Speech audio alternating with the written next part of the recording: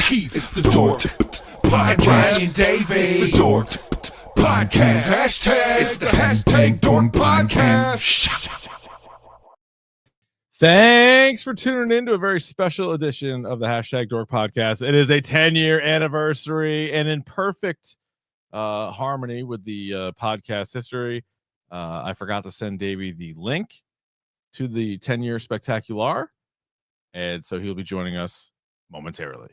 I just realized I made that mistake because I've been planning just a massive night. A lot of people are going to be joining us. A 4-hour show. Why a 4-hour show? No idea. Thought we'd do something a little bit different. This is a little bit different. And I was saying to myself, you know what? 8 to midnight.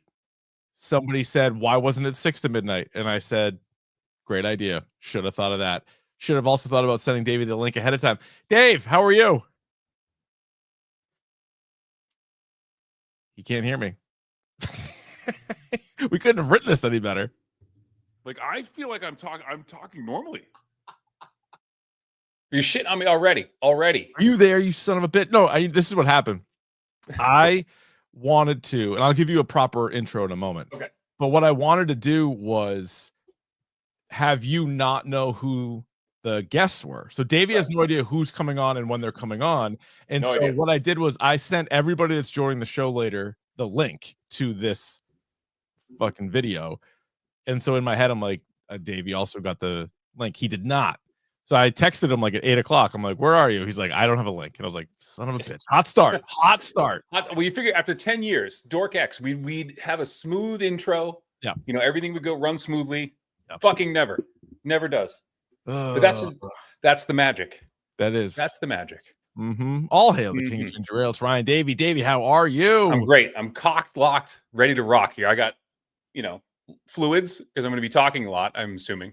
Yes, you are. You said everybody, so there's like multiple people. It's not just Mark and Drew. We're going to have more than just Mark and Drew joining us on the podcast. Wow. Yeah, I'm excited. Oh, and then this is for you and also the listener, whether you're watching live on YouTube or you're listening to the podcast after the fact. I don't want this to be too loud. If you hear this, hello, that is a doorbell, and then Mrs. Doubtfire saying hello with a big pie, like a big pie on her face. If you hear that, that means somebody new is about to join the episode. Oh, so we might even have multiple people at once. Is there going to be like some sort of crossover? Hello! Again, another false alarm. Nobody now. Already. From now on, I promise. The next time you hear that, will be another human person on the other end. I just watched the Paul Rubens documentary on HBO. Yeah, how was Pee-wee's that? Playhouse. It was great. Okay, it was great. But it reminded me of the Pee-wee's Playhouse when they have like the secret word and everyone go batshit. I love it. Yeah, which Shark told me about. That apparently in high school during basketball season on the bus, I would somehow, and I'll have to have him explain this. I would somehow get people to say really like disgusting words, and then I would pop off and say that it was the word of the day and make like an alarm sound. That sounds like something you would have done 30 years ago. He told me that a while ago, and I was like, I don't really recall, but I'll take your word for it. And also, how did I get them to say that? Like, I remember older stuff. Yeah. I think the hardest to this day you've ever made me laugh, and I think the story is coming. It was on a baseball bus. The hardest I think I ever got you to laugh was actually the "Did it get you? Where to get you?" story. I told you that while you were driving, and you almost had to pull over. I did. I almost had to pull over because we were going to football camp, right? Yeah. We were working at football camp. Over for the day. We were literally going to McDonald's, and then we were driving back to your dorm or your house. Yeah. No, but before that, so 1B would be the Johnny Ball game story. Oh yeah. When we were on the bus and a friend of ours had just experienced the joys and pleasures of sex with his girlfriend. Yep. And he was a phenomenal athlete in 3 sports. And you were asking him very loudly to the point where the head coach of the team could hear you. And he was also laughing, but pretending not to hear us. Yeah. And you were asking if his girlfriend, if he dressed up like in catcher's gear. Full uniform. If he dressed up in full uniform and made her call him Johnny Ballgame. And when he finished, she would go, "You're out." Oh, that's right. And I think that was the hardest I think I've ever laughed. That's good. That's so Or stupid. he was a baseball player and she was an umpire. She was dressed as an umpire. Oh, right. That makes the most sense. It's you're out when he was done. Yeah, I mean, actually, it's. I mean, fantastic. in the world of role play, that's pretty tame. But Yeah, you know, that's all hard things to top. considered. Hard to top. Hey, guess where I was today? And I'll give you a clue. Not only is it a New England institution, it is a New Hampshire institution. Oh boy, where were you? Guess, take a stab. Were you at St. Paul's School? No, I was at Canopy Lake Park. Oh, Canopy Lake Park. Okay, Yeah. did you ride the Sky Ride? No, Spitting didn't on do people? Sky Ride. So Cece's birthday is next week, and Mhm. so this was like part of like sort of her birthday. So she and a friend of hers with her friend's brother and her parents. So there, and then me, Katie, and Georgie. So there's 8 of us there, and it was good. But so Katie's never been to Canopy Lake. I've been to Canopy Lake like 1,000 times, and so she's never been. So I was trying to explain it to her, and I'm like, yeah, like some of the, you know, in all due respect, I'm one of these people. Like there's some creatures there at Canopy. Oh yeah. Some incredible people watching. Part of the allure is going there and looking at the weirdos that And are I'll there. tell you what, this should probably be on a Canopy Lake bingo card, but I found a guy who had like the Hatchet Man tattoo from Insane Clown Posse. Oh, that's like those are the people who go there. That is a juggalo. That guy has to be a juggalo. You don't get a Hatchet Man tattoo if you're not a juggalo. No. Saw him. Also saw a guy rocking a authentic Bobby Boucher SCLSU Bud Dogs football jersey in 95-degree heat. I was like, my man, you got to get over that water ride quick. Yeah, real quick. Now, do you like amusement parks? Yeah, it's not like my favorite thing in the world. I'm not like a thrill seeker by any means, but I'm also not I'm not going to ride. I'll ride just about anything. I like the long ride's my jam. I love like a flume. You get me like just like a little wet. Get a little wet. Yeah. Also, the fucking water parks. I don't know how recently you've been to Canopy. I went last summer. Okay, so that half of it now is just a water park. Oh yeah, and that was actually a good time. They have this one thing that's like a whole bunch of slides, and you go over there.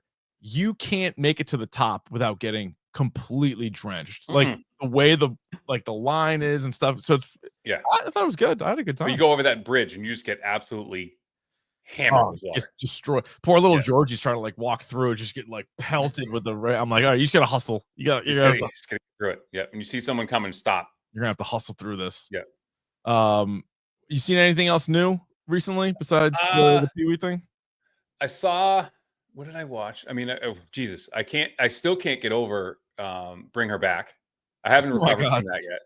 I finished 2 horror books. Okay, look at you. Yep. Yeah.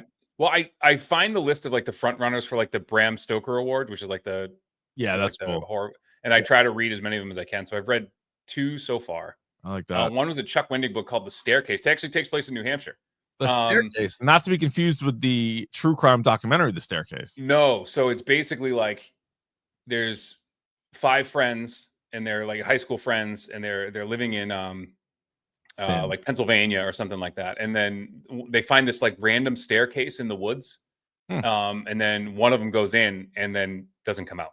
And so and like 20 years later, one of the friends finds one in New Hampshire, which by the way is a real thing. So there's this phenomenon of like, you just be like walking through the woods and you'll just see like a random staircase.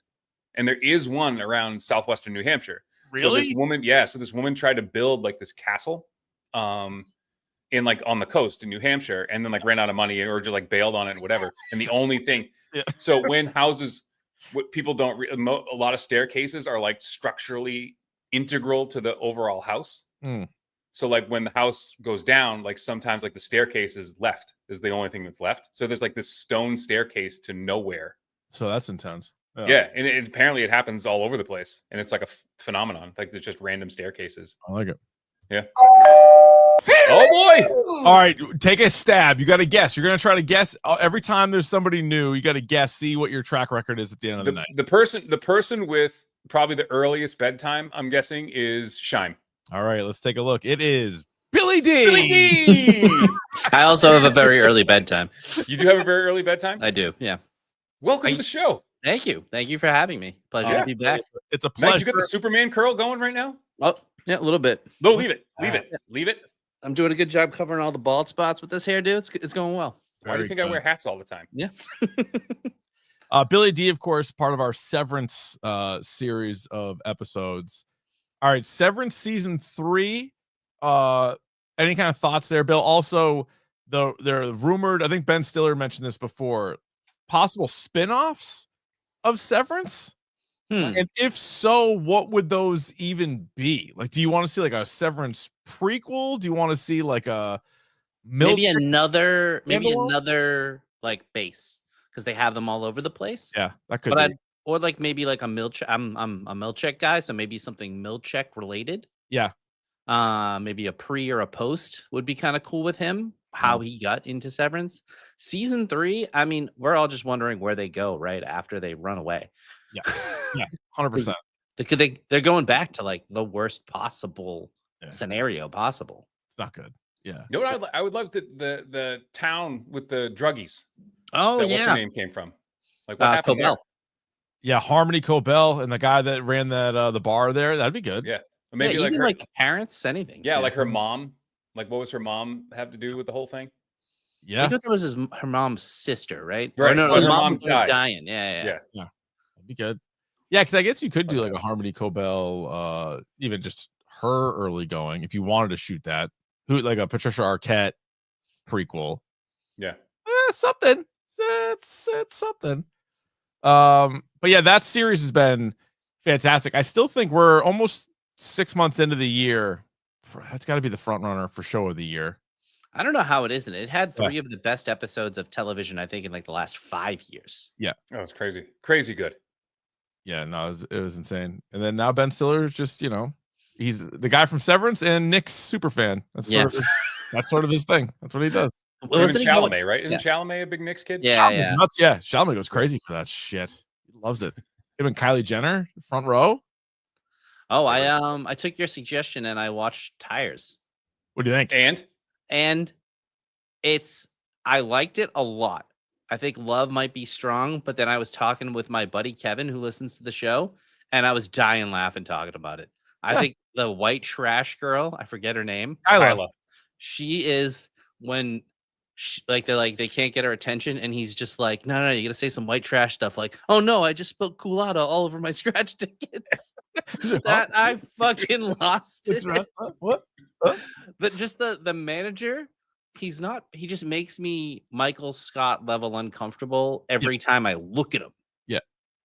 His skin looks clear. Like he looks like I'm looking at his skeleton. He looks like he has a 5 or 6.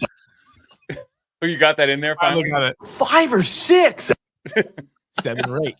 You're gonna black out. I'm gonna black out. Probably gonna black out at work today. You cannot black out at work. No, but so he is he's got a lot of Michael Scott to him, except for the fact that like Shane really likes him. You know what I'm saying? Plus his balls, but like they actually really like each other. Where by the end of The Office, I guess everybody liked Michael Scott, but like, you know what I mean? Like early on, it's like they didn't. And he's hated and like they're trying to avoid him. But I mean, like the side characters I really like. That the white trash girl is hilarious. The guest stars are good. I did agree with Davey a little bit. Some of the bigger ones kind of took me out, but Vince Vaughn was good. I also loved like the douchebag social media guy that they had. Oh yeah.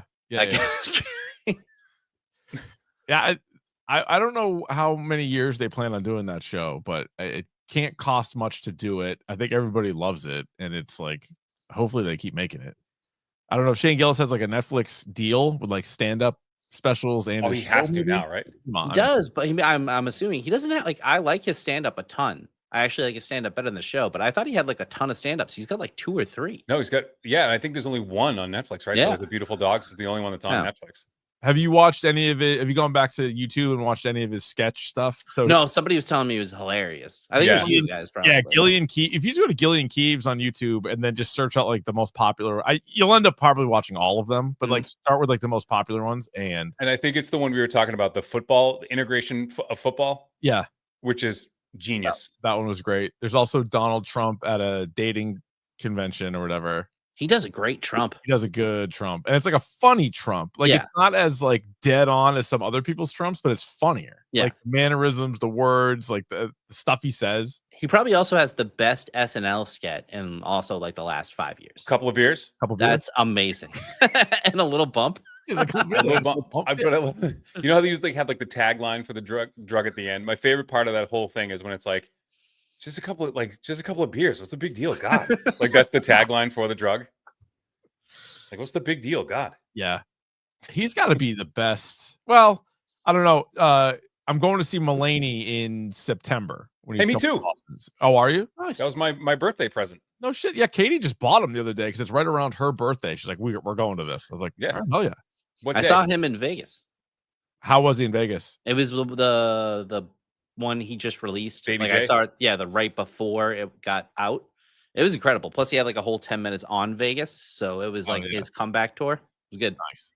Yeah, I got burned by that recently. So I saw the new Mike Birbiglia special. Oh yeah, and I had seen 80% of that. Oh when I saw him live, so I was like, yeah, that's tough. Yeah, but like current stand-up comedians, I would say Gillis and Mulaney would be two that I would most want to see. Chappelle too. Yeah, I mean, always Chappelle. But like, yeah, I don't know if there's anybody new. I mean, Gillis is probably the closest thing to being new on that. I concert rushed like Chappelle when he was in Boston. I got the tickets for like $20, like after I think Michael Che opened up. So I caught like half of Michael Che. And I was standing for the whole thing, but it was still incredible because now he just tells stories. He doesn't really he'll have like one joke at the beginning that'll bring at the end, and then he's just kind of ripping on society. Was that the one that Dane Cook was at? Maybe early. Because Chappelle did when he came to Boston, he had like a few different people open for him, and like one of them was like Dane Cook, which is funny because like most people are like, he sucks. It's like, well, Dave Chappelle likes him. And not only that, but like I think he burned hot quick. I think people got sick of him, but fuck, was he funny? Oh, he's great. No, we've talked I about loved the him. podcast before. What happened with him was he was really smart with MySpace and he promoted himself really well. Other comedians got jealous because he was selling out arenas, and then he may or may not have like borrowed like a Louis C.K. joke, which I guess is like I don't know. But what was awesome was when like other comedians hated him, and then they sort of pulled him down. And then he also probably started doing movies kind of quick. He did a couple of bad movies, and that really Just Like Chuck wasn't terrible. I also will still quote like shoes, fuck shoes, like shoes, fuck shoes. I still quote like his first 2 CDs were incredible, and it's like high school type humor, but it was at the time that's what I was. So yeah, dude, 100%. He had like that 30 minutes Comedy Central special. Yeah, where he was doing like Predator on the bus, where he was like pouring water on himself, like doing the Predator thing, and you're like, this guy gets it. He gets it. And then he had like his hour-long special, and then like from there he kind of like took off. I saw him at what was the one in Faneuil Hall? It was like the comedy. Oh, Laugh Boston. Was it Laugh Boston or is it a comedy? I saw Bill Burr there too, like legit in Faneuil Hall, like in the middle of it, right? No, it was like upstairs. It was like you go all the way to the back in Quincy Market, and it's upstairs. Yes, I don't even know if it's there anymore. But I saw Gary Goldman, and he opened for Dane Cook. I saw him there twice, I think, and it was Gary Goldman. Yeah, enemy for life. Yeah, I wish that wasn't the case, but yeah, it's on the list, sadly. Yeah. I did make a quick list. I don't know if you guys want to kick it around the top Tim Robinson characters of Podcasters Dozen.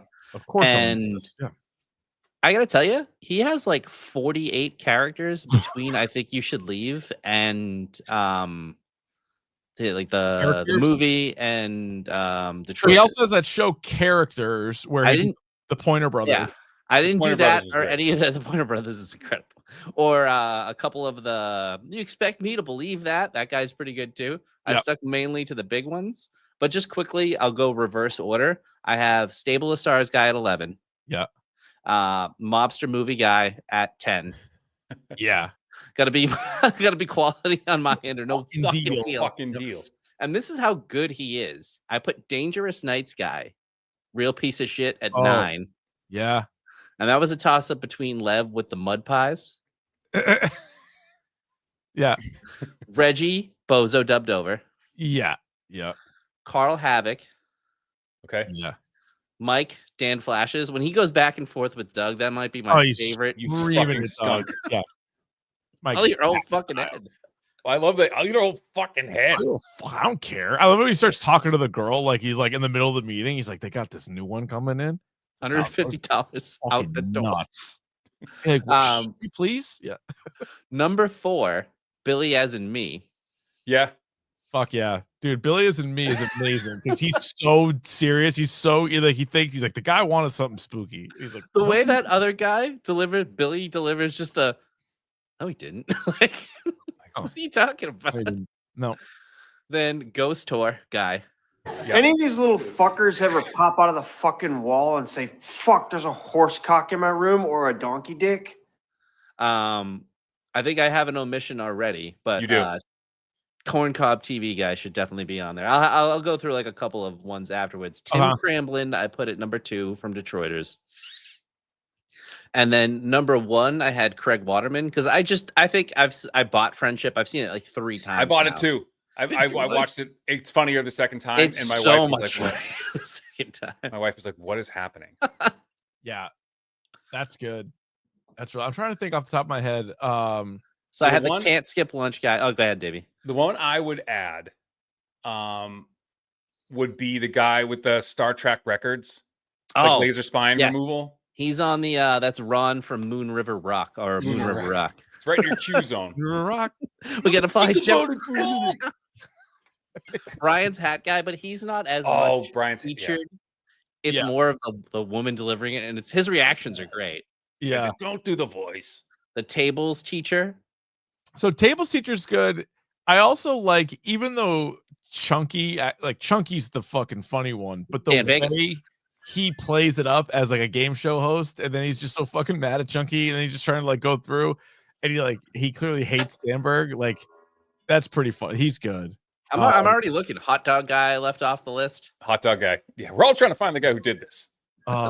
There's so many. The wrestler was the park, or like the magicians suck. Oh, that guy's great too. That poor guy. Again, that's him reacting. Oh, they also want I make more money than you. That doesn't look like a boy dick. And the who's the guy who does the silent show? Oh, Jelly Bean. Jelly Bean. Shit. I love that guy. I love old shit. I love this stuff. Sweeping. What the fuck is that? What the fuck is that? Oh my god. I don't know if I did a terrible list or like there's just too many. Driving crooner. Oh, yeah. People. Ronnie Zipline guy. Yeah. People hate this. Ooh, Bubbles has a good one. Zipline Ted. Yes, he's unbelievable. His name's Ronnie in that sketch. I don't even think you want to be here. I think you just want to ride the zip line. He's like, what? He's like, well, this can't leave. Because there's all these things that are going on in my life. I love when he's eating at dinner and they're asking him a question. And he's just like, good. And he just fucking runs away. Hurry up. He like chows down and runs off the zip line. I think it was Seth Meyers asked him like how many times he actually rode that zip line. And he was like, it was 80 times. Oh, that must have been fucking awesome.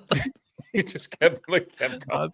And he rides it. The best part is he rides it with a dead straight face. There's no enjoyment to it. I would have, even when he's doing the thought that was funny. Oh, the 360. If I were on the set, I would have like had to walk away. Because he does, and he tries to do it like seriously. He tries to nail the 360. Yeah. I'm trying to think who else. And the guy who's like, he's too hard on it. Like he's like, the shut guy up, Mike. He knows him, Mike. Shut up, Mike. Yeah, he's like, he's gonna mess up the cables or whatever. He's doing too much. Oh, the season 3, episode 1, that long sketch where he's just like, when I'm losing an argument, I just go on my phone. Oh, Barley. Barley's great. I'm not worried about losing pictures or anything like that. I know how to move them on to the other phone. Okay, great. Wasn't his mom getting like kidnapped or something? That's what he said. Don't hurt her. The choking guy, the Caleb Went choking guy is like, there's just so many good ones. I love that guy. I love the Eagles and airwaves. His belt. Big leagues, you punch the guy, dude. That Caleb. Clearly, you're choking. The water doesn't stink. You're just choking. And now having watched the Detroiters a couple of times, seeing the mobster sketch where he's with his wife from that show, is incredible. Yeah, she's great. I like her a lot. She's really funny. Too much fucking shit on me. I can't breathe. So good. Because I watched the entire series over the last 3 days, and you just forget how many sketches he's actually in and how good he is in all of them. What is the best non-Tim Robinson I think you should leave sketch? I love the Instagram one. Instagram one's great. Baby of the Year is good. It might be Crashmore. It wasn't on first watch for me, but after the fact, it might be Crashmore. The AOL Blast part or both parts? Is he the one in the focus group one? Going through AOL Blast really funny, but the first part where he's just like, "Fuck you, shut up." He's like shooting guys. You're dumb. AOL Blast. The car focus group. Is he the guy asking the question? Yeah, he's like the focus group guy. Yeah, he is. I would say my least favorite one. I know we're jumping around, but my least favorite one is probably the motorcycles. I actually like that. Oh yeah, I don't love motorcycles. Oh, Mac and Goo from the chat. The Tim Meadows one is really, really. It is good at the wedding. That one actually crushed me. That one's really funny. I obviously like both Will Forte ones. What is it? The Ron? You remember Ron Tuspler? the Claire's one. Oh yeah. It's not the greatest one, but when he says he bought his wife a Sibian, I lost my breath. That one's really well done, just because the way it goes from young girl to him, just seamlessly. And you're just Ron Tuspler, 58. Was it Wilson's Toupees? Was he in that one? Oh, that one's fucking no. He's not. Oh, he wasn't. And that was I watched that episode first. Was that a toupee, you piece of shit? When the gorilla comes in and he goes, "That was my real hair." I lost my mind. I love that they're obviously you can't just go from no hair to a full head of hair. It's we'll gradually lose your hair or whatever. It was 58 wigs. Yeah, 50. Was it the Fenton Horse Stables too? Is a really good one too. A good one. Yeah, Fenton Horse Stables is he's not in that. Sweetie. Yeah, honey. The horse you're on has a huge penis. That one is good. Just how that woman says penis, you could tell she didn't want to. No. The penis. The Fred Armisen one. Oh, I love that one. Showing the video to his kid. He's trying to get his junkies. Trying to get his kid to be scared of him. And he's just it's a mess. I thought it was gonna look real. He paid $5,000. He paid thousands of dollars. It is funny. We talked about this at the time, but he's not in either. Oh no, that's not true. He is in one Will Forte sketch. Never mind. But the other Will Forte one he's not in. Then the Fred Armisen one he's not in. The Tim Meadows one he's not in. So I wonder if he's let those guys kind of run with it, kind of thing, or just maybe it's coincidence. I don't know. What is the most obscure line from this that you now use every day? Oh, there's so many. That's a great question. It's not appropriate, but I can say it around a bunch of people. You should be allowed to watch a little porn at work. A little porn at work. Porn at work. So depending on if I one of my old dog is deaf, right? So every time I come in the house and he doesn't see me right away, he just barks because he'll see something out of the corner of his eye and bark, and I will say I'm not the Blues Brothers. It's just me, Ogie. I'm not the Blues Brothers. I think he smells my dog. That's a good. She's doing what's right. Anytime protecting the house. This one comes in handy, although if the person hasn't seen it, you still look like a moron. But anytime you push when you're supposed to pull or vice versa, and you go, I think this one goes both ways. And they're like, goes both ways. It's just pull. And you're like, yeah, I know. Thank you. You know what the one is that I think everybody uses is just, you sure about that? And you just are like, you sure about that? Yeah, I do. That's actually, now that you mentioned it, I use that on the air, I think, every day. And then it's varying degrees of how high I go with it. Because sometimes it's you sure about that? And I was you sure about that? That's why. People are like, what is that? That's not even English. You sure about that? That's not why. That's there's a million memes and GIFs to use, but on Twitter specifically, that's the best one. Yeah. Because it's there's no coming back. His face be give me that is pretty good too. True. Give me that. I think I have that in here somewhere. Give me that to the all-timer. That poor guy's no longer with us. R.I.P. that guy. Yeah. I think you guys have talked about it too. Yeah. I'm joking. I'm joking. It's the old guys, like, and old women when they are on like a sketch comedy show delivering these kinds of lines. It just makes it extra funny. It's What are super we, fun, 10 like years really old? uncomfortable. Yeah. I've seen every cock on the planet. I use that one every day. I quote that one all the time. I mean, it's just you can even do the first part. Like if like someone's like, "Oh, it's like, what are we 10 years old?" Yeah, what are we 10 years old? Yeah, we all know the rest of it. I use the tattoos one every once in a while. I don't get no gift. Oh, that was funny. It's not good behavior. It's not good behavior. I also do all the time because as Davey probably is as well, I'm like a human garbage disposal, like with my kids' food. So like if we go out to eat or whatever, and there's like I eat whatever's on their plate, and then I'll look at my wife and be like, "You're not gonna tell on me, are you?" That I house their whole burger. She's like, "No, just fucking eat the burger." When I was doing the list, I was toying around with, instead of, because it would be a probably tighter list of the best guest stars, because there are like the triples is best one is carried by what's his name? Oh, Bob Odenkirk. He's amazing in that. And the magician's one is carried by the really Cecily Strong. Cecily Strong. Yeah. She's incredible. Really funny. And then obviously Vanessa Bayer on the Instagram one. Yep. Is really good. Tim Meadows, like they do such a good job. Yeah. And, oh shit! You know which one the one he's not in, the fucking Shark Tank one. Oh, Charlie Brown float with the Patty Harrison. Patty Harrison. I hate bald boys. I hate bald boys. I can't believe how much I love wine. But like you talk about like someone who's like not and popcorn in the show, but like, and I'm going to use like a weird Gen Z term, like matches the freak of the show. Oh yeah, better than Patty Harrison. Like the tone of her is like exactly what that show needs. She was at the live show that I went to. She was really? Yeah, she was a part of like the big panel. So was Vanessa Bayer actually. That was insane. And I still don't think they've released those sketches. So they aired like 5 sketches, I think, that got cut. One of them had Biff Whiff in it, Crashmore, and it was hilarious. I don't know why they cut it. At least one of them had Sam Richardson in it.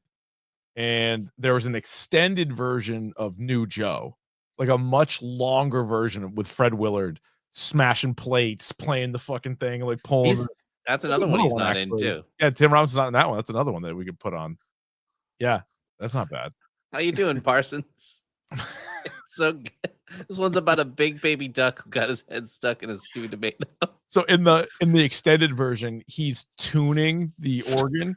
And so he's like, as to not cause a scene, like I'll throw like a sheet over myself. So there's like a giant like cover over, but it's all the noises are still happening. But you can't see him. It was fantastic. You can't see him at all, but you can hear everything. Yeah, it's great. That's so funny. I think we're supposed to get that Chair Company show later this year. Yeah. So I assume it's going to be great. I don't know a whole lot about it other than what we've sort of talked about, but I assume there's still a chance for like a season 4 of I Think You Should Leave. But now that he did a movie, now that he's doing a TV show, like it could be delayed. I'll tell you, when I was sitting in the movie theater and it opened on that scene in therapy, and then it slowly panned out to him, and he was just like, "You're gonna be fine." I was like, "All right." I thought it was weird because I initially thought like there was a moment where like I thought I was in the wrong movie. It didn't feel right because Kate Mara is so gorgeous and like so serious and is like acting her ass off in that scene. And like you said, there's that slow zoom out and it's just his fucking stupid face. You know what I mean? It's just incredible. Like it's like his profile with his goofy fucking shark fin nose, and he's just like staring at her. I orgasm just fine. That's the next line out of his mouth. Hey! Oh, who could it be? Davey, let's take it. You're 0 for 1 guessing. So who do you got? Who's the next guest in on the hashtag Dork 10-year anniversary show? Oh, man. For those joining us late, if you hear a doorbell sound and then Mrs. Doubtfire saying, hello, that means we have a new guest. Rossi. It is Fitzy. Oh, Fitzy. Hello, Euphigenia Doubtfire here. Hello, boys and girls. How are we tonight? So nice to see all of you, my little boys and girls. You look so good, Ryan Davey. With Thank your you. Kipwinger bass over there in your little sad studio. That's not a Kipwinger, that's a guitar. Oh, This is the hang on. All right, listen. This As is you can the, see this is from the my Kipwinger bass. from my beautiful virtual estate here that I'm coming to you from right now in my Star Wars Hawaiian, everything's going well for me. Hey, by the way, Rich, I had a quick thought on the way into the studio. Yes. I don't know how you guys came up with a hashtag dork for a podcast title, but you know what I was thinking would be a really fun alternate title? Go ahead. Fartless.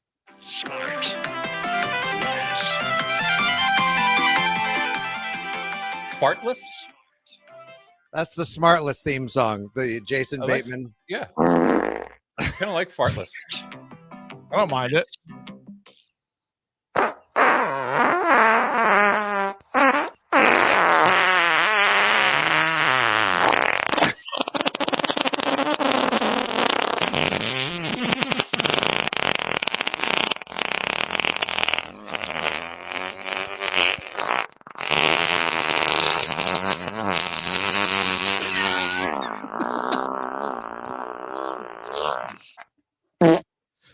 All right, so What lesson did we learn there, Fitzy? yeah, that's it. You can't tee him up like that. You better be ready. Ah, so good. All right, So good. Boys, congratulations. Hey, listen, guys, it's not often that a podcast that for the majority of its time was shunned by the employer of one of the hosts and was recently embraced gets a chance to celebrate a decade together, 10 years. This is really incredible. Congratulations Thank to you. Oh, thank you. everyone involved. Rich in the Yes. Sacramento Kings jersey. No, Bucks. This is Ray Allen Bucks. Oh, that's a Ray Allen Bucks. Yeah, it's old school. It's old Oh, school. nice. Jesus Shuttlesworth. I Yeah. love Jesus Shuttlesworth is a nice one. Obviously, Davey with the not bass holding onto the guitar. Billy I just showed D you. I down have, I there. have multiple bases. If you want, You have an entire studio's worth. I had no do. idea, dude. We might get him to play something tonight. What do you think? another bass, Oh my God. little short scale bass. You want to play a little something? I feel like I'm talking to like Greg Grohl, Dave's brother or something Oh, yeah. like this coming to you from his studio. Looking Can I- great. Can I Got make Billy an D addition? down there in his alternate Hawks jersey. This Outcast. Outcast. is like Beautiful. Outcast. Nice. He's having a hell of a time. He is having Uh, a hell of a time. You mentioned Mrs. Doubtfire earlier. Mhm. Let me ask you this. Top 5 divorce movie of all time. Also, we don't even need to bring this up, but an Top 5 use of House of Pain. Top 5 Pierce Oh. Brosnan movie. Top 5 Sally Field post Norma Ray. Drive by Fruity. who should Robin Williams have taken their spot in the Oscar noms that year? Should he have been instead of Liam Neeson from Schindler's List, Oh, come on.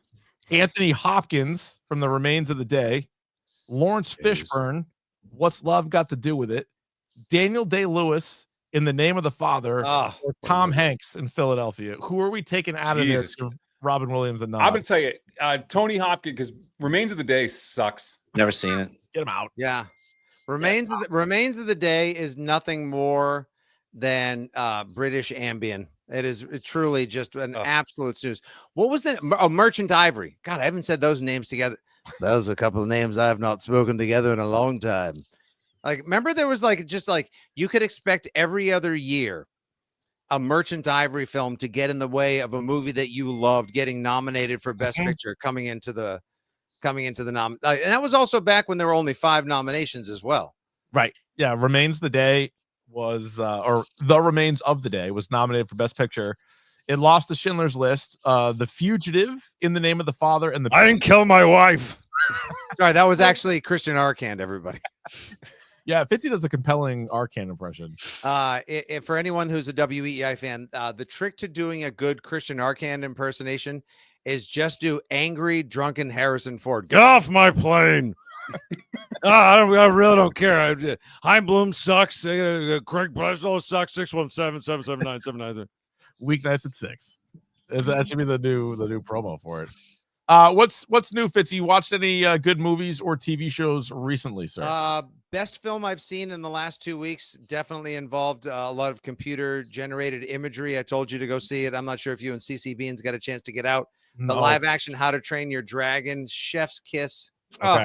All right. Best Davey movie girl saw it involving last real night at a humans and drive-in. CGI dragons. Excellent. Dave, you saw it? I did not go. I was shooting a friend's wedding yesterday. Brag. The girls went to a drive-in in like Maynard or something around here. They liked it. Ernie Bach just like redid like a drive-in like near me. It's like 20 minutes away from me. Nice. And Oh, nice. Wait, is that in Mendon? Mendon? That's what I said. Maynard. It's in Mendon. Yeah. And Nice. it's like a beer garden, and like they give you like radios that you can like take with like Bluetooth, so you don't have to like do it on your car radio. Like it. That's awesome. Guys, like the drive-in is still the greatest thing. There's one about 35 minutes from where I'm currently coming to you from my little sea shack on Cape Cod. And we go once or twice a year. Sound sucks. Popcorn is brutal. It's like the second they finish popping it and they like stack the cups right there in the drive-through for you to like to pick up, it's already stale. You just basically just go for the sake of being able, for the gram, telling people you go, and to stick around for like, let's all go to the lobby, let's all go to like, but it's the best at the same time. It's ridiculous, but it's the absolute best, Davey. And my go-to drive-in theater at the Weirs is now gone, which is sad. At Weirs Beach. Whoa. I know. Was it a double feature last night? I feel like It was, but they fucking Lilo and Stitch started at like 10:30, and my wife's like, "We're not doing this." Stick around Like, for Lilo and kids are like Stitch. delirious. They're like rolling around in the back of the car, like, Right now, this is an odd drive-in pairing. Right now at the Wellfleet Drive-In, I'm probably gonna have to wait on this one. It's How to Train Your Dragon, live action, and The Phoenician Scheme. What is that? That's the new Wes Anderson movie. Oh, Wes Anderson movie. Like, Lot of hey, overlap. kids, if you always wanted to see what Hiccup looked in real life, plus more subversive Wes Anderson fare. Come on.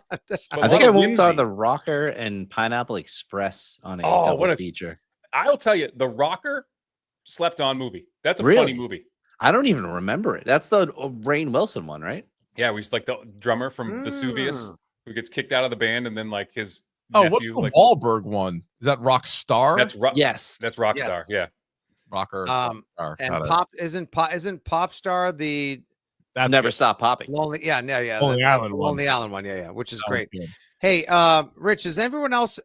We've talked about this a bunch of times back when we were doing middays together, and since then as well. And even Billy Lanny came up and asked me about it the other day. He's like, hey, Fitzy, I heard you mention this movie, this Sandberg film that you love from the pandemic.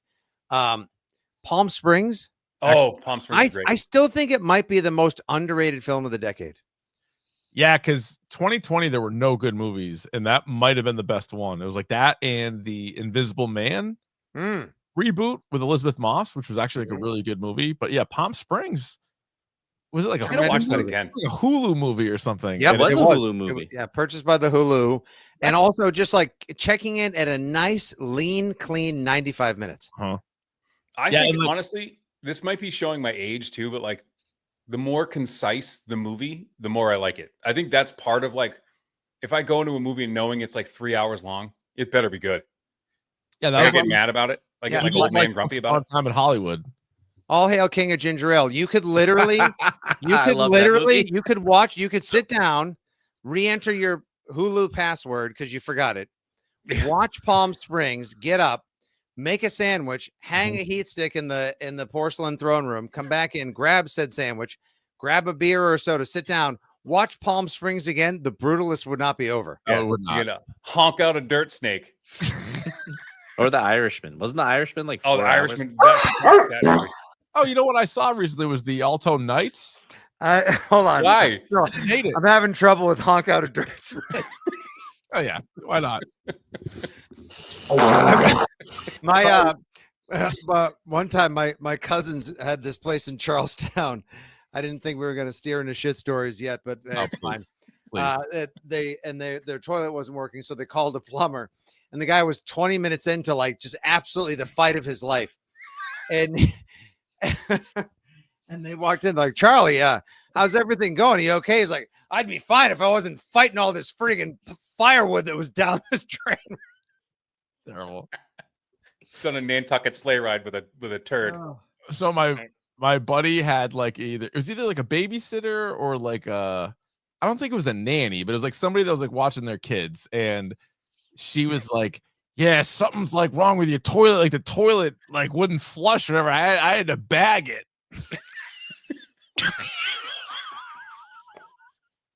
They were like, what? They're like, first of all, the toilet works. They're like, what are you talking about? I couldn't find the handle. Yeah, I had to bag it. Like in a bag, or like had to like. Oh, I think my friend Chad, who is a writer out in LA, Keefe, he's the guy who wrote on the season of It's Always Sunny in Philadelphia, where the episode was based off of that cat that I had that was trapped inside the floor of the apartment. Yes. Yeah. Is that when they put in more cats to get out the other one? Yes. So that episode was based on 1997. My mom told me she had too many cats at her house in Braintree, where she was still living, where I was from. And so she's like, I got to bring you one of these cats. And I'm in my first ever apartment outside of graduating at NYU. So she shows up at the apartment, and I'm expecting to see like one of these cats that I knew from her house. And she puts down the cat carrier, opens it up. This little freaking mutant calico goes, "Rah!" and just runs out, runs over to the top of the stove in the kitchen in our giant apartment, looks at me and is like, meow, F you. Jumps behind the stove, lives in the floor for 3.5 months. I shit you not. Stop. No, I used to have to pour cat food behind the stove. Like it's shit in the floor. Like Kramer it with lived the there for slicer. 4 months. So my friend Chad Kramer thought that with was so slicer. funny that the season he worked on It's Always Sunny, brag. That's where the inspiration for that episode came from. Oh, Anyway, that was fucking great. So episode. he married this girl from Czechoslovakia, and the first time when she came over for like their first, not a mail order bride situation. No, I was laughing at I forgot it was like I'm diverting now, but like the Joe Pesci thing in like Family Guy when it's like, say something funny, say Yugoslavia. Yugoslavia. Anyway, sorry, continue. First they fuck you in the drive-thru. So they go on this date together, and she wanted to try American fast food while they were on the date, and they were in Brooklyn. So they went to Burger King, and they go back to his apartment, and then 2 hours later, she's like, oh, if you excuse, please. She goes in the bathroom. 10 minutes later, she comes out and she goes, sorry, I have trouble with too much King Burger. So she took a whole roll of toilet paper, created a mummified arm, and had to fish out her fucking 2-foot bull snake, and she threw it in the trash. Oh, call that He the married beehive. this woman. He married and had a child with this woman. Oh boy. I mean, it's just too much. Too much. Anyway, so I watched Alto Nights, and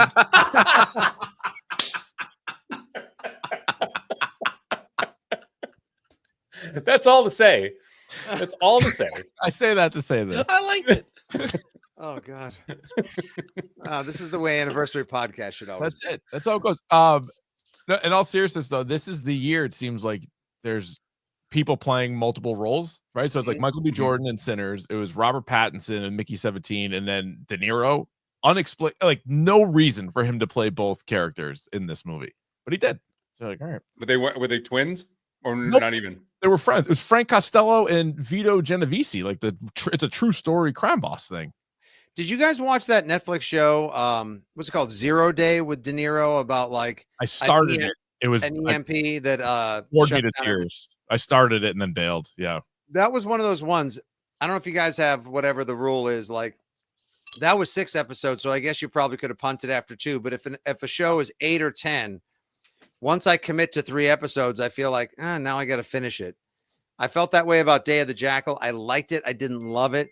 Yeah. 0 Day, I kind of actually would like an existential refund. Like it was fine, but it wasn't great. But it should be like you talk about the good cast here, though. Yeah. On 0 Day? Zero Day, yeah. Yeah. No, it did. I think it's also like if Davey says something's good and he's already seen it, I'm more likely to stick with it rather than like if I'm going in kind of blind and like, hey, this show might be good. Because I am a completionist. So once I've seen like a few episodes, I'm like, I'm already invested. Does everything to completions. Always. I always finish, and so the Race. Save studio, that, Billy, Nick, save that drop. like the Seth Rogen show. I punted on. I watched maybe 3 What was episodes. that? Was that called The Studio? Yeah, Studio. I didn't like it. No. it. Oh my God. Biggest, Rich, let me tell you, biggest disappointment of the past year, pop culturally. The show from Armando Iannucci. He's the genius behind Veep, which is still one of the funniest shows of the last 20 years.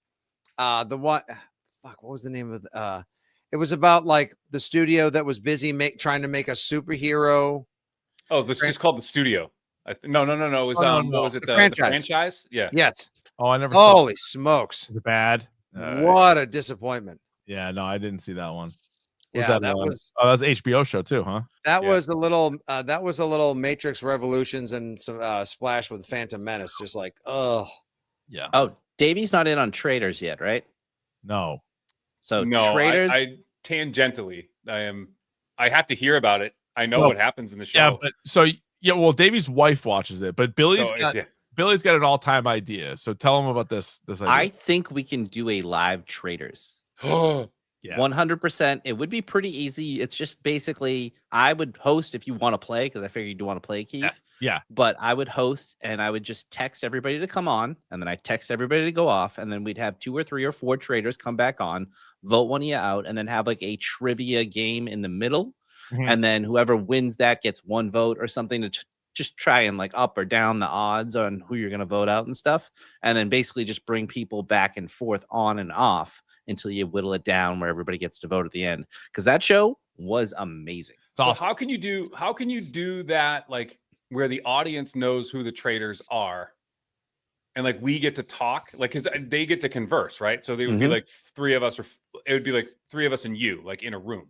So I think you would have to not do it live unless your scouts on or won't look at the comments, and then Yeah, I think doing it live would be too dicey. Plus, we'd have to trust every single person not to also watch the feed. Yes. So like, which again, somebody might do it, and then that But throws. also, the whole if game if you're playing a game, like just play. Like Well, you know what I mean? Don't be a dick. I agree. But I think what we could do is if you do it that way, and then if Billy's hosting it, and then he can pull up random people and pop them up, and they can talk about who they think it is and whatever, and then it can cut back to Billy where he's just like, obviously it's so and so and so and so. Like, so people would have to watch this after the fact, but I think it'd be pretty amazing. And then what we could do is do a live reunion show like they do. So once we put it out and people watch it, then like a week or 2 weeks later, we invite everybody back on and we just sort of talk about like what it looked like.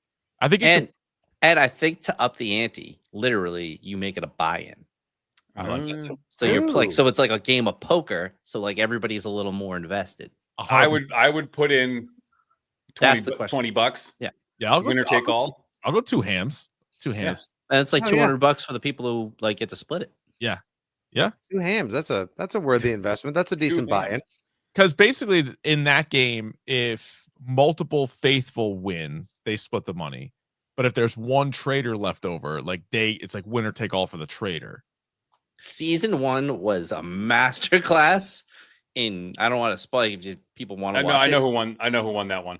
It was brilliant. She was amazing. I haven't watched somebody it, so and that's good. this is the Alan Cumming show, right? Yes. Okay. Oh, that's the other thing too. I got to buy a bunch of hats, scarves, blazers. Oh, you have. I'm gonna be. You gotta be in full. Yeah, face Billy, that's makeup. my daily to-do list. I mean, just Yeah. hats, scarves, blazers. Come on. I mean, These outfits you are walk like out of the the house best without part. needing a bunch of each. If you're The a guy- respectable gentleman. It's great. And then so season 4 is coming out. So if we could somehow do it like either right before or even like during, I think it might be really good. Season 4, they leaked some of the cast and it stinks. But the premise of the game is so good that I'm still gonna watch it. But one of the quote unquote celebrities they're getting is Travis Kelce's mom. Really? Like For what? real. Actually, she's not going by her proper name. She's just going by Travis Kelce's mom. Travis and Jason's mom. Yeah. That seems like the oddest thing because she's just like a nice lady. She's a Is that lady. Michael Rappaport? I don't know if he's in it. He might be. It's a He'd bunch be of great. It's a bunch of housewives. Oh wait, no, I got the whole list right here. Okay. All right. You want it? Yeah, season 4, Traders. Natalie Anderson, who apparently was on The Amazing Race. Okay. Oh man, her season was amazing. It's a great race. Yamil Yam Rocho from Survivor. Mark Ballas from Dancing with the Stars. Nope. Rob Sesternino Already from out. Survivor. Stephen Coletti from Laguna Beach in Montreal. Steven from Laguna Beach. Remember him? No. You never watched Laguna Beach? No. Oh boy. Would you be spanking my bare butt, balls and back? Donna Kelsey is on it. Tara Lipinski. Oh, Who's she? Okay. She's a figure skater. Oh, yeah. Yeah. She's good. Dorinda from Real Housewives of New York City. Which is bullshit. She was on last She's season. on- she's on last Booted season, out yeah. right away. By the way, what has she done to earn the mono name? Just Dorinda. Dorinda. I think Yeah. it's just one of those like unique first names that some Yeah. I don't yuppie know. asshole parents gave her. A little annoying. It is Michael Rappaport. I don't know how he's. I don't know. That doesn't Don't make people any hate him sense. now? Because all these people that were on the show before were all like reality show people. That's who we got here. Who is Eric Nam? Singer? No idea. So now it's becoming more Dancing with the Stars. Yeah. Ugh. Well, stars, like you got to Yeah. put it in quotations, right? But what's weird to me is, so this is a spoiler, obviously, but season 2, they had 3 real world people on, like real world challenge people, and 2 of them won it. And then in season 3, they only brought in 1 real world person, and he was one of the most compelling. And now this season, you have nobody from that show. Crap. Crap. I don't care Maybe for they- it. Makes you wonder if what their buy-in is, or why, if they're thinking like, why would I do this? As Is well? Veronica ever on it? She's still kicking around. She was my favorite. Veronica was good. Veronica almost died on a challenge. Oh, really? So they had a challenge back in years ago, and they were in between skyscrapers, and they were on like these wires, and they were all hooked up on these carabiners, and they had one person from one team on one side, one on the other. And so it was Veronica versus Julie from Real World New Orleans, the blonde girl. And the rules were pretty like not well laid out, because they were like, you're both trying to cross each other and like do whatever you can to like make sure that they don't cross you, which was, they should not have said that. And so they go out, and they mean just get in the way, like get in the way, like maybe like, So they're chicken fighting hundreds of people. She was grabbing her carabiner and trying to unclip it, and the place was going insane. Everyone's screaming at her. Veronica's like freaking out because she's about to die. And then they eventually got her to stop, and they're like, what are you doing? Like, you cannot do that. You can't kill someone. You said by kill any someone on means live necessary. TV. Sounds like the shittiest episode of American Ninja Warrior ever. It was rough stuff. Yeah, let's go, Dave. So heading into this tonight, I was thinking, I remember you said coming in, like, maybe a TV show you've watched recently that you've been into, a favorite movie you watched. I was thinking, like, you guys have been on for a while now. I was trying to think of like a movie question with a little depth or reverse engineering. So I was, in addition to like, hey, what movies are you most looking forward to seeing this summer? And I still think Nobody 2 is probably the movie I'm the most looking forward to seeing this summer.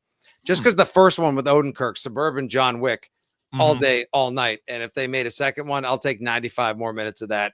Yeah. Kicking ass in a hospital waiting room, on a bus, wherever it happens to be, in a heartbeat. But I was thinking, like, if I may lob this into this flash grenade into the fray, what first time movie viewing experience would you love to revisit most again? Oh, Jurassic Park was incredible. The first one? Okay. Yep. The first one. Yeah. Seeing that as a 9-year-old in the theater, it like blew my mind. And then probably Star Wars. Yeah. It's still always Star Wars. I probably The Matrix. First time I saw the Dude, Matrix you was in the stole theater. my. Good one. No I shit. mean, I saw it with Rich Keefe. Yeah, we did. Yeah, we You did. did? Yeah. And high I was school. like, I think that's the only movie I've seen in the theater more than 3 times. The first 10 minutes. So as the story goes, as the lore goes, like Yes. the Wachowskis had like this, but like the studio's like, fine, we'll let you, here's your budget. It's like this like pissant budget. And they only filmed that opening scene with Trinity and blew the whole budget. And then they blew the whole budget You're on kidding. like 10 minutes. And then they were like, they took it to the I think it was the Weinsteins, actually. I think was it a Weinstein movie? Might have been. And they took that. Yeah, it was 10 a minutes- Warner Brothers movie. Yeah. Yeah, and they took it to them and were like, this is what we're trying to do. And they're like, here's your money. Damn. But it was like this risky move of like, all right, we're gonna give you $5 million. do what you can. And they're like, all right. And they shot that first 10 minutes and they were like, that's it. It's crazy. If I were to relive the experience, Sorry, Billy. Sorry, Billy. You know what happens when you hear a doorbell and Mrs. Doubtfire saying, let's ask whoever this is. Okay, I have to guess who this is. You have to guess who it is. You're currently 0 for 2. But this is the third shot. Who's it going to be? Mac. It's Rossi. That's really Damn it, I already guessed Rossi. That's so disappointing. Wait, it's I time already to guessed- I Rossi. already We will guessed you. Rossi hard. I don't know if you've been watching. I don't know if you're a real fan. Rossi, are you currently getting your haircut or dental work done? Both. Both. Oh my God. Dude, we got somebody else. Do you want to take Fryer. a guess? Who? Fryer. No, it's Goo. Oh, God damn it. Oh, Goo. All right. First of all, Yeah, can we early just talk bedtime. about Fitzy's background here? I thought it was real for me. I was gonna say that afternoon show money is really hitting. Afternoon show money. LOL. We So are we can- laughing. Chris, you can lob your question to these two now that they've come into the room. No way. Wait a Well, second. yeah, dude. How We're did I picking have up. to hold court for a half an hour and then we got 3 extra guests? Business I'm is picking filling up. for time. All right, so Davey, you have guessed wrong every time so far. Okay. You didn't know it was gonna be any of these people, so I now didn't you have know- another. Well, now the people I've guessed have been on. It's not like I just guessed Adam Cole and he's not showing up That'd be ever. sick. That would be sick. Wait for the 11 o'clock hour. Yeah, just hang on. We're here till midnight. Rob Gronkowski. Um, It's like on the Masked Singer where they're like, I don't know, Taylor Swift, and you're like, Taylor Swift's not on the fucking Masked Singer. give me. I'm gonna shoot the moon on this one because I know this person's probably not going to be on the show ever. So Wiggy. No, it's Lucy. That was my next. You were close. You were That was very my- close. Dead ringer. Actually, for funny Wiggy. thing, guys, Lucy doesn't want to admit this. She stole her walking bets from Wiggy. Yeah, Oh, yeah. exactly. He had to stop doing them, and he was not happy. Hasn't walked since. Really, it was a very awkward watch. Yep, exactly. He did a good job with it, though. But yeah, you were close. You were close with Fryer too. I'm sure you're very disappointed. It's not Yeah, if Nick you came Fryer. on with some shitty helmet that's crooked, then There's still time. There's still time. You never know. Now- if he now shows this up, is a he's party. better. I'm just telling. If he's in the wings right now, if you come on this podcast in the next 3 hours and you're not wearing that fucking helmet, you Oh, he can better just wear the helmet. right out. No, Just he's leave. wearing- So, he's Rich, out. should we ask them the Please do. Yeah, please. All right, Rossi, Goo, Lucy. Right before you guys jumped in, great to see you. What? I asked the question. My question I brought to the pod was, what first-time movie viewing experience would you love to revisit again? Yes. I'll go first if anyone doesn't, because I prepared. I was listening. I was watching. Oh, the girl has an Oh. answer. The Mhm. girl has no name. The girl has an answer. Waiting for Billy to hop off. Is Goo fucking serious with that voice? I think he's doing Davey deep dick. He It's loved it. scaring, It's scaring the listeners. Knock I'm off. terrified. I don't like this. All right. I Lucy. want to play a modulation. game. I'm gonna hop off once I get my answer in. So go, Lucy. All All right. right. Okay, I will go with the first Harry Potter. Harry Potter and the that was the Sorcerer's Stone. Yeah, Harry that's right, Potter. you're and right. Okay, because of the song, Huge because dong, of yeah. the soundtrack, because of the score of the Yep. movie, seeing it in theaters, 1000%. And the age I was very young, so like it was magical and it was mystical and it was full of wonder. So I would go with the first Harry Potter. All right. Nice. Goo? Endgame, I'd probably say. Yeah, that's a good one. Oh, That's a good one too. hey, Rossi hates Endgame. Rossi hates it. Yeah, Endgame's still trash, guys. I don't know what we're talking about. Infinity War, by far, I would put over that. But Rossi, yeah, F you and your effing F hole. Are you kidding me? no, I'm literally Endgame not. Like, sucks? I'm 100% not kidding you on this. This is like I wait, miss don't even Rossi think it's close. takes. I don't So even. think much. it's Oh my close. god! What Like, not movie? even What close. movie has more takes where it's like, like when Captain America calls for the hammer and he gets it and he's just like, Avengers, Cool. assemble. On Like your left. 6 to midnight, like Gronk to Brady for a touchdown. Takes. Yes. And then I when missed it. freaking Hey, Fitzy, Jarvis, Fitzy, what's that Fitzy, sound? And then Fitzy. freaking Captain Marvel. You don't have flies to in fill and flies anymore, for the Fitzy. I know. for the Just ship shut and up. shit. Just shut up for a second. Just shut up for a second. Listen, I appreciate the enthusiasm, but I will tell you, and I'll make it as simple as this. How long? What's the difference in the length of both movies? Like 10, 20 15 minutes. minute difference? Yeah. and there's about 40 characters different. The Infinity War has like 30 characters having all these stories. Endgame has about like 12. That's Is happening. that a bad thing? I'm very confused. Also, Yes, did you just around the horn Fitzy? Yeah, he did. Took a point away. Still alive. Hey, Tony Reale is all over YouTube, and he's saying there's still a place for it. There's still a place for it. Agree to disagree. Billy, you wanted to say one last thing before you signed off? Yes. Also, the Scream team's back. The PCP Scream Boys. We're not canceled. We just do Scream podcasts. I love it. So Scream 7. You guys are gonna have a breakdown of that? Preview and review. We're gonna have to. By the way, look at this sweatshirt. By the way, have you guys seen this shit? This is on. That's Target. good. Oh, that's Nice. Oh, that Look is at that. spooky. That's a So- pretty sick. Very That's a spooky. sick $25. I like So it. I'm gonna take my Nice. answer. Should I have bought this? Ooh. I'm gonna take my answer in a slightly different way. All right. It was the most fun I ever had in the movies. I would want to go. Wait, easy. It's a family program. Strange Darling. No, No, you're that guy from Me Too, Love Mama. Lies Bleeding or Yeah. whatever, right? You're the guy who fell asleep cranking it in the theater. That was the bodybuilding movie, right? yeah. What was Yeah. that? What was that one called? Love Lies Bleeding. Dude, that was a good movie though. Like I know it was, but I mean, I didn't finish it. Actually, I finished during it. I finished. I would definitely rewatch. Like I would do the theater experience again for Borat. That was the most fun Ooh. I ever had. Good one. I was dying. Borat's a great call. I think specifically for me. Thank you, the Billy. scene- Thank you, Billy. The scene where they were chasing. He was chasing what's his name through the hotel. Azimuth. with his Hotel fist. room. Azimuth. Oh my god! Yeah. I think Well, I that's almost one, fell so out of my seat. I was too young to see Borat in theaters when it came out, and I remember watching it for the first time, thinking if I watched that in theaters, that would be unreal. Oh, Like, it was unbelievable to incredible. watch this movie in theaters. it was insane. It's That the best was movie.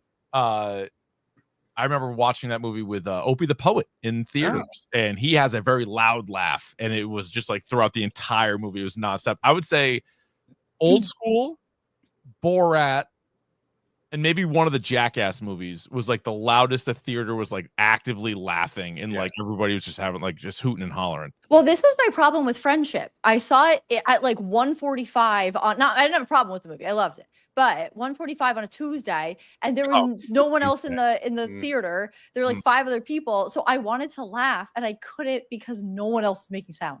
You So trying it to was like make eye awkward. contact with somebody to like get like. Yeah, I laugh was like, with "Hey them? guys, Yeah. isn't this great?" I don't You want guys to know who this is, right? You guys know Tim Robinson Do you from guys get it? kinda Like, gets you the get point of this the part? movie. It's like connects to this, and it's like this is like it. I think you should leave when they did this. Nobody said anything, and I was like, "This is so awkward." Tears Well, coming down my face. That's like modern movie. I don't want to hijack the pod or anything, but like, how many movies have you seen with like nobody else in the theater? The only one that I can clearly remember. Oh, what was Yeah. I that? was little. Bunch. I saw Celtic Pride. It was me and my friend. I don't know what it was like. We were 8 years old, maybe, and it was the first time our parents dropped us at a theater. Not another soul in the theater. Not another. Birdman. Fitzy, Bird- real quick, Birdman? real, I saw hold on. Birdman with an old couple, and when there You was went there It's was like, muted. like an older ladies were like kissing been on the muted screen. for a You went, while. It was nice. Oh God, my mic got disconnected. I'm so Fitzy did a whole set, and we didn't hear it. He did tight 5 muted. Talk about a crush. so many good jokes about I Paul Rubens jokes. I had comments about Lucy being in the theater by herself on a Tuesday, or maybe that Yep. was Rossi. Oh, yeah. Tuesdays I with was- Rossi, my favorite Paul Mitch Rubens, album like, wouldn't novel. believe.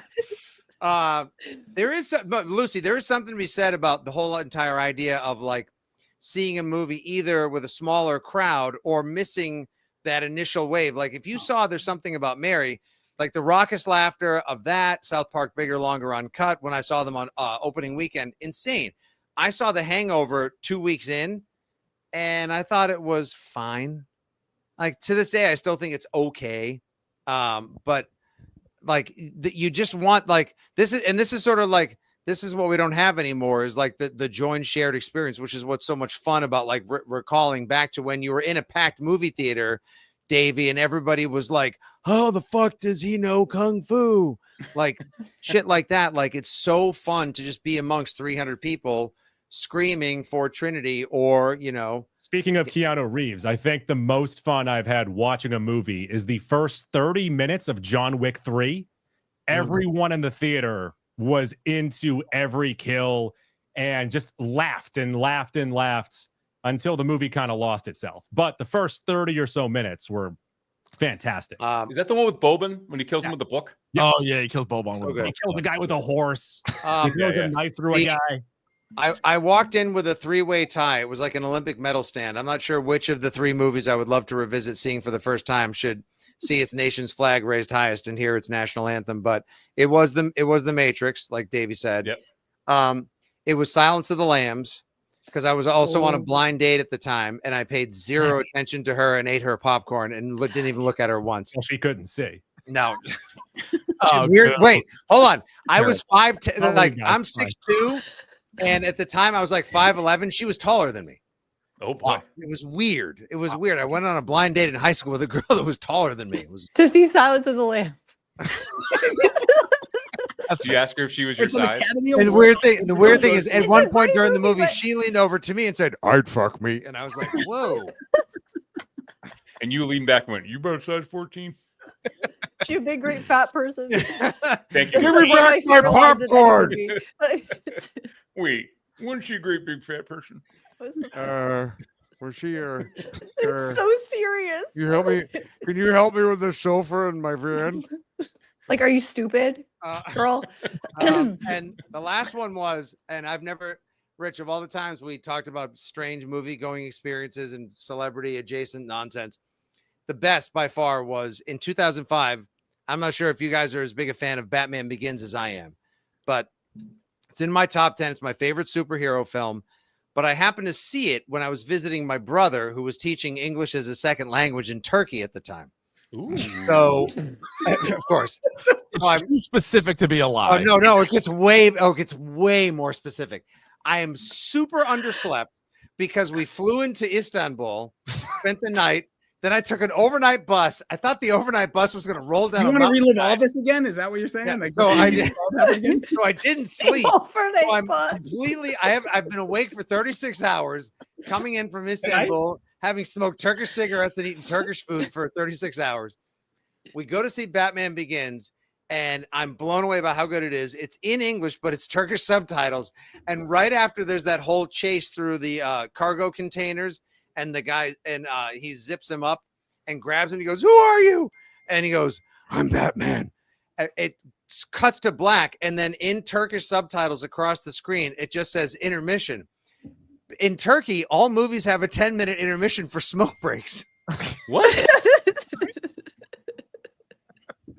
That's wild. Whoa, a little bit. Pretty good. So the movie just stops, like it's just picking up all this momentum, and then out of nowhere, it stops, and then all these mustache guys who look like they cut hair for a living just go upstairs in their short sleeve shirts and just rip 2 filterless cigarettes and come back downstairs to figure Go out. get a can of pop kalash. Or get some pop Speaking kalash. of Istanbul. That Bald joke was just for Bull- who, by the way. Bald Bull Good from Simpson Mike Tyson's Punch Out, famously from Istanbul. Yep. David, do you have any working theory as to why Piston Honda, Bald Bull, and Don Flamenco are much better the second time you fight them, even though Because it's they know it's AI. They've learned your style at gotta this go point, for it. right? Got it. Yeah, they fought you once before. It's the Oh, well, rematch. shit. All right. Everyone's always Well, better. You see Gotti Ward too. Do you ever hear the true story of why they're in twice? Probably Oh, because they cool. ran out of memory in the game.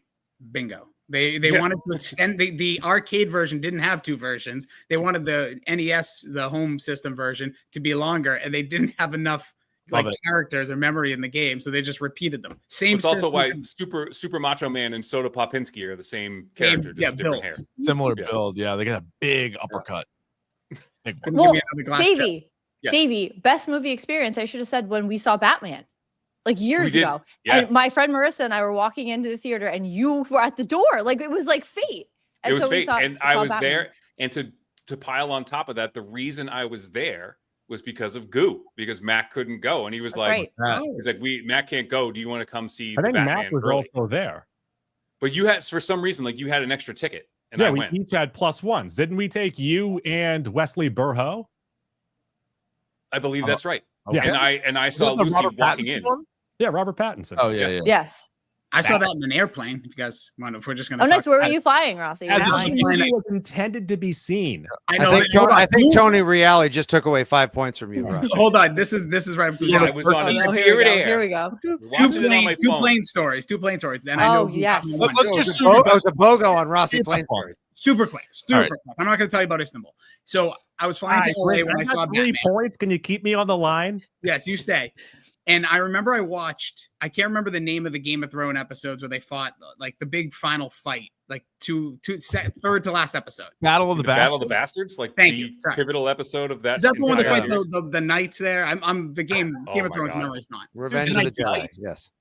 Yeah, okay. So that I watched on my iPad on a flight, and I put the like brightness all the way, and I had no complaints. Next thing you know, I was reading on Twitter, like nobody could see anything on that thing. And I remember saying this on a pod. I remember Goo, I think it was right after that, would be like, they didn't, or it was actually, no, it was on an iPhone. It wasn't even an iPad, it was an iPhone. And I remember Goo, you were like, the hell's this guy? Like, this is the opposite of the intention of I my would never speak ill of you. It doesn't sound like me. No, but I would just say that's all I had. And I didn't have any issues. Bright as day. Sometimes But it is true. It was a great story. All right, Rossi, you have earned a second plane story. But I I will kind say, of just looped them I both. can't in. even imagine. First one what was this is gonna be rich at this and point. compelling. No, the first that one, I was just saying. You wouldn't believe the brightness on my phone. It was The brightness. wild. iPhones, The short brightness plug. of my phone as I watched the penultimate episode of Game of Thrones. Yeah, it was awesome.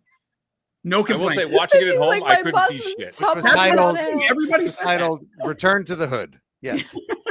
Yeah, but you put the visibility up like that, it sucks the battery. I mean, you're Oh, yeah. I don't know how you. Oh, listen, I had to charge. I had It's living on the edge. Yeah. It's a great story. You had a good Listen, you're charge. on a flight. You got to take chances.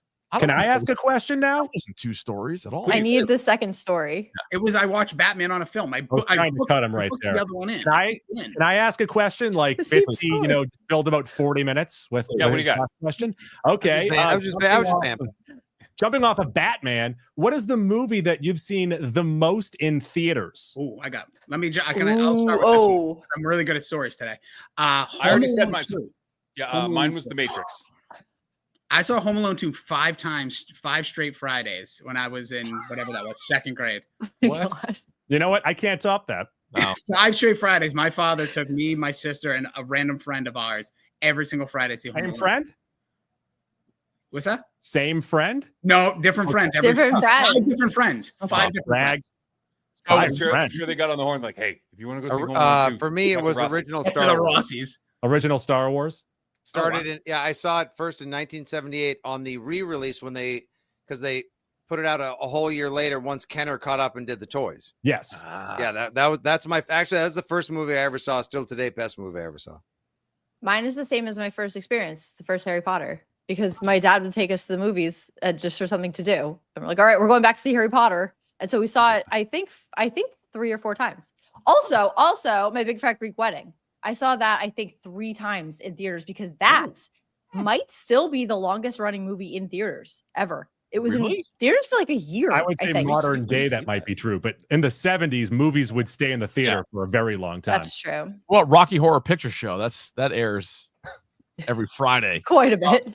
I would say I didn't see a lot of movies multiple times in the theaters. So the ones that I did would be like Anchorman. I definitely saw more than once. And then going back to like Lion King. I think I saw that multiple times. I I'm saw looking at- Dark Knights many times, and then also Nacho Libre. Oh, Wait, was that like as in like your choice? In 2005, I said, yes, I was however old, and me and one of my friends thought it was the funniest movie ever. So we kept telling other friends to go with us. They would see it, be very disappointed, but then we'd find new friends to bring. Rye Davey in the chat. She saw Scream 3 times. You need to put a comma in there, Rocky. I saw Scream three 3 times in the theater. Or we can just bring it. She's here. We can just bring her in. She's Just bring her in. literally there. Bring her in for Get her a Pete's mic. sake. Yes. She's right outside the door. You guys can share a mic. I don't see. You're why- married. I do wish I had seen the first Scream in theaters. Yeah, That me would too. have been good. I saw Scream 2. I remember that was like my sister was just of the age she could bring like me, and I was pretty young. I saw the first 12. 3 to 4 minutes of Scream over and over again on that VOD Oh, yeah, yeah. movie thing. 5 minutes. DirecTV would do 5 minutes of pay-per-views for free, and I would just 5 minutes to Scream nonstop. I'm like, one day I'll hit And again, purchase. I've seen The Matrix. I saw The Matrix 4 times in theaters. Okay. Right. Oh yeah. Yeah. Well, that was, I think it was, was that 98? Yeah, 99. 99. 98, 99. The top Yeah. year in anything. 99. is Wasn't the it- pinnacle of everything. Who wrote that? Wasn't there like a big book that came out a couple years ago, or maybe it was like a magazine article that just got expanded into a book on why 1999? Maybe it was a Ringer thing, like why 1999 is the greatest year in the history of movies. It was an article Jesus, that yeah. felt like a book from the Ringer. That's their thing. Let me see 1999 stuff. I had it bookmarked as such. Goo. Yes, that's Yeah. right. They had Holy great shit, look at music. the movie's 99. Yeah, 99 is the Matrix, Fight Club. Music wise, Music-wise. it's all of the forget big pop songs. Like Britney Yep. Spears broke that year. LFO was 99. Woodstock. Biscuit, Nookie, like Woodstock, Nookie was Nookie. 99. Hell I yeah. was just listening to Nookie the other day. Hey, they had to get everything out there. Limp Bizkit still holds up. I don't know why people stop listening to Limp Bizkit. There was He's a great looking, he's question. looking good these days. Oh, Freddie? There was a Okay. there was a Geriatric great cookie monster. Yes, question. A great question, and everyone, the consensus was this: like, what musician is in a band that they're way better than? And the consensus was Borland, Wes right? Borland. Yeah, Wes Borland. oh, Like yeah. he's He way quit the better band. than that entire band. He left, and then Fred played guitar, and They the, stunk. the album exploded. It was that bad. Did you ever hear the Wes Borland band that he put together? Yeah. Was it the West Borland Project or what was it called? It was something That like was the second one. There was a band. I forget the name. There was like a band name, and it was some of the most god awful, like trash. just. And he was just like, "All right, maybe I'll go back in a few years." Yeah, this was fun. Oh, that's tough. Was it Big Dumb Face? With Nookie. So it might have been Big Dumb. Might have been. He had spooky Could be my content. nickname. You know how Letterboxd, the movie site, you can put like your 4 favorite movies. Mhm. So it doesn't necessarily mean your 4 best, or maybe it's the 4 that like I don't know. However you want to put it, but it's like on the top of everybody's profiles, there's like 4 movies. Yeah. What would your 4 movies be? Or if you have one of these freaking things, what Oh, would your okay. I'll just I have pull my mine. letterboxed. I have Ooh, mine. Lucy, that as was well. fast. Lucy, Did you give Lucy these questions ahead of time? No, Well, I is think it- about is this like all the Mount time. Rushmore? No, Mount because Rushmore? you know why? You know why? On these Mount IG what? lives I've been doing, people ask me this, Mount- and so I Oh, got it at okay. the top of my head. Wait, Top of my head. the amount what? A Mount Rushmore. Wait, is this like a Mount Rushmore of like my own? Is that what you're asking? No, dude, it's a Letterboxd. All right, do your Letterboxd. What That's are your not 4 Rushmore. favorite movies? All right, Lucy, But go. wouldn't- Okay. This movie, no one's heard of it for some reason. American Honey. It was on Netflix. Shia LaBeouf is in it. It's 3.5 hours long. It has no plot, and I love this movie. Wait, is this the movie about his dad? No, No. that's Honey Boy. Oh, That's yes, he has Honey a Boy. bunch of movies with the name, but it's people confuse it with that. This is American Honey. and Elvis's it's grand. sung by Mariah Carey. Yes, that's true too. But Honey. Elvis's granddaughter is also in this movie, and she's great. That movie, that's number 1 for me. Uh-huh. Then Legally Blonde. Then my Desert Island movie. Then 8 Mile. Then Sister Act. Sister Act? I love Sister Act. What a combo. Oh, Keith, That's my top 1. Lucy, that is literally somebody that gets birthday cake ice cream, gummy worms, Yep. and like tea. Yeah. and- You know what I used to get at Cold Stone? I used to get sweet cream. Oh no, cheesecake ice cream with Reese's cups in it, Wow. Jesus and Christ, rainbow sprinkles. My teeth hurt just Absolute listening to savage. So good. All right. Savage. So those are mine. Go, do you have yours? I do, but also, can you ask Wiggy if 8 Mile is WPS? He would say yes, Yeah, probably. like in a second. Okay, I was just want. Yeah, I can figured ask it was during our rewatch. That's kind of what. I mean, I love the movie. I loved it as a kid, but it kind of popped out as like, oh, I see why. As a young white fella, I'd really like this. Yep. Let's see here. So I have Batman '89. Okay. I have Teenage Mutant Ninja Turtles. All right, 0.5. I have Superbad, and I have Clerks. Ooh. Wow. Oh, boo. Kevin Smith is watching right now, Davey. So don't speak too ill. He might. All right, is he here? He might be. Actually. Fuck you. Oh, no. What say about Kevin Smith? Clerks is the original podcast, Davey. It is the Two original. gentlemen sitting at a counter talking pop culture. All Solid I wanted point. to do, all I wanted to do at that age, when I saw Clerks, I think I was like 12 or 13. And at that time, all I wanted to do was either work at Blockbuster or Newberry Comics. Mm-hmm. That's all. I Need salsa. Kind of. My life goals haven't changed much since then, David. Then I saw High Fidelity, and I was like, oh shit, like that is the life. Just talking shit about. That's all I want to do. And then I saw Boogie Nights, and I was like, move on. Look at the hammer on that guy from Dorchester. I got my 4 would be Who Framed Roger Rabbit, Snatch, Scream, and Guardians 1. Wow. Yeah. You get a thing for wow. Yeah. Right? Snatch. Huh? Snatch. He loves Snatch. Snatch. I love Snatch. Wait, don't Not cut my that, favorite guy. cut that. I think the most recent Guy Ritchie film, The Ungentlemanly Art of Warfare, was my favorite Guy Ritchie. Was that good? Yeah, it's a good movie. I saw Laugh. that on an airplane, but the little screen couldn't fit that hulking gentleman. Holy Hulkasaurus. That guy was just a chunk of muscle. He made Henry Cavill look tiny. Yeah. I I know. thought we were talking about Henry Cavill. We're talking And about someone Henry else. Cavill's like, my neck and my triceps. Oh are wait. really Are we talking about the Reacher Alan guy? Ritchson, right? Is that the guy's Yes. name? Yes. Yeah, and that guy desperately wants to play Bruce Wayne, and I'm So like, there he is had- nobody he had better. glasses on, right? And I But wasn't. he's sure not the if they were same guy real that glasses, plays but he's just that thick. That Reacher yeah, that's now, Reacher. right? That's Yeah. Reacher. Oh, it is Reacher. Okay. Yeah. God, is he He's a a mammoth? in He looks like a real life Hulk with human tone. Yeah. Fun fact: he was on American Idol. How you like that? Did Was he he win? Oh, Yeah. really? Did he win the whole thing? He did a The whole thing. Because I got to You jump beat in a seven? second because my kids aren't going to put themselves to bed. Mine I would are go- surprisingly. Yeah. Thank God. Yeah. Good kids. Yeah. I would go pretty simple: Star Wars, Die Hard, Raiders, and Back to the Future. I All right. should have been able to guess that. Well done, Fitzy. Thanks for coming on, my guy. Wait, Fitzy, Hey, I gotta guys, tell you mine because you're the one who'll appreciate. Don't leave yet. Okay, go. All right. Been on Big for Leba- 2 hours. You could Big have told him Lebowski. I literally I logged on at 6:30. It was 2 hours before the show started. Big Lebowski. Betsy, don't go, no, go. Okay, because he's the only one. He appreciates this movie as much as I do. Big We Lebowski. had the room This together. is Spinal Tap. Yep. Army of Darkness. Oh, Wait. Here it comes. Big Trouble in Little China. you mother! Oh my God! Wish I could kiss you through It's this usually just laptop logged right off. now. Best May the bud. wings of liberty never lose a feather. All right. God bless. Dave, It's on the you- reflex. Good to see you, Thank you, Fitzy. Fitzy. Bye. It was great to see you guys. Congrats on 10 Love the years. You guys house. are honestly Thank the best. you. Keep it Thank up. you. Love y'all. Very good. Very good.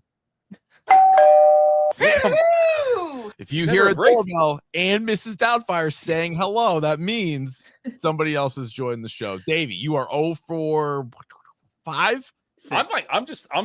We have so many friends. I didn't know I had this many friends. They're I my didn't know friends. this many people cared. These are all my friends. I reached Give out to me- people. You didn't Give do anything. me Dr. Joe. Fryer. God damn it. Oh, Hey, Look kick him out. at that. Kick him out. I have He's it. not wearing that. Hey. I can't wear it with these headphones, guys. I don't have earbuds. Put the helmet Fire on. comes on, cackling like helmet Not on. with that a raw attitude. dog fryer. Just pop everything off. I don't have Yes. anything in it. Raw dog the helmet. Raw dog the show. I'm never Who going to could it guess who any be? of these people are. Come on, dude. If you hear a do it, doorbell and then you hear Mrs. Doubtfire, Is Fitzy back? if she says hello, Fitzy's actually back. it's actually Nick He Stevens. forgot something. Give me You Mac. hear the doorbell and then Mrs. Doubtfire. All right, go ahead. Mac. That was Dr. Joe. I'm always one away. All right, that one actually is not fair because he was waiting with Fryer and you guessed no, and I went with Fryer. So that You one, dickhead. that one's actually So I did get that right. you got one right. Yeah, you got one. All right. Little chicanery there. It was. Just playing games. hell's that all about? Just messing around. All right. a What little else we get on the docket here? What do we got? Whatever, What do wherever we you get? guys want to go. But we'll get to You know what? I need to, Rich, you have to watch Nathan for You. Oh, this is what I Okay, did want to talk to you This about. show, Okay. I am telling you, it is the hardest I have ever laughed. I didn't even spit out my water. It fell out of my mouth because Like I that. couldn't That's breathe. great. I couldn't breathe. I should I was doctor laughing about so that. hard. I At almost died. this The water show. rejected. Yeah, I mean, it just was like I couldn't breathe Okay. to spit. So this show, you have to watch it. So Start let with me the ask you this. realtor episode. All right, so I will watch that. I saw Okay. it pop up because I was watching the rehearsal. We didn't talk the rehearsal much on this podcast, or at least season 2. I assume you watched season 2. I forget which one. I couldn't get into the rehearsal. The first Okay. season. The first Not- one's a lot going on. The second one's about the planes. Did you? Oh watch yeah. the Okay. first So one? yes, I watched one Okay. episode of that when he's looking at the plane, the outside of the plane.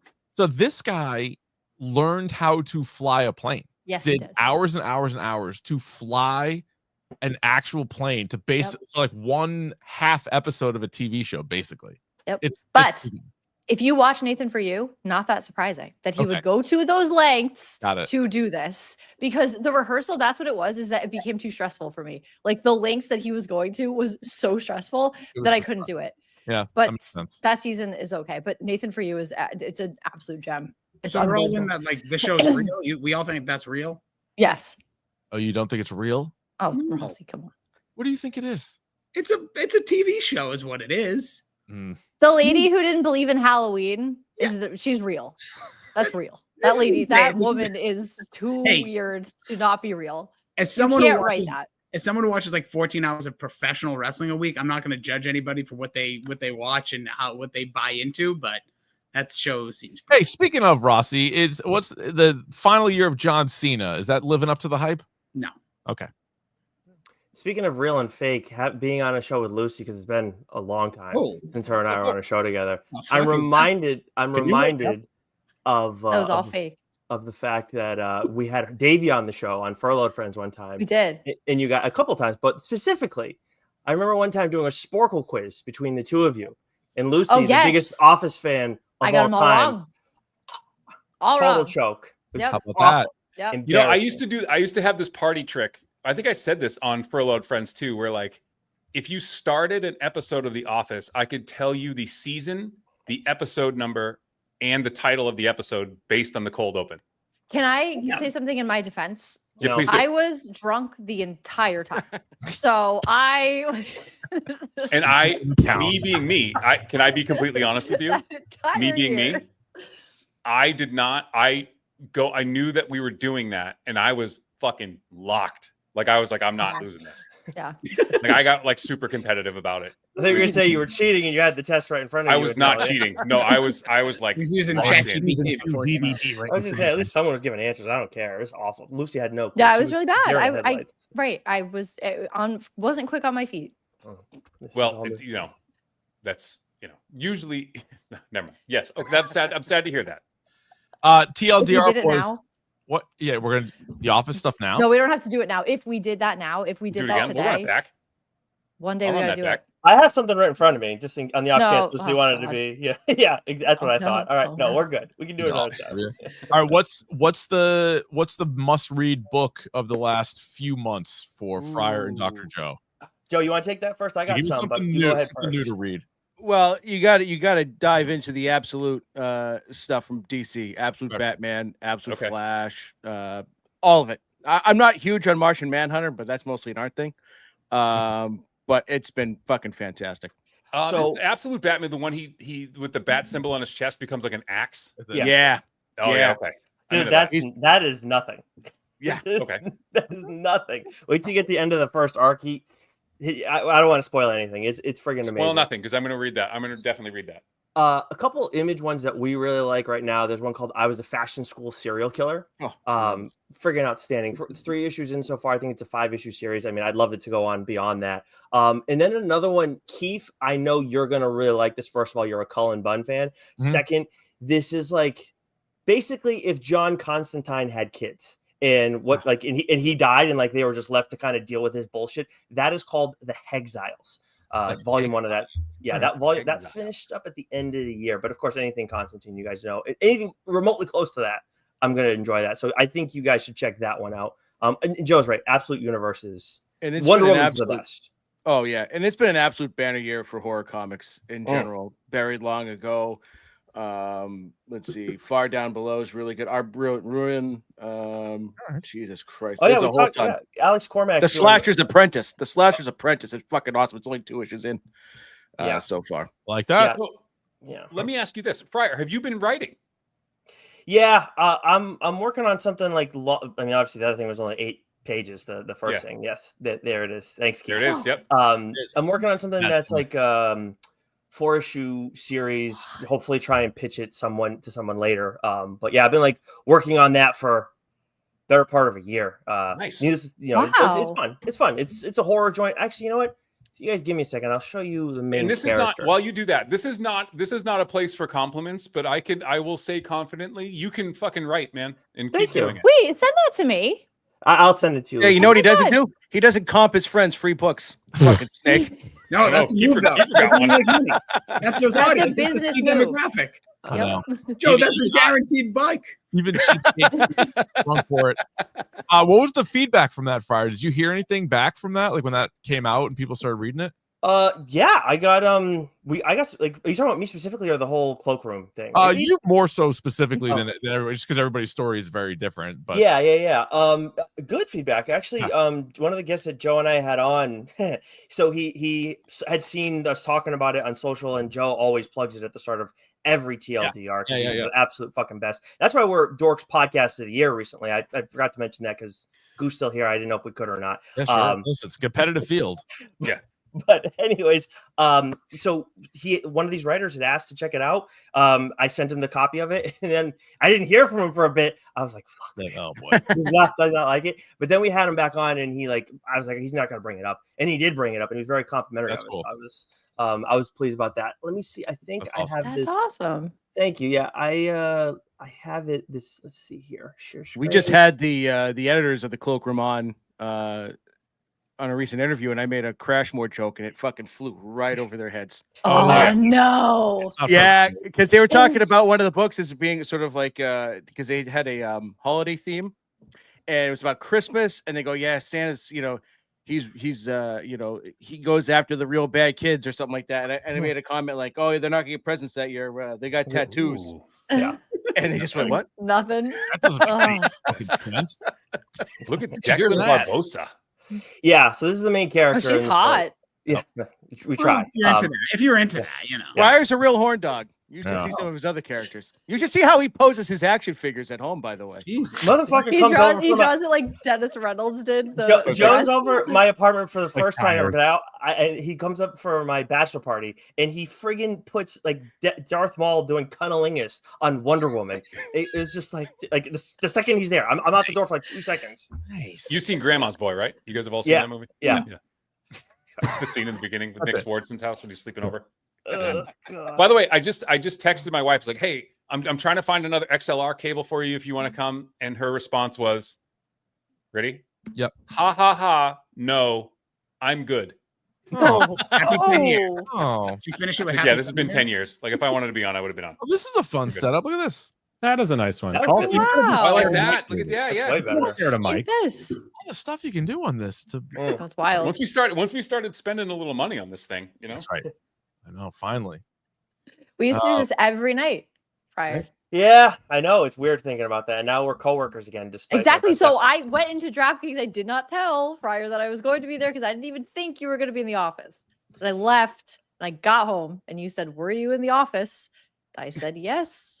You said, you bitch. No, you didn't say that. But you were like, you. And you called me a bitch. And I Listen, ran back. No. I Next know. time. I'm starting to know a lot of people who work at DraftKings. Like, Mhm. you guys still hiring or what's up? I got no skills. Joe's been asking for that since I got hired. You guys need a movie podcast. So I mean, Yes. we should. I'll crack backs or sweep the floors. Just get me a fucking job. Jesus. get me in there. Just put money into my DraftKings account because I seem to be losing that all the time. You guys ask Billy. Billy's the one that's got the magic touch, not me. Oh, that's a good point. Yeah. I have a personal question for the comic book guys. Is there any must-read Star Wars stuff? Because I'm always looking for extra Star Wars shit, and I feel like in the comic world, it's there's some stuff I love, and then some stuff that's like it will bore you to tears. Okay, so how much of the Joe's talked about? Was it Greg Pak's Darth Vader, Joe, that you talked about on the show? Did you read that, Keefe? Let me look at my. No, I'm looking back at my library. Because if Oh, you haven't- hold on, please. He's read the Greg Pak run. I just recently read the Kieran Gillen, which I think I'm going to talk about on the show at some point because of different writers and stuff. But definitely worth checking that out.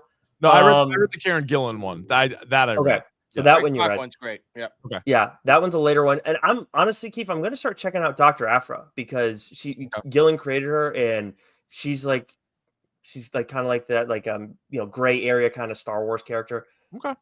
Off the top of my head, Problem with Star Wars books is there's a million of them. And then there's like real books. There's like not just comic books. There's like books. I've read some of those. They're good. The Darth Bane trilogy. I just finished that. That's excellent. Okay. Absolutely excellent. I'm actually, Davey, I'm reading the Reven prose book right now. Yeah, haven't I read that. just I remember started it. Yeah, I want more Reven. Like that's the whole thing with Star Wars that I just don't understand. I didn't have as much of an issue with Acolyte as most people did. I loved that villain, but like it's just there's so much old cool shit that you guys could go back and check out. Like Darth Revan, I think is the most compelling character that they've done nothing with. I don't understand any of that. Yeah, but there's not a lot, Rich. Like I tried reading the High Republic stuff, and I know it's like that's a younger reader kind of book, you know. Yeah, I read the first book in the Thrawn trilogy. The Thrawn comic. If you I've haven't read those as well. Those are excellent. Yeah, and if you don't have patience for the prose, the Thrawn comic is really good too. Sorry, I was just looking at my notes here. Changing gears. Question. I have a bunch of questions for like you're like a mixer almost, just like get the conversations going. Take this any way you want to take it. Will Tom Cruise ever win an Oscar? Discuss. Isn't he getting an honorary Oscar? Doesn't that count? That doesn't count. That's like an honorary degree. That doesn't count. I don't know. I think awards and art are just stupid in general. So like that's my whole. Interesting. Okay, dude, say you more. do art Say for more. awards? Explain. Expand. I think it's pretty self-explanatory, Lucy. But I'll hold your hand. Do on you this one mean? again. Do you mean the actual awards? Why is he so nasty? Can we just take a You pause? are very Ross. snippy tonight. It's more of a friendship podcast. Do you mean? I don't like the vibe that's happening. This is Let the Lucy vibe. talk, guys. Do you? Oh, okay. That was yelling at nice. Do you mean the award shows or the actual accolade? Actual accolades. Why do you like art is supposed to be like I think award shows were veering on like, okay, these are too long now. I don't care. I don't care about them. I mean that's just You like whatever. sports awards? Goo has his hand raised. Well, I don't know. There's a lot of people happening right like now. podcast I just figured awards. I'd raise my hand. I feel like Tom Cruise has the same thought process that Samuel L. Jackson has, where he only does movies that he would want to see and he would find entertaining. And Tom Cruise right now, his big brigade, him and Nicole Kidman love movie theater going. They don't care about getting awards. They want people back in the theaters. Because that's where he makes his money. He gets points on his movies now. No, you cannot do both.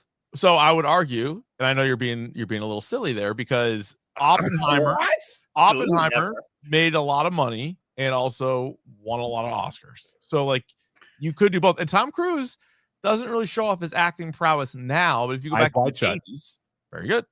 Yeah. Well, we were talking about. Yeah, I think filmography is great.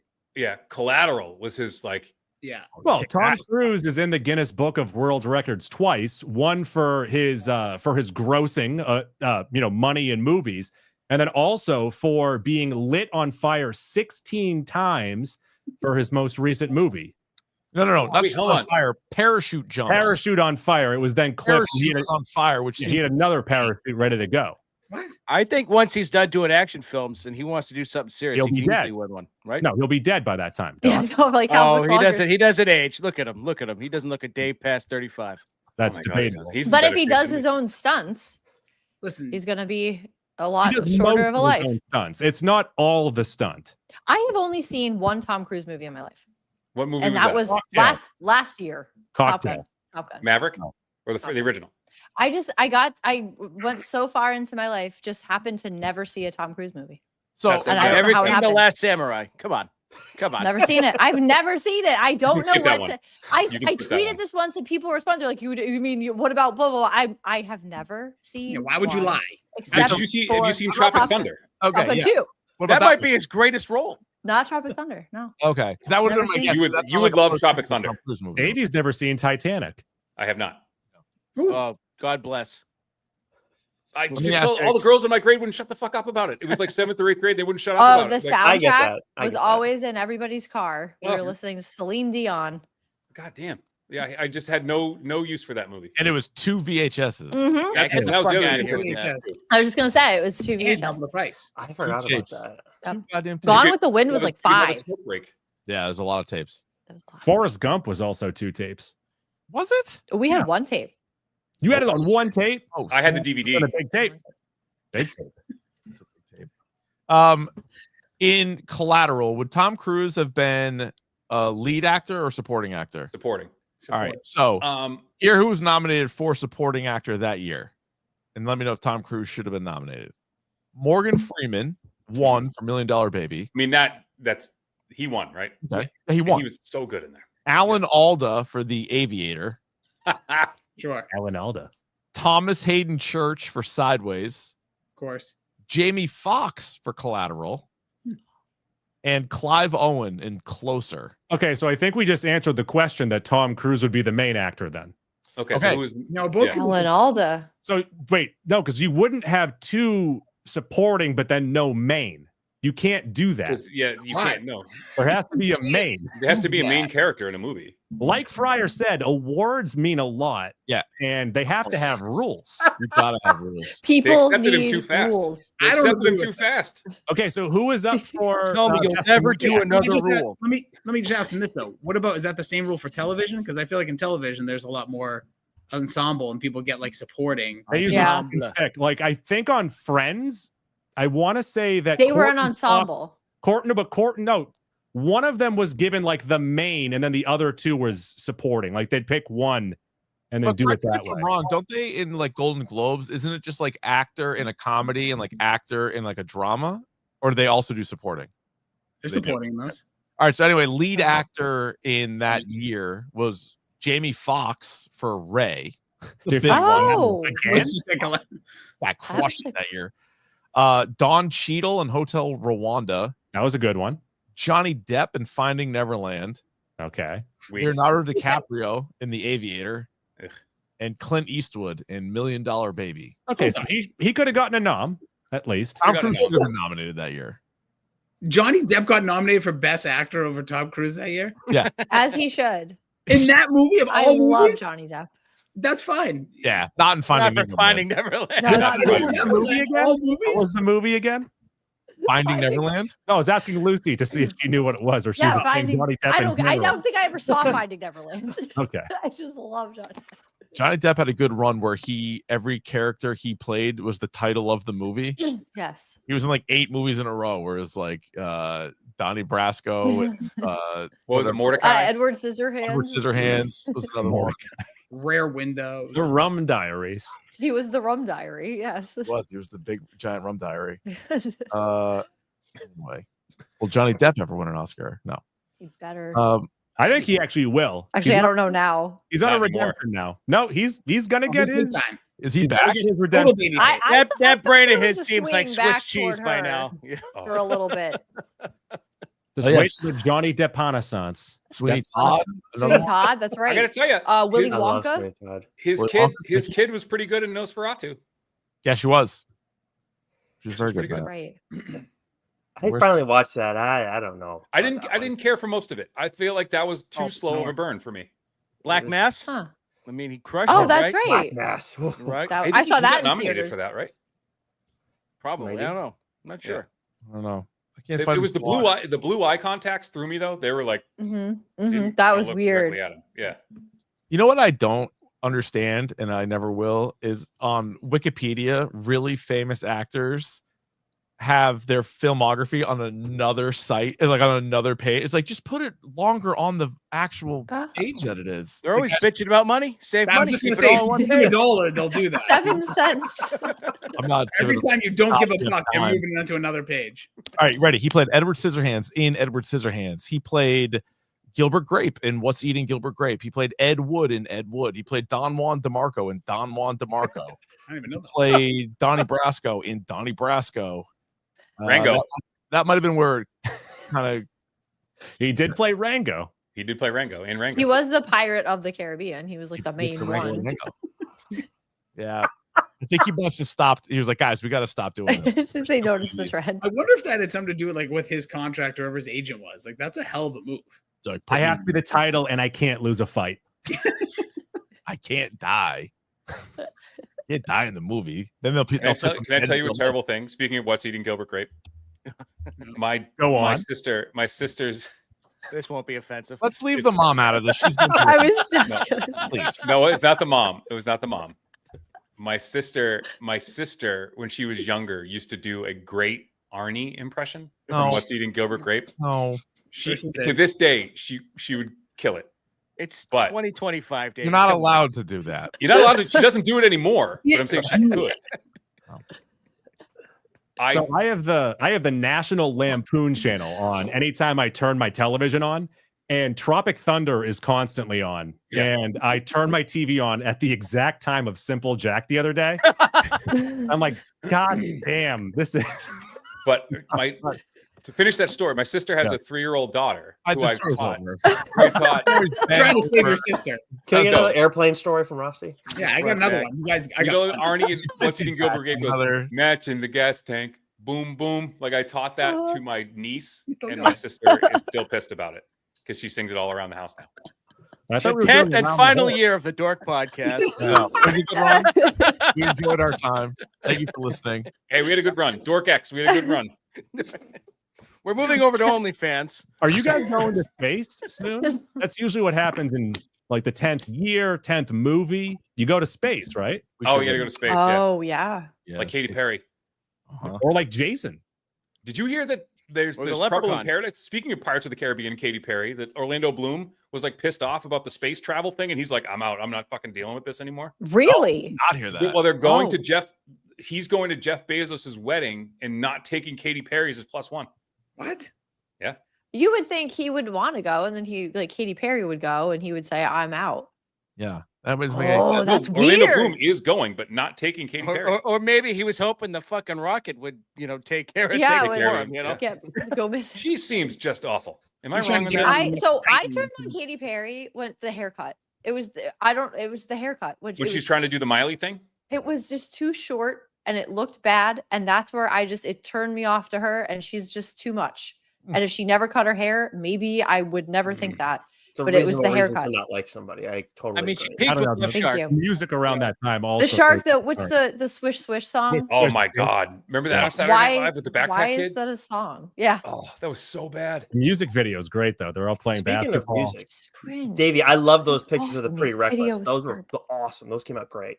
Cindy Lou Who, I'm going to tell you, that band is good. Their band is good.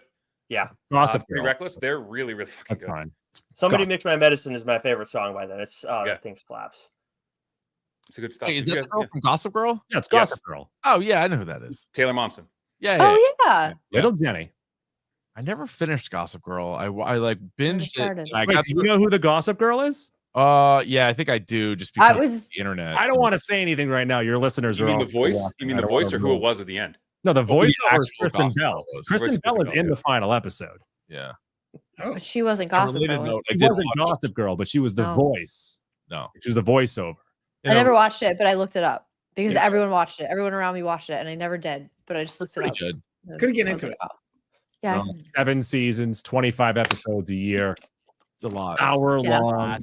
I've seen it a couple times. Was that on the WB? It was. Yeah. There is Or was it the nostalgia. CW? No, It was the there is CW. CW, but there's like nostalgia in that. Like shows that were on the WB or CW. I'm like, oh UPN? yeah, that was on at a certain time, and it was like the commercials for it, and I'm like, Right oh, there I with the- remember Did that. you all watch One Tree Hill? No. No, but that's one of them. That's one of the Yeah. shows. It's like nostalgia because of that time and that. One of my network. favorite teaching moments. And I think you would, if you watch these CW shows, you would appreciate this. I think I've told this story before. So I had this kid who was an advisee of mine. I also taught him, and he was late to class one day. So I was like, "Where are you?" He's like, "I'll be right there. I'll be right there." So he comes to class, and it's an 80-minute class. He's like 15 minutes late. He's like, "Mr. Davey," he's like, "I'm really sorry." He's like, "I'm on the last episode of One Tree Hill, and like, you gotta. I hate to do this, but like, can you please just let me go watch it?" And I was like, "I'll do you one better." His name is Corey. I go, "Corey, I'll do you one better." I said, "If you can catch all of us up of what's going on in One Tree Hill in 10 minutes, I'll let you watch it in class." And this That kid was doesn't like a sound complete fun. like introvert, and like he's like, "All right, can I erase this?" He erased my whole whiteboard. He would This have is at Avon a Old beautiful mind. So like, I had kids say to me like, "I didn't come here to play school." Like that was Right. Yep. Lucy knows, right? Oh, So, I like, know. Yep. he erased my entire whiteboard and started drawing family trees and like making connections and like was like, are you with me? Are you with me? And he was just Remember like, the girl who was was on That's MTV. She was a great. DJ. Yeah, She was he's a like- DJ. Hillary, yeah, she's on this show. it was like full Charlie Pepe Sylvia Yeah. mode. That's where not he was like- bad. He did it. And I was like, fine, we'll watch it. I Yeah, would've because he was felt an his ass. I introvert. would've Like he failed. had something to say. Yep. Make him do the work and be like, The one thing I noticed, and I said That this would've to been my wife awesome. because that would have my been wife awesome, watched it Jamie. You too. fucked up. My wife. There's music playing constantly in that show. It drives me Yes. nuts. No. That was actually David. Oh. That's a great point. That happened a lot during that era. So I'm a big like Smallville fan. Basically, all those CW shows. Just shoot me. They crammed like 17 songs. Nothing to do with it. Wouldn't stop. It was all like not even like score. Wait, it was Nick or Rossi loved Just Shoot Me. I like Just Shoot Me. Oh, okay, never mind. Good show. Don't get me wrong. Okay, It's an amazing show. Here's the next question. Designing Women. That's a good show too. What is a show? What is it? What is your show that you watch that you don't tell anyone you watch? I don't have those shows. I don't feel that way about it. The whole purpose of the podcast is that I don't have no guilty pleasure. No shame. I have no guilty pleasure. Everything I will Doc has to say is I will all tell you everything I do. I'll tell you everything that I watch. Yeah, I'll tell you what I search for on my phone. I guess I smashed some Phineas and Ferb earlier today. Oh, my son wants to watch it. I'll have him ping you. You have to write it on a whiteboard though. You have to give him the That's gonna be my new motivation, people. Right. If you want me to watch a show, I need you to raise a whiteboard and tell me everything about it to get me interested. So the show that I guess I would say is the most embarrassing that I watch, even though I personally don't get embarrassed, would probably be, and Rossi can attest to this, when I check in on Monday Night Raw. And if somebody walked in on me watching wrestling, they'd be like, "What are you doing?" I'm like, "Watching wrestling." That's La Primera smashing someone between her thighs. It's the best. I'll be honest, it's really tough. Like whatever world I'm in these days, like as I consider jokingly like the real world, like when I talk to people, like what, like because there's 9,000 shows that you guys all review, go watch it, like you guys are all into all these shit. I don't have any like very minimal time in my life, no, and that's all on me. I'm not trying to, it's not a trust me and a brag, but I'm way past my bedtime right now. But the point is, whenever people ask like, "What do you watch?" and I say, "Gear Up," and I'll be like, "Professional wrestling." They'll be like, "What now?" I'll be like, "Yeah, I watch like about 2.5 hours of Monday Night Raw. There's some show called NXT. There's SmackDown." They're like, "We're gonna pass this guy. We're just gonna go talk to somebody else." I do like how I don't have time to watch anything outside of this 10 hours of This wrestling. is it. This is That's actually a pretty good one. That's great. This and I fall asleep to How I Met Your Mother.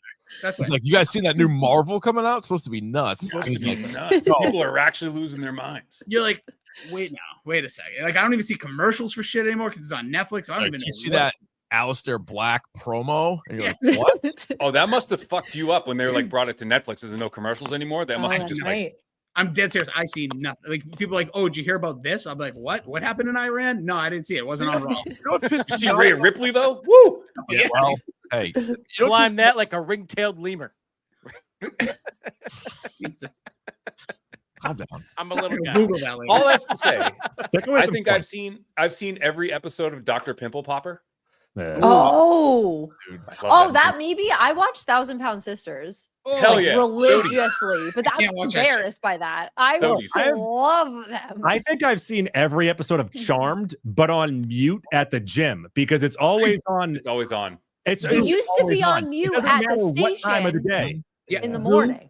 This is the perfect platform for this. Why is that show still in syndication while all these other shows have not? I think it's on like TNT or something. Yeah, because it would always. So it would be.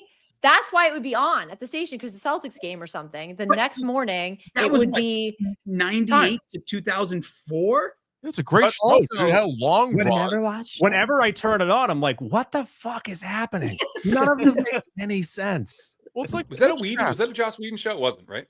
I don't think so. He might have had like a little bit of credit in the beginning, but that is just one of those shows. It blows my mind to this day. If I put on, it's 7 a.m. That crap is on every. It's on all the time. It's always all the time. I remember when I get up in the morning and the show Small Wonder would be on for some reason. That was yes, I remember this. Yeah, this is my Vicky childhood. the Robot, like smoking cigarettes and stuff.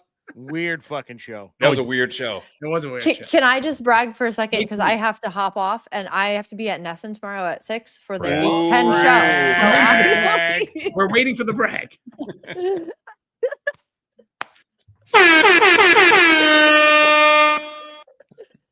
Yeah, so that's just no big deal. I'm gonna be at State House tomorrow. You know.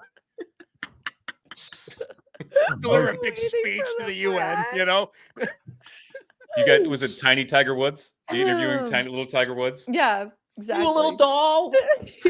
little Pedro. Remember little Pedro? Oh, rest that in was peace. creepy. That was Like creepy. Very weird. And he just Rest in carried him peace. around. That was looking back. like a that was Polly Pocket. really weird. Yeah. You know? Just We around. all- Nelson De La Cruz. Nelson De La Cruz, and then he Let's all- died. He was let's an all say his actor. name. Rest in peace. He was We an all know actor in the Dominican, and he died. That was weird. After getting the Even gig of his- his life. Now Hey, everyone guess knows what? who he is. His lifespan was short too. Ew. Right? All right. You had final words, or was that it? Just He wanted. was working blue tonight. He's muted. And now you're muted. We can't hear you. You're pulling a Just fifth. too You are, excited. yes, listen. Something happened. They can't hear you. Oh, it's too bad. We can't hear you now. Somebody else. That's is doing because voice. this Odyssey made me send back my other microphone. Of course. So I didn't. I have a new one that I'm trying to break in. How So- about them nickel and dime and everybody? Give us back our mic. Oh, I sent back my computer and my microphone. But you know what? It's Alright. fine. Every company does that, guys. This is I know, all I I'm got. sure. Yeah. All I got was a knapsack. Oh, see, Nice. that's pretty good. More than I Um, got. Well, I would like to say happy 10 years, and I'm honored to Thank be you. on here and honored to be friends with all of you. So I'm just really happy to Thank have you. been here this evening and to have Thank shared you for this with coming you. on. I wasn't going to Thank you. mention the last time you were on this podcast when we were trying to discover what happened to Kate Middleton, and then 2 days later we did in fact find out what happened Yes. to Kate Middleton. Did you guys You get know on- What? Wait, is it her? We still don't know. We Still still don't don't know know. if it's Whomever it is looks gorgeous. But that was we figured it out, We guys. did. We sniffed it out. We You did. solved the case. You Yeah, All right, well, the thank you, next Lucy. conspiracy, we're on it. Always a pleasure. Thank you. Thank you guys. All Thank you. Good luck at Nesson tomorrow. Thanks so much. All right. Whew. Is Mac working? Oh, Jesus Christ. All right, Dave, who's going to be? We're running out of people. If you're tuning in late and you hear a ding dong doorbell sound effect followed by Mrs. Doubtfire saying hello, that means somebody else is joining the podcast. This is not my real guess, but I hope it's CC Beans with her joke of the week. It's Woody. I don't have a joke of the week. You got to come up with a joke now, Wood.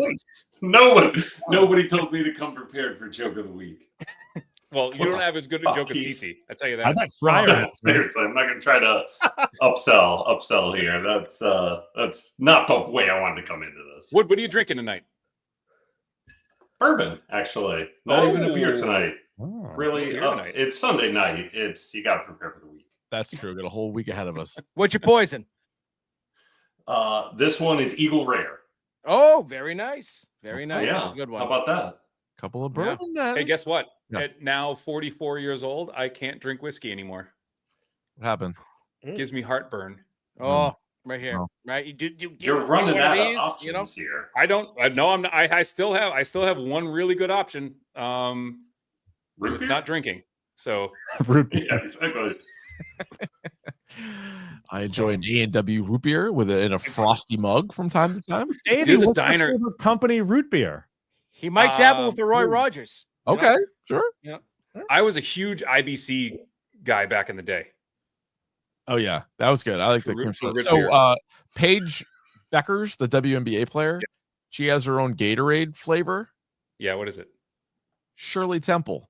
Oh, that's Oh, awesome. that's hers. That's where smart. I Pretty seen that. amazing. Yeah. Wow. If you could have your own flavor, and please don't be crass. If you could have your own flavor of Gatorade, what would it be? Hair pie. Come on. Does it have to be Gatorade or just a drink in general? You say dictate? No, it could be any drink, I guess. Goo. I was saying Gatorade flavor, but if you want to change the question, I do. go ahead. I don't have an answer. I just wanted Great. to clarify.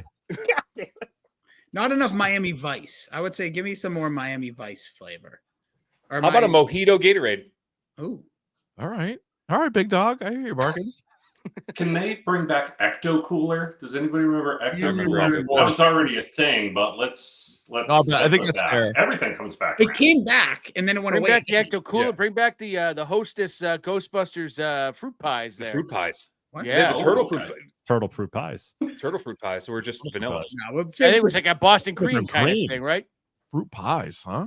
Oh, Yeah. it's delicious. What was I going to Yeah. say? I forgot what I was going to say. All right. A We're flavor, getting a really deep voice. a flavor, like a flavored drink, flavor condom, like whatever it might be. Oh, flavored condom, popcorn, blue cheese. Your favorite Blue Diddy cheese flavored Gatorade. lube. I did do a video when I was in school. It was 6 minutes long. It was just a list of flavored condoms. Bacon. This was one of them. There were a lot of different Havarti. categories that you could do. I Gorgonzola. went to different schools. Yeah, What was that? Something I just watched, and there was like a flavored condom thing. Hell yeah. They probably ripped it off from Gorgonzola. me. You know? I'm familiar with that website, Dave. The video has No. It was like a movie or something. They were talking. Someone had like apple flavored condoms or something. I forget what it was. Davey Does Dallas. It was Yeah. no. There were no condoms on set there, Joe. It was the 80s. Yeah, they were playing wild. You know? I hate to break it to you. I don't know Gatorade flavor. Mojito. No, I like that. I think that would be pretty good. Yeah. All right. What is the best comic book movie that does not have a sequel or isn't a sequel? Jesus. Yeah. Are there any? I was just gonna say I got Ben one. Affleck's Daredevil. Honestly, it's got to be up there. Elektra is kind of a sequel, though. Also, Constantine. Ooh. Yeah. I didn't want to say it. I didn't want to say it, Davey. Thank you. Constantine. I thought it was Look at Constantine. that, That's man. what Fryer said earlier. It is. Rhymes with swine. We got it This from is the true. writer himself. Constantine. I'm sorry. Yeah. Mhm. They say Constantine in the movie though. They do. It's what It's- I don't know what yeah. the fuck. I don't know what to think right now. It's tough. I don't know if there is Wait, one. what movie? Yeah. Oh. Doesn't exist. They all You know go. what I Howard the recently Duck. watched? Catwoman. Does Catwoman count? Howard the Catwoman Duck, counts. Catwoman, those are two. Catwoman. I'm just trying to think of one. That's Because Kick Ass is Oh, really Mi- good, but there is a Mystery Kick Kick-Ass Ass has too. yeah. There's I guess it's There's good. What about V for Vendetta? That's Yes. a good one. V for Vendetta. From Hell? History of Violence. From Hell. Yes. Oh. Yeah, History of Violence. It's got to be one of those type of. 30 Days of Night. They had a History sequel. of- History did? of Violence might be Yeah. the best one on the list, to be honest with you. That movie fucking rocked. That Sin did City was, but then they added the sequel. What, 14 Mhm. years later? and it Yeah. stunk. Yeah. Spawn. Spawn. Spawn Yeah. stinks though. They're Movie's never ahead of gonna it. make Ahead of that its movie. time though. Ahead of Dave, its time. CGI is not. Davey, I never showed you this. You guys talk amongst yourselves. I got to grab it right back. Steel. Godzilla? Steel. That's a No, there's been a lot of those. How many- There's been a lot of those. I was thinking of the Hitchcock. Matthew What about Broderick. Hitchcock? Everybody got down with that one. What was the other one? Did you guys see Samaritan? The Sylvester Stallone thing? It was on Prime or something. Nope. Missed Music that one. aging. That one slid by me, surprisingly. What, Tulsa King? No, Samaritan. Oh, Samaritan. So many of these are bad. Is that worth watching or No. All right, Dave, look at this. That's where I thought What do you this got? was going. Oh, you did show me this. Oh, I did show you that, right? Yeah, it's fucking awesome. Yeah, show the comic book dudes. So this is Guys with the Spawn comic from back in the day. They were doing a crossover with Korn, and so Oh, this is no like- shit. so Greg Capullo, who did the Follow the Leader Korn album, obviously did this, and this is signed by every member of Korn. That's Nice. awesome, dude. Heads up, by the way, Capullo's going to be at Boston Fan Expo this year. Oh, how's the lineup looking for that? John It's the Cena best it's has been in a at it. very long time. Okay. Cena's gonna Boston Calling's Yeah, out. Cena's So. going to be there on the Saturday, the same day as Ewan McGregor and Hayden Christensen. Oh, we're going all 3 days, baby. As This is a far big as thing. comic book people go, yeah, 46 46 going to be days. there. Tynan's going to be Snyder. there. Snyder's going to be there. Oh, that's I'm not going to good. be in town. Yeah. He's your boy too, right? So we can hang Snyder? out. Six-time Yeah. guest Scott Snyder, baby. That's crazy. It's a Furby. What are the dates? July Uh, 24th 9th through 8th through 10th Yeah, Yes. that's of August. August. Ooh. It's too hot outside. I'm bringing Swaggins to our first ever Fan Expo. Oh, I took the girls to Boston Fan Expo. I think like 2-3 years ago. They were like, my older daughter was like, wait, like these are real? Like she had no concept that like people actually heard about them. She knew I went to them, but she's like you can dress up. Like you can, I was like, yeah, Please. She like saw people walking in. Mine was blown. Yeah, I There's don't think my zero son- chance I'm walking out of there not spending at least $300 on stuffed fucking animals. I think I've taken Raph the last like 3 years. That's was just called Target at this point, dog. Yeah. No, I brought her. I remember Rich, I got her a pickle Rick, and she was I like, do. Yeah. she That's was good. so excited. You got good T-shirts the last time we went. You I got did. sick T-shirts. I did. The last time Nick and I were there together, I think it was like 3 years ago, and we brought my nephew, who I think was like 10 or 11 at the time, right? And so he's a real, like, fairly introverted kid, fairly shy, but he loves comic book stuff. So I buy him the Batman, Superman World's Finest comics, right? He reads them, he loves them, he wants to know, like, so he's a big nerd, but he's very quiet, very shy. And we brought him, and I thought he would love it. And his eyes lit up like fucking dinner plates seeing some of these broads in their cosplay outfits, like butt cheeks hanging out. He was just like, and then Fryer just was like, hey, would you like to take a picture? And he's trying to drag him over, and he's like, Jesus Christ, what are you? It was Princess Peach and Daisy, and I was like, do you want me to talk to him for you? And he was like, no. I was like, I started like walking over, and he's like, no. Yeah, and then you'll love this, Keith. He goes, Uncle Joe, could you buy me a sword? Yes. Go, You got zero chance. Your parents will fucking kill me if you show up home with a fucking sword. Hey, Goo. Yeah. Rufio's going to be there. Oh. Ooh, is he going to start a multicolored food fight? Let's hope so. Yeah. I didn't know if you meant the emo band from like the late 90s or you meant the character. It's a great lineup. Dante Bosco, Rufio.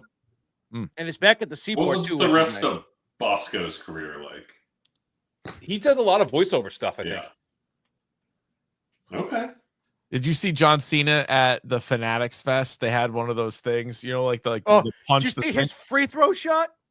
I didn't see his free throw shot. Oh, Jesus Christ. I think your kids could shoot a better free throw than fucking John Cena. Because he was like an offensive lineman and like wrestler power lifter. Like that does not equate. Get off his ass, Doc.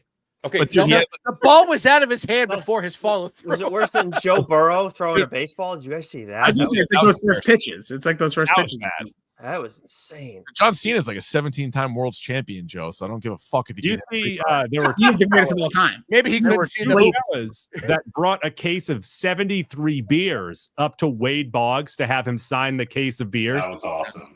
Who did that? So at the Fanatics Fan Fest, two people brought a case of 73 beers and had Wade Boggs sign the case of beers.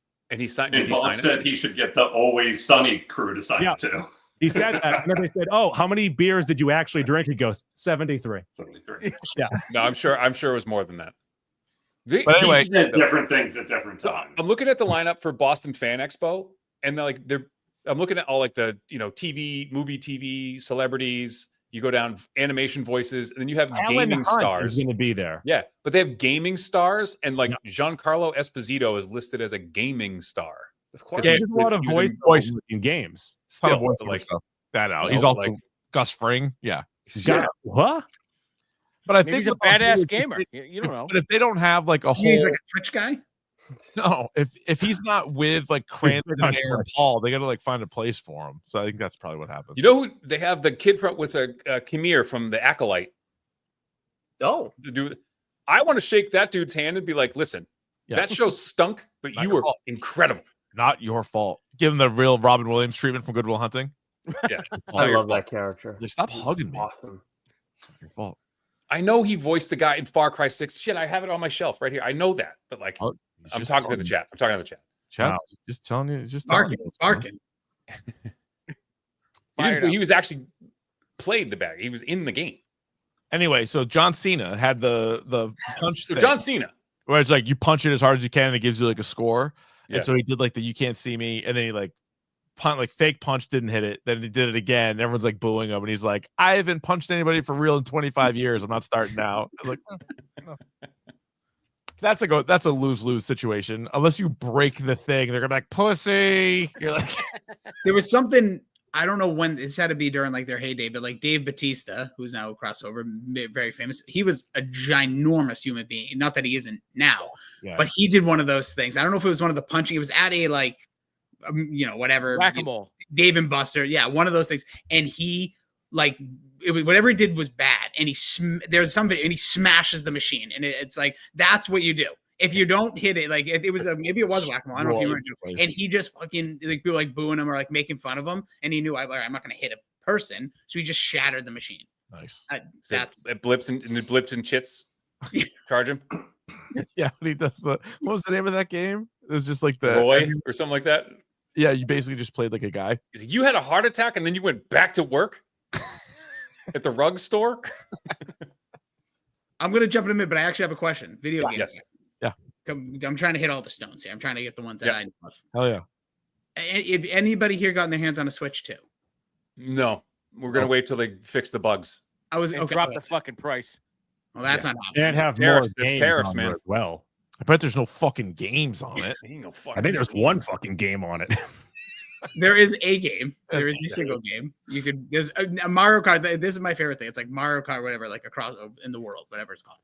It's like now you're racing. What was there, like 8 or 10 before? Now it's like 40 of you on there on the course at once. Yeah, that's fine. And I don't know if that's a good thing or like someone who sucks at the game. Like this is just going to be demoralizing. It's like having 7 people on a podcast. It is a lot. People are gonna be like, I can't hear anybody. King Torbjorn in the chat has a Switch 2. Give us your dork score so far for the Switch 2. I'm curious. I'm just pissed you can only play GameCube games on the Switch 2. You can't, download them on your fucking regular Switch. That's the whole reason I want to play my fucking GameCube games. Fuck, somebody's been dying to play I want to play that Pikmin or whatever that fucking game is. I want to check on. Wasn't that the first game that was like in real time? Like Pikmin? Yeah, like the time pass. It might have been the first Animal Crossing. I'm thinking like time Animal actually Crossing. passes in real time. Yes. Like the show 24. Yeah, like if you signed on at Or the 6 Johnny o'clock, Depp it's movie, also Nick of 6 Time. o'clock. Where his name was Nick. No bullshit. Damn, Quality flick. The callback. The callback right there. But I was interested because I just hear it like I know it's like sound like hotcakes. Every time I'm anywhere that has like any video, like a Target or whatnot, it's always sold out. But I'm like, Oh, who's I buying went this? to Target the other day. Stock full of them, Rossi. Come down to Where Westwood. are you dwelling? Come down to Westwood. Oh, Doc, those are all empty boxes. It says display only. mine had nothing today. Small in the street. King Torbjorn. What's the score, bud? I need the Come on, score. give us a Not score. This is not a score. I need to know if I'm going to Best Buy tomorrow. Yeah. People are Yeah, I mad. heard a lot of The OLED version. I don't know. I want to know what the score. I'm not getting it either. I don't play the other one enough to justify getting the Oh, upgrade. I need to download or buy Backyard Baseball 97. That's on Yeah. the Switch now. it was Only $10. that's steal. Yeah. Oh my God. Was it Pablo This is not bad. Sanchez? Pablo Sanchez. Ooh, 3.5. 3.5? No. Not going to cut it. I would give No, myself me if I'm going to score myself out of 6 appearances on Dork, I'd give myself like a 1. No, come on. Don't beat Oh, yourself come up. on. Lassie. No. I'd say me being on there is a 1. My presence probably a 6. But Before you go, yeah, can you do us a favor? Is there anything that you haven't had a chance to share with us that you think, even though you truly believe it, might fall into the Rossi horrible takes? This is This Week in Horrible Rossi Takes. And real quick, let me just point out a couple that you have had in the past. My favorite. Can I say my favorite too? Like my Yeah. favorite Rossi moment on Dork podcast. So, you want to go first? I was just gonna say, Mine's quick. just for people that might not be aware, you are the one that said the middle movie of a trilogy is always the worst, correct. where it's maybe always the best. And you also you're also anti-pizza. So these are just two. Davey, what do you got? My favorite was when I said the food sucked at Kowloon. Yeah, And then you and everyone from the North Shore went fucking crazy on me. And then you agreed with me that the food wasn't that good. He loves sub gum. That is not true. I It never. looks like fucking boogers. It's the most disgusting thing Oh, on my the sub face baby of the hair, fucking that's planet. So Yeah. That is Like the the food, best. yeah, the one. food. You don't go there for the food. Like that's what I'm saying. The food's not that good. Like the drinks are amazing. Rossi, You what? he's like, they got a fish tank and wrestlers show up, and you're like, that has nothing to It do has with nothing to do with the food. food. It's If you want a unbelievable. good chicken parm, But you I got to just find want a you to place know that makes that- a good chicken parm. Everyone from the wings, North Shore that I know came for me after that Oh, yeah. episode. Oh, Be that careful. was a hot take. the That was chicken was a hot fingers take. are really good. like the chicken fingers. All right, Rossi, you got to be cooking something up. I haven't No, talked to you in a here's the while. thing. Like I don't like come up with them per se. This is literally what I think. Like this is. What's on the top of your brain right now? 10 What's things happening I up think there? I think. What's going on? I will tell you this first off. Where it all stemmed from, if you actually recall, the first one I believe was when we were doing the podcast. Billy is like, "Oh, we're gonna start doing cold opens." I'm like, "Everybody else does that. Why are we gonna do it?" But I'm not here to slay. I mean, you looked good tonight, by the way. You did. And we took one of your podcasts had the question of if you had to return it to an animal, what would you be? Oh, And I wasn't prepared, and I'm just like, and I thought off my head, I'm like, I'd be an ostrich. I love it. A flightless bird. And I'm not gonna lie, I still Wonderful, think about it. Those things are fucking bombing around. Oh, Nobody's harmed by one. They Oh. kick like a fucking mule. I'll tell you that much. it's the worst animal to be. Really big. You're egg. happy with that choice still now? I have to be, yes. Yeah, no. Okay. But like, think about it. Like, really. That's all you need to know about him, Woody. Listen. Yeah, he's like, oh, this guy's out. Okay, stop. Name 5 other animals. Right off the top of your head. Zebra. Yep. Better. Donkey. Yep. Close. Sterile, but okay, good one. Elephant. Sure. Better. Wolf. Way better. And axolotl. Does that count? All better than an ostrich. Yeah. Axolotls they're going to be a medical breakthrough because of the axolotl. They have axolotls at the Museum of Science. You can go see them in real life. Oh shit. Yeah. I'm not gonna lie though. Nobody else would have said ostrich probably. So at least like when the world comes, you guys all being like Fucking ostrich wouldn't say an ostrich. Yeah. Ostrich, like I want to be overweight 40-year-olds, and I'm like, yeah, me too, man. We're I there get together. I get it. Rossi, last thing, should SummerSlam be 2 nights? It's really hard for me to ever recommend 2 nights of anything wrestling that's multiple, but I will say I think it makes it better in the single night viewings, if that makes sense. So if you watch a night, Yeah, they're not like it's not a marathon. Yeah, it's not doing marathons. Like when I worked with you, Keefe, and I used to go to WrestleMania, those were 6+ hour events. It's insane. It's just everything we've talked about here. Like any comic book movies, reading like everything's supposed to be digestible in small doses. You can't put an audience in front for 6 hours of absolutely anything with no movie. Sting. What? Say that to Sting. Yeah, well, fuck them. All right. I think everything that they're going to be doing moving forward, aside from the fact that it's all just going to get watered down and we're going to see like these ups and downs. Because I think in wrestling terms, really quickly, like it was super hot like a year ago today. Right now, it's fine. Yeah, but there's just too much when you have like an event every other week. When you're just it's too much of the product. So gotcha. Thank you, Rossi. Do they have to call it Summer Slams now that there's 2? Nice. On that note, you guys, congratulations on 10 years. I will see you on your 20th. God bless and thank you for all the entertainment. All right, thank you. Thank sir. you. Thank you for all the entertainment. Also, I also have to leave. Do you have any questions for me? Yes.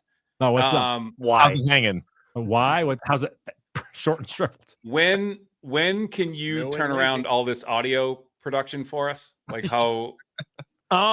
If I started right now, what are we? 2.5 hours?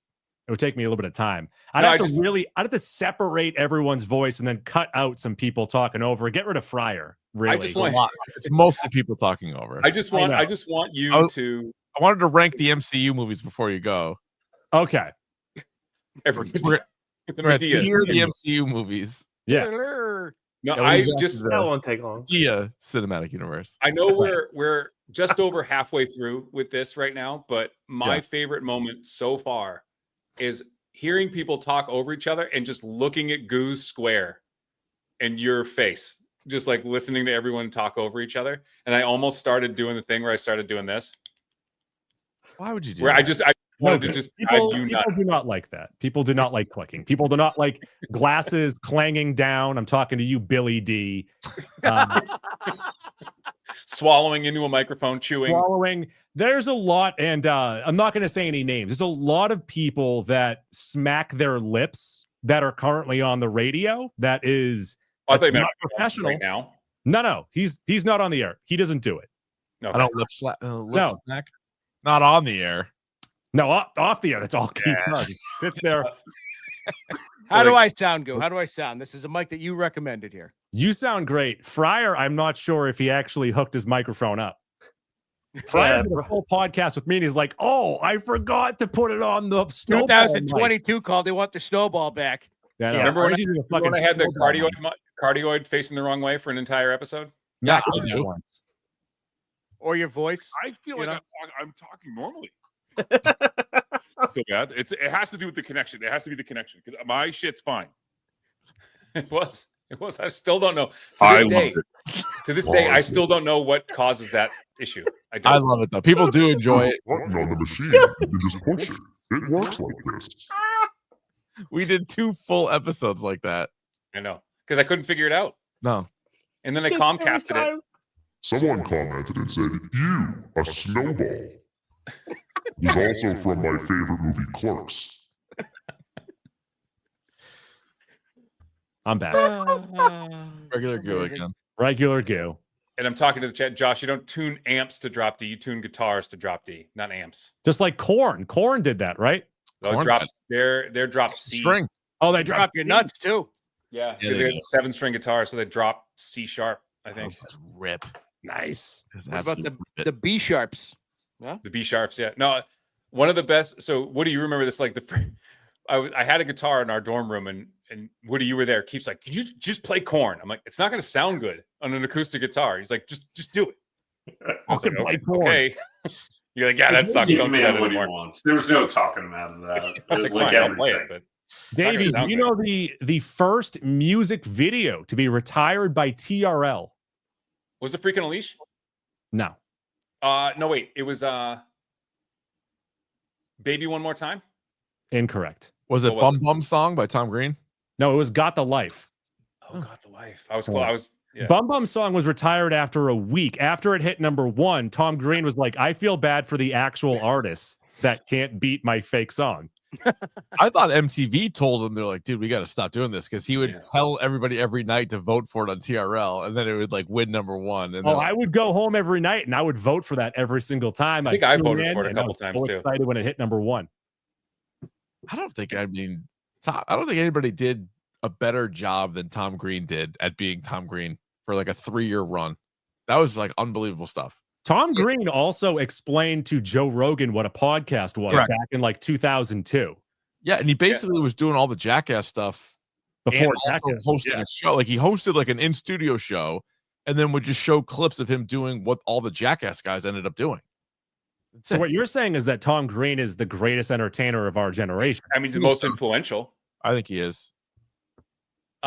You'd say Conan, right? I know you're a huge Conan guy. I'm a huge Conan guy. Well, you can still watch Conan in his interviews with certain people, or when he's being interviewed, where he's like the loosest person. He's probably conversation. I mean, because Letterman is obviously insane. Like Tom Green looked up to Letterman, but Letterman was like really in his like heyday pre all of us really watching it. Like we all watched him, but it was like later Letterman.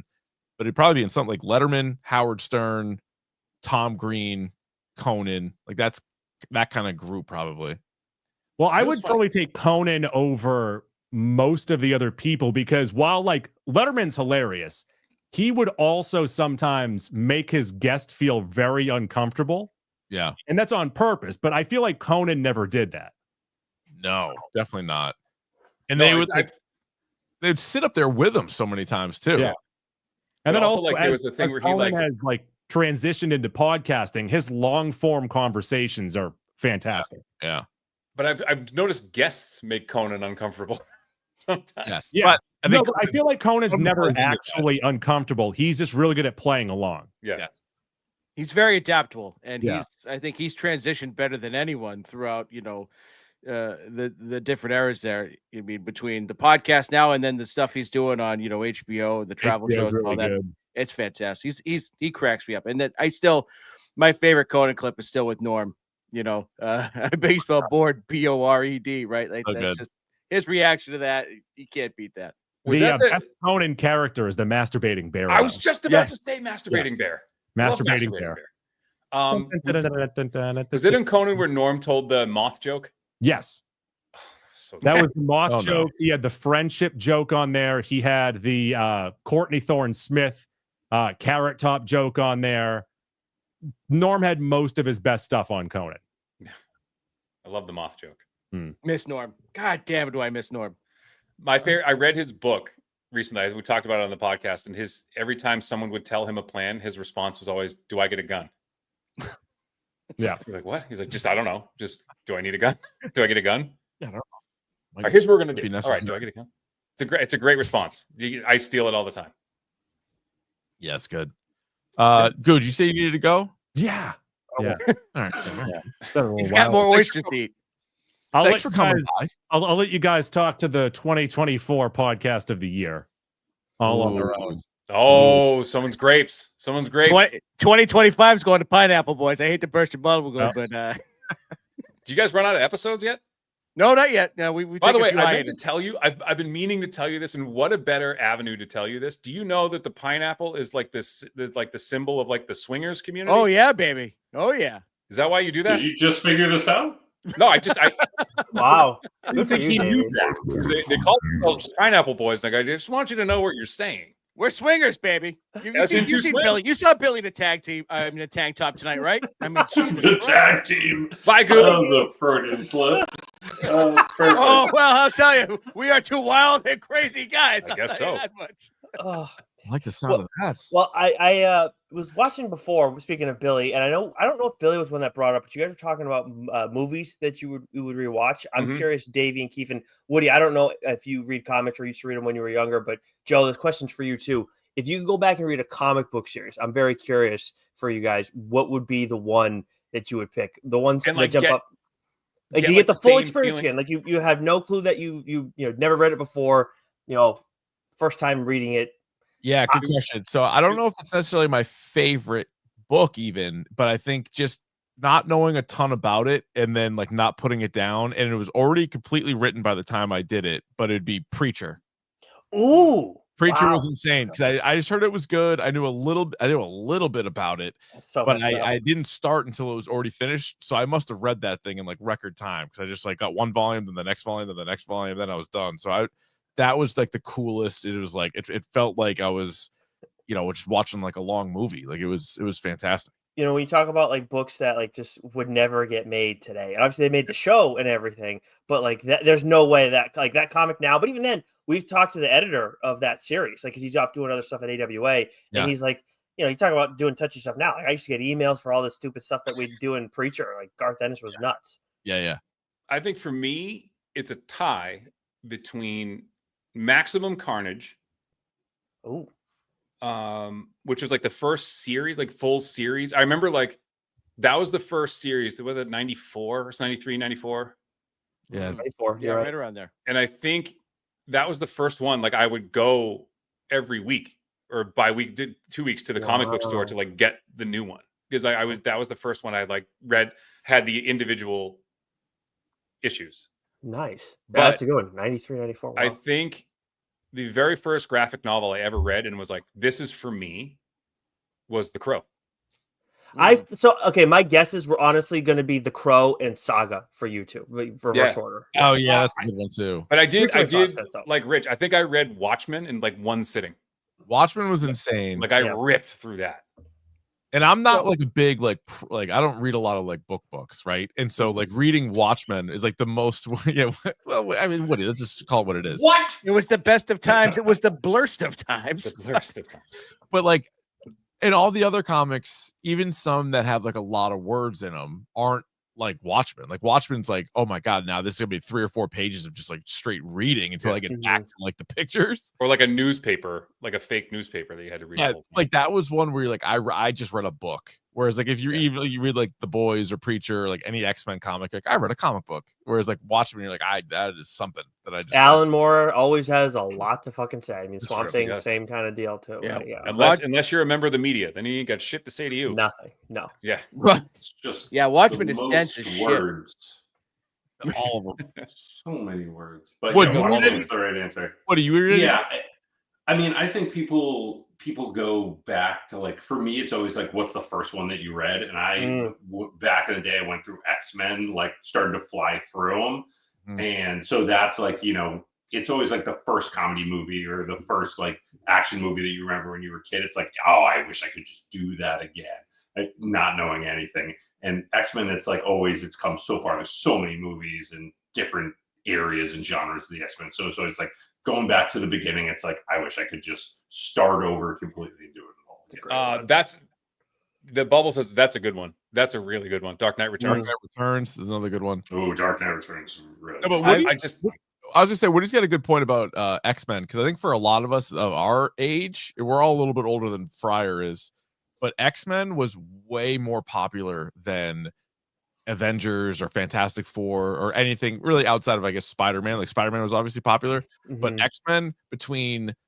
the video games and The animated series, and then like there was something about the comics that pulled you in right away, like the books. And I know what it is. And I know what it is. And you're not saying it, you're burying the lead. And I think we're all mature cut enough. from the same cloth here. The fucking art The Jim way Lee, that baby. the way that we were drawn in early '90s comics. It was Rogue, Storm, and Jean Grey. You might say Buxom. Psylocke. Don't forget Psylocke. Psylocke. Keith. Oh, Come on now. Psylocke. Won't sleep on Psylocke. A real peach.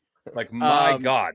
It was. You're probably right. It was all of them, and then like, and we have Wolverine, and you're like, Guys, yeah, you should see that there's a new Emma Frost series, and I was reading it on the train into work, like ahead of the show, and I'm like, oh god, like I gotta.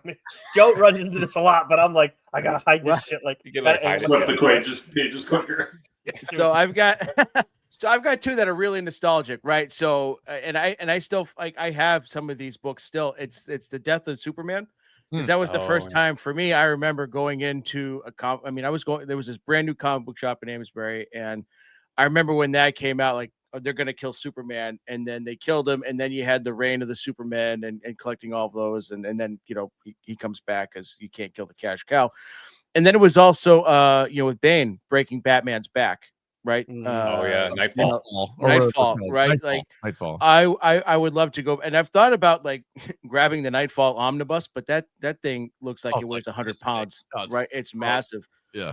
But a book I want to recommend to you guys real quick that you should check out in its graphic novel form is written by Chip Zdarsky, and it's called Sex Criminals. Yeah, I've heard you guys talk about this. I've never read it, so it is. Yeah, excellent. I'm not on some list somewhere. Yeah. No, there's several pages where there's just Baby's in it. various made up sexual positions that will have you laugh out loud. And I was reading this. Who said they're made up? Maybe you're soft snitching on yourself. You're a big missionary with the lights off guy. We know that, but like, hey, no, we know him really double teaming. We already said it. With our socks on. But I was reading this in the fucking waiting room. My daughter's in fucking dance class. Now you're on. All right. We'll skip to that page real quick. But in all seriousness, though, check out that book. That is actually a really, really good book. And if you find a hardcover version, apparently what they did with those is they have like a dust jacket, or maybe it was the interior. I can't remember because I do not own one. But Chip told us that they have like an alternate cover, so that way if you're like in public, like you don't have to worry about people holding sex criminals. Looks like you're reading War and Peace or something. Well, they were still fucked up. It's like killing like cute animals, like things like that, like equally fucked up on a different end of the spectrum. That's pretty funny. Yeah, but I for me and all this to round it out, Reckless. I know Davey's talked about. Oh yeah, Reckless is cool. Oh, I read Reckless. Love Reckless. New 52 Red Hood. Keefe got me on that. And it was just a massive game changer for me. And then another, I love that, Joe. Thank you. Joe's got a 3D printer. I got a 3D printer. I made that for Fryer. That's sick. Starting an Etsy shop, in case you guys want to buy some shit. And the last one is a book called The Plot Holes, which Joe has read. Kind of a tough one to find, but I think Davey would appreciate it, especially because it's a book where it's about like these characters from like unfinished stories, and they kind of like get ripped out of their own stories and like help others with like they jump into other stories and help them like finish things off and like get a better ending. A little goofy plot holes. And it's got go ahead. Have I pitched my graphic novel idea to you, Fryer? Yeah. All right.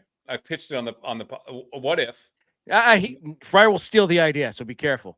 Well, okay. There's a lot of dumb things you say about me that I let slide. That's not okay, Joe. No, if you do this, I want a credit. You can have it because you're the comic writer. But I want okay. I work at a boarding school, right? Now let me tell you this, and you have three of them. Well, one, I'll speaking for myself. You have certain students at boarding schools who, even though they're at an elite boarding school, are highly unremarkable. Right? Shocking. So how dare you? Who would have guessed? I'm talking from the eye perspective. I'm not talking about anybody. Right? I feel it. So what if the Xavier School for the Gifted, they had kids who were technically mutants, but were fucking useless? So like one kid, for instance, like I have two examples. No. Like one kid can hold something. He can hold something in his hand, but like can tell you how much it weighs, but he's not very strong. So it's like up to like 50 pounds. Like he can tell you the exact pound and ounces. He can tell you what time it is anywhere in the world. Exactly. That is funny. All the looks like blue and gold team go missing, and all that's left are these fucking kids, and they like have to figure it out, and they have to like go on some mission, but they stink. No, That's a but funny idea. the best payoff would be because you set it up like it's almost like a Suicide Squad, Thunderbolts type of thing, right? Yeah. It's like, but they're even worse. But And then they all die. They all get smoked. They just Yeah. get fucking destroyed, and you're like, "What do we do? What is?" But it's this? like in the most spectacular ways possible. Like My they're only going up question, against someone they Davey, have no business. Yeah. Is it? Do you envision this being an X-Men book, or do you envision this being its own thing? And like you say, like it's X-Men meets whatever. No, it's an X-Men. Well, probably copyright. You would have to do like a school for like superheroes, like the boys or like whatever. Yeah, You'd the have boys to do, did. like, Yeah, the boys did it. Yeah. But they The all they're Unremarkables. Oh yeah, or I would love it to be called the Expendables, but I can't. Obviously, but like they're just like they're useless. Yeah. But they're technically mutants, so they could get into the school. That's a funny concept. I like that. Yeah. I wouldn't know how to write that, so we'd have to talk more. But that's a funny concept. Or like someone who can sing, Davey, written by Fryer. Yeah, or like somebody you could like who could sing like copycat anyone's voice. Like that's cool, but like what good is that when you're fighting? That's a pretty good one. That's actually a good. Yeah, that might be something where the B team comes in and like actually can make a difference. So not we us need you. immediately. That would be helpful because you can trick anybody in anything. You're not a shapeshifter, but you're a voice shifter. So You're a voice shifter. Yeah. Or like nobody on the team knows what that character's power is except for like the person in charge, but they don't tell anybody. So then she's just fucking with everybody the entire time until like issue 3. Now we're cooking with gas. Now we have something. Now it's a book really just about that person, as it turns out. We just spin it. We got it. I hope that these aren't all off the top of your head, Davey. Like you should keep those characters in the holster because those are the fucking guy. Well, I had an idea. The human scale. Yeah. So fucking. But he's not strong, so it can only be like 60 pounds. Okay. He's like, how much does that weigh? He's at the gym one day. He's like, this one says 10 pounds. It's not 10 pounds. So like, awesome. Yeah, but he's like, oh, how much does that car weigh? And he's like, I don't know. Probably a lot. Looks pretty heavy to me. Joe, it's funny. You said the time thing. Like that was my first thing. Was like I could tell you what time it is anywhere in the world. It's 3:05 in Japan. All right. Okay, This is another good one. Human caller ID. You're looking phone. You're like, it's look at it. This is going to be a dork comic book period. It reminds me of a Dave Attell joke. He's like, I got a midget friend, an albino friend, another friend who thinks Lord of the Rings is real. Together we call ourselves the Unfuckables. Oh man, I like that idea. Someone just called. I was on the phone with somebody from Florida. Right now? Called Do they just listen to this? Yeah, live. No. Leave it on. Listen to it live. Yeah. They left me a voicemail. Whatever. A great idea I had was was what the guy that builds the secret layers for the villains, right? That's right. That's when you've been holding the for a bit, right? Like a guy's got a story to tell, right? Well, Think of the NDAs he has to sign, right? Oh yeah. Yep. There's something there. Or they just do it like in Breaking Bad. They just like get all the guys to make it, and then they just kill them all. Well, yeah, but how many guys are there making layers? Like, there might be like 3 guys. You kill them all, then like there's no other fucking guys building secret layers. Specialized skill, yeah. Dork like a union 10th gig, anniversary is going to be the birth of Dork Publishing. The way this is going. It's turning into a pitch meeting. What are those crazy? Like that happened years and years and years ago, though. What are those those crazy buildings that look almost like a twist that they like literally made them? They look like nothing else, and then they either murdered or like blinded the guys that did it, so they could never make another one like that. I'll look it up. It was like it's like a real building. Okay. Sounds like a sweet conspiracy. Yeah, I've never heard that one before. Jeez. I'll get there. Well, gentlemen, I am gonna get going. I gotta get up. Yeah, I gotta get up early. But congrats on 10 years. Thank you for having Joe and I on. I don't know if Joe's gonna be heading out himself, but also, thanks for all the plugs that you guys have given us over the years. I mean, you've been more than generous with all your plugging, so we really appreciate the plugs. So I just want to make that very clear. The roster, the stable of stars that you have accrued over the years you've been doing that, I can tell you this with both of you. I can say this to your faces. I get like mad about it. Rather than happy for you, I get mad as fuck about it. I get mad. Like, fuck, that's so cool. Like, you guys are so cool. They got this fucking guy on again. I appreciate that. I mean, I don't want to make you upset, Davey, but I know. No, but it's like that hate to lose more than like to win kind of thing. Sure. No, you guys are killing it. Keep doing reigning champs. Thank you, Fry Guy. See you, Thank you very much. I found it. So it was St. Basil's Cathedral in Moscow. The story goes, Ivan the Terrible had the architects blinded so they could never build anything as beautiful again. I mean, that tracks. Yeah. And that's that big goofy building that you see on the cover of Tetris, right? Like the one with the domes and everything. Yes. Yeah, that's the one. Yeah, they figured it out again. So like, not a long-term solution. They found somebody else like, hey, could you do that? Like, I can do that. You guys come with me. I mean, I can make that. I mean, to make it look like one of those like ornate eggs that you guys do. No, in it looks Russia. it looks like a soft serve cone. It kind of does, yeah. They called the guy from Dairy Queen. He came down, engineered it real fast. We want to swirl. Give us. Getting concrete. He's like swirling the concrete. He's like, I can do this. It's harder than it looks. We had one of those things in high school. It was. See, I always went with the squish. I thought the squish method was the way to go. That's a JV move. The squish method can work. I remember I made a. But you don't get the hole in the so you don't get you get maximum amount of soft serve. No, but you gotta kind of squish it till you get to to the and cone. you just I don't want to do the hand motion, but it's graphic. Yeah. When the machine is full, it comes out too fast. Where only a professional can really do it right. It's just gonna be a mess no matter what you're dealing with.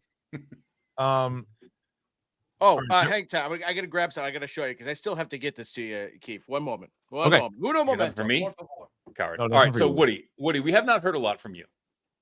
I want you to go into the stacks and tell a story that you think about, that you find funny, that shit we did 30 years ago that you have not heard on this podcast.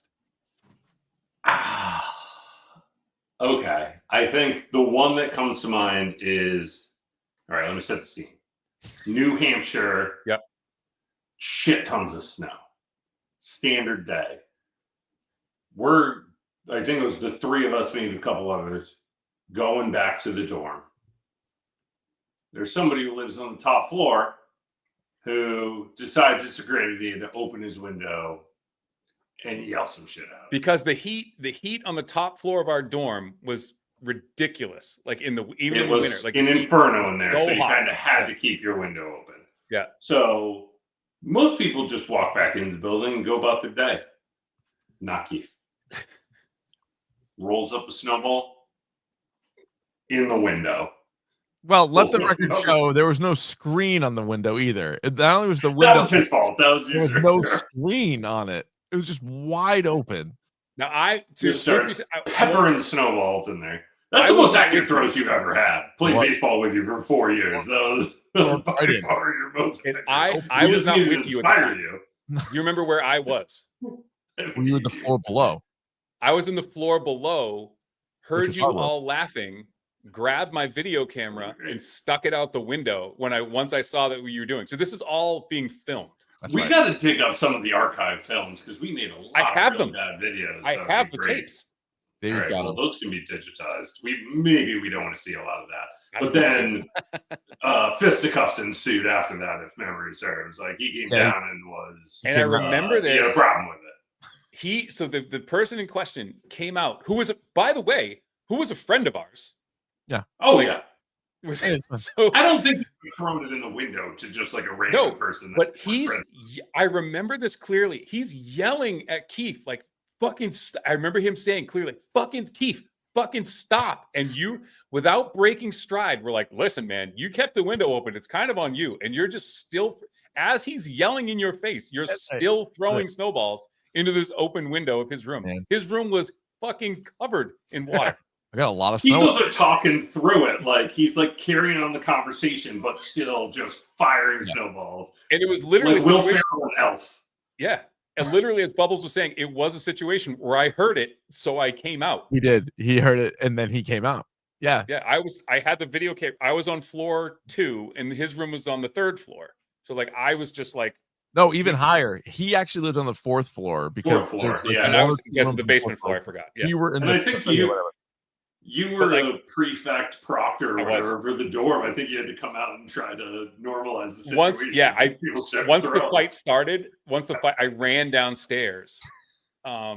because you were fighting right outside of our house head's apartment. So like I had to like run down, like break it up. But by the time I got there, it was over. Like you guys were like rolling around in the snow. And I'm like, Yeah. they're done.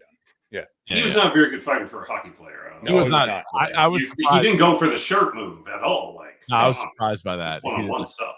He dropped his gloves. He was like, "What?" No, as soon as I saw you did a pretty, without knowing any judo, you did a pretty good hip throw.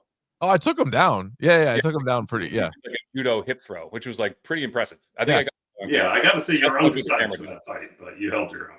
and then yeah, I don't know. There was something about it where I probably shouldn't have done that, but I just couldn't help myself. It was like the window was wide open. It was perfect snowball snow, and it was just like this needs to go through there. And I got like a bunch of shots, like right in a row. It was like pop a shot where you just don't miss. Great. All right, Joe, what do you got? Okay, so I'm gonna get going in a second. So I want to, again, congratulate you guys on 10 years. I'm doing this because of you guys and because of Mac and Goo, and becoming friends with you guys has been an absolute joy. One of our guests is an artist. His name's Sheldon Buchert. So I think I told you about this a while ago, but he drew, right? He sent us a whole bunch of shit. So this has got to go up in the Dragon's Lair. So I still have that. I got room for it. Hell yeah. So we're gonna have to. We're gonna make room for that. We're gonna have to rendezvous at Treehouse at some point. Can do. Get a slice and exchange that. But you want to play golf again with me, Joe? Yeah, let's fucking go. I played the other day. Fucking just driving. Fucking. That was a fucking great story. Remember what happened last time? You fucking made it rain acorns. Like, what did you hear this story? Oh no! So we played golf enough where I've been there. Oh my god! This was like the first like dork shared Gooniverse like golf outing. Rich wasn't there. Rich was working, so you weren't there. Yeah. Joe was about 20 yards ahead of me to the right. Like I'm on the edge of the fairway, and he's like looking for a ball or something like in the woods or something. He was under a tree. Not too far, and not too enough. Far. But like he was waiting like under a tree. I absolutely fucking skull shanked this ball. It hit the tree he was standing next to, and like 1,000 acorns just rained down. It was like an obscene amount of acorns just like rained down on Dr. Joe. Yeah, one of the worst golf shots I've ever hit. Visions back in the war, just raining shrapnel raining down on me. Yeah. Just, but no, I think the ball actually bounced back to me. It like went past me. Like it went further like backwards. I'll have to find the video. That was also the on the first hole. Goo showed up with actual wooden golf clubs, and he swung his first swing. It was like Mark McGuire teeing off at Fenway Park in the home run derby, except zero contact was made. And I think I synced it up with the music ground. He hit the ground like 6 inches behind the ball. Nice. So the club actually hit the ground, bounced over the ball. Like he had a divot on the tee box. He's lucky it didn't break with a wooden club. Yeah, seriously. I mean, it was a hell of a follow through. A PP to the pin, like he had good form. He just missed the ball by like a fucking and like mile. a steel shaft. Like so there wasn't breaking anything. All right, what else you got? Sorry. All right, Joe. Oh, no, that was it. I'm gonna take off, guys. But thank you again. Thank you. For having us, and it was nice meeting you, Woody. And catch you guys later or some other time. Very good. See you later. I'll see you on another time. Yeah, another time. Oh, what a ride, huh? We're flying. And I got something else for you guys. So there's like the new DCU. Yes. Superman comes out next month, and there's a lot of casting rumors for Wonder Woman. All right, so I got a list. Let me see if this will work. Breaking news. No, I don't know who it is. I don't know. I can't. I got my pick. All right, so here's a list from Screen Rant. They compiled a few of them. Okay. All right, try these on. See how they feel.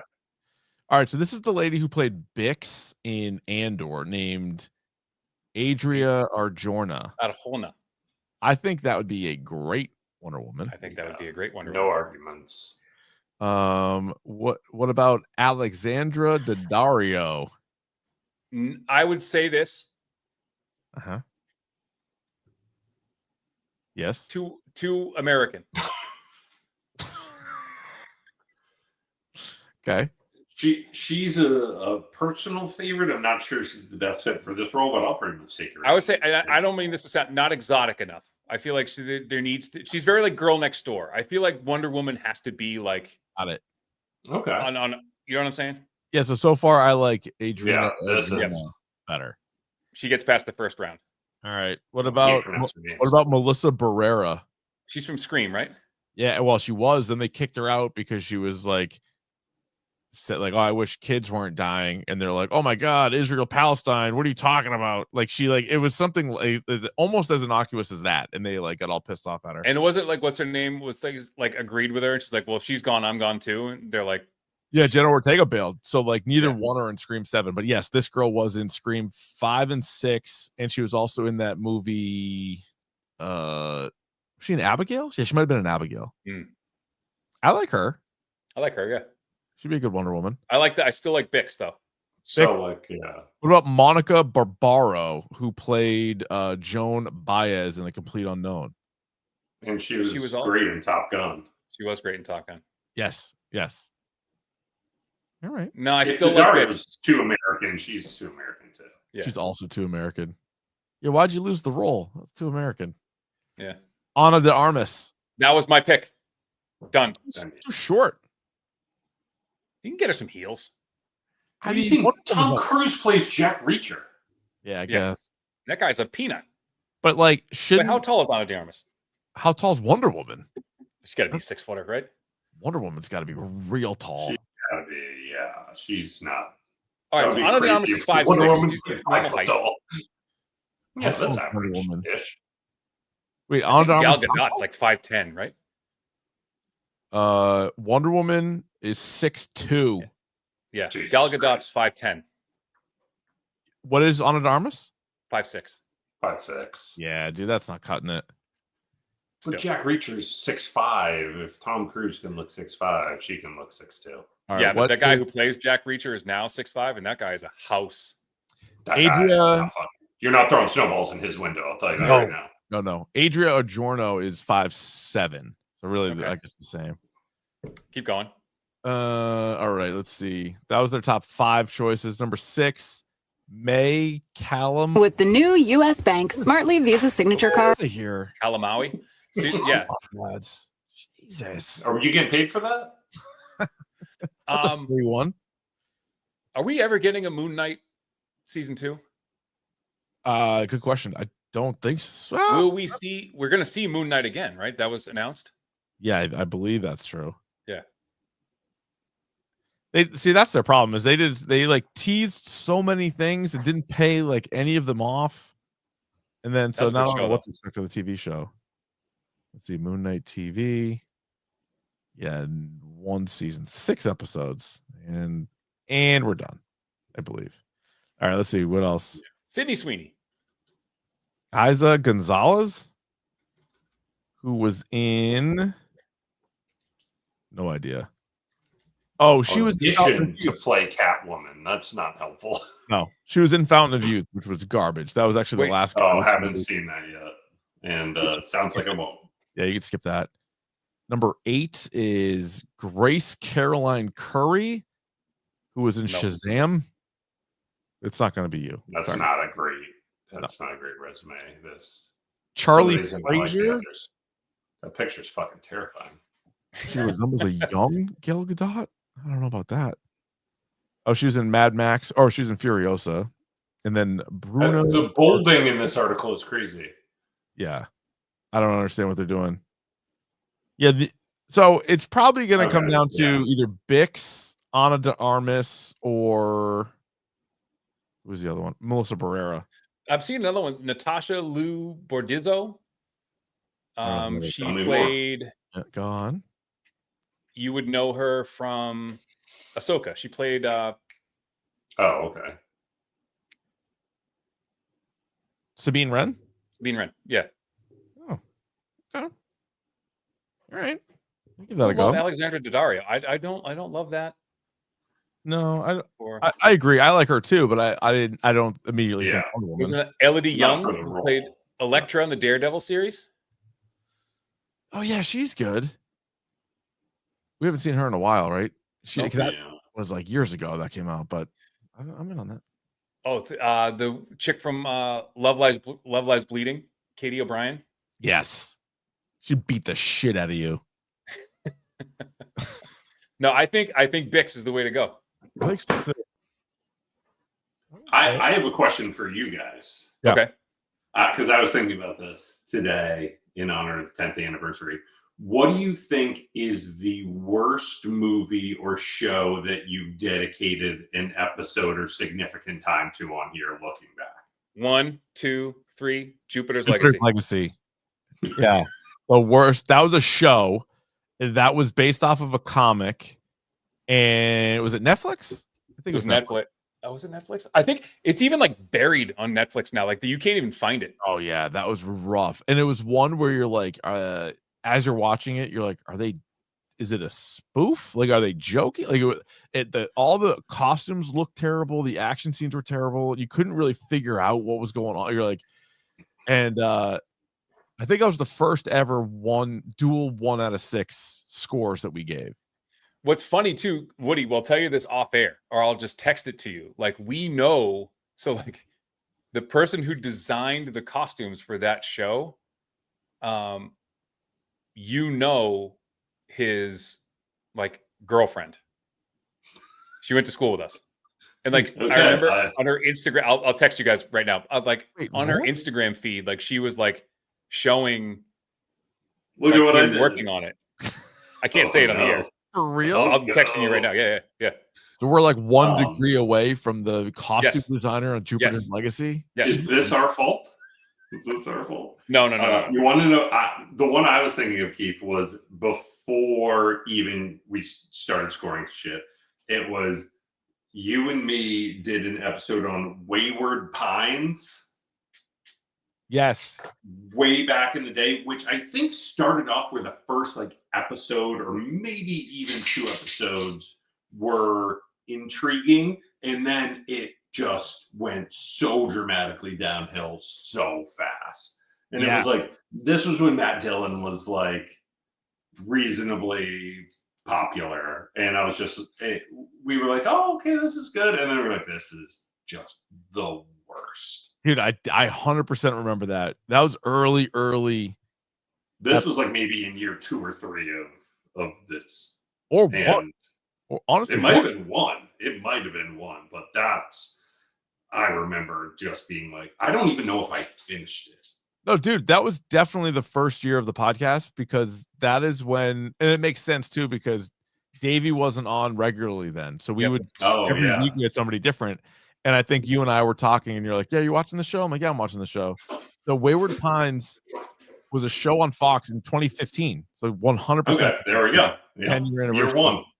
God, we've come so far. That show, if anybody's listening, please don't go watch that. No, I don't think was that the one. It was like it was trying to be like Twin Peaks or something. Yeah, a little bit. M. Night Shyamalan directed the first episode. Yeah. Okay, I remember this now. Yeah. All right, here we go. Premise: in the first season, Ethan. I texted you too, by the way. If you remember that name. Oh yeah, sure did. Yeah. Wait, so is she in your grade? My grade. Yeah. Yeah. And so her husband, I don't Or really boy, know like the person, boyfriend, whatever at the time. Got was it. Like the We designer don't for know the. Do not know him. No. boyfriend, that husband. guy's Okay, not that's from what it where is. we know. Yeah. That's really funny though. Oh my god. Oh yeah, so this says in the first season, Ethan Burke is a U.S. Secret Service agent who's played by Matt Dillon. He's investigating the disappearance of 2 fellow agents in the mysterious small town of Wayward Pines, Idaho. Ethan awakens from a car accident, unable to contact the outside world and unable to leave. He finds one of the agents dead and the other, his former lover, Kate Hewson, settle down in the seemingly idyllic town. But the inhabitants of Wayward Pines are trapped here by an electrified fence and set of rules enforced by the strict sheriff Arnold Pope. Any attempt to escape is punished by a public execution known as a reckoning. When the sheriff slits the condemned's throat, Ethan reconnects with his wife and his son while working to discover the truth. Did you watch the terrible premise on its face? No, it definitely sucked me in. But then, yeah, by the end, it was each season was 10 episodes, and were there more than one season?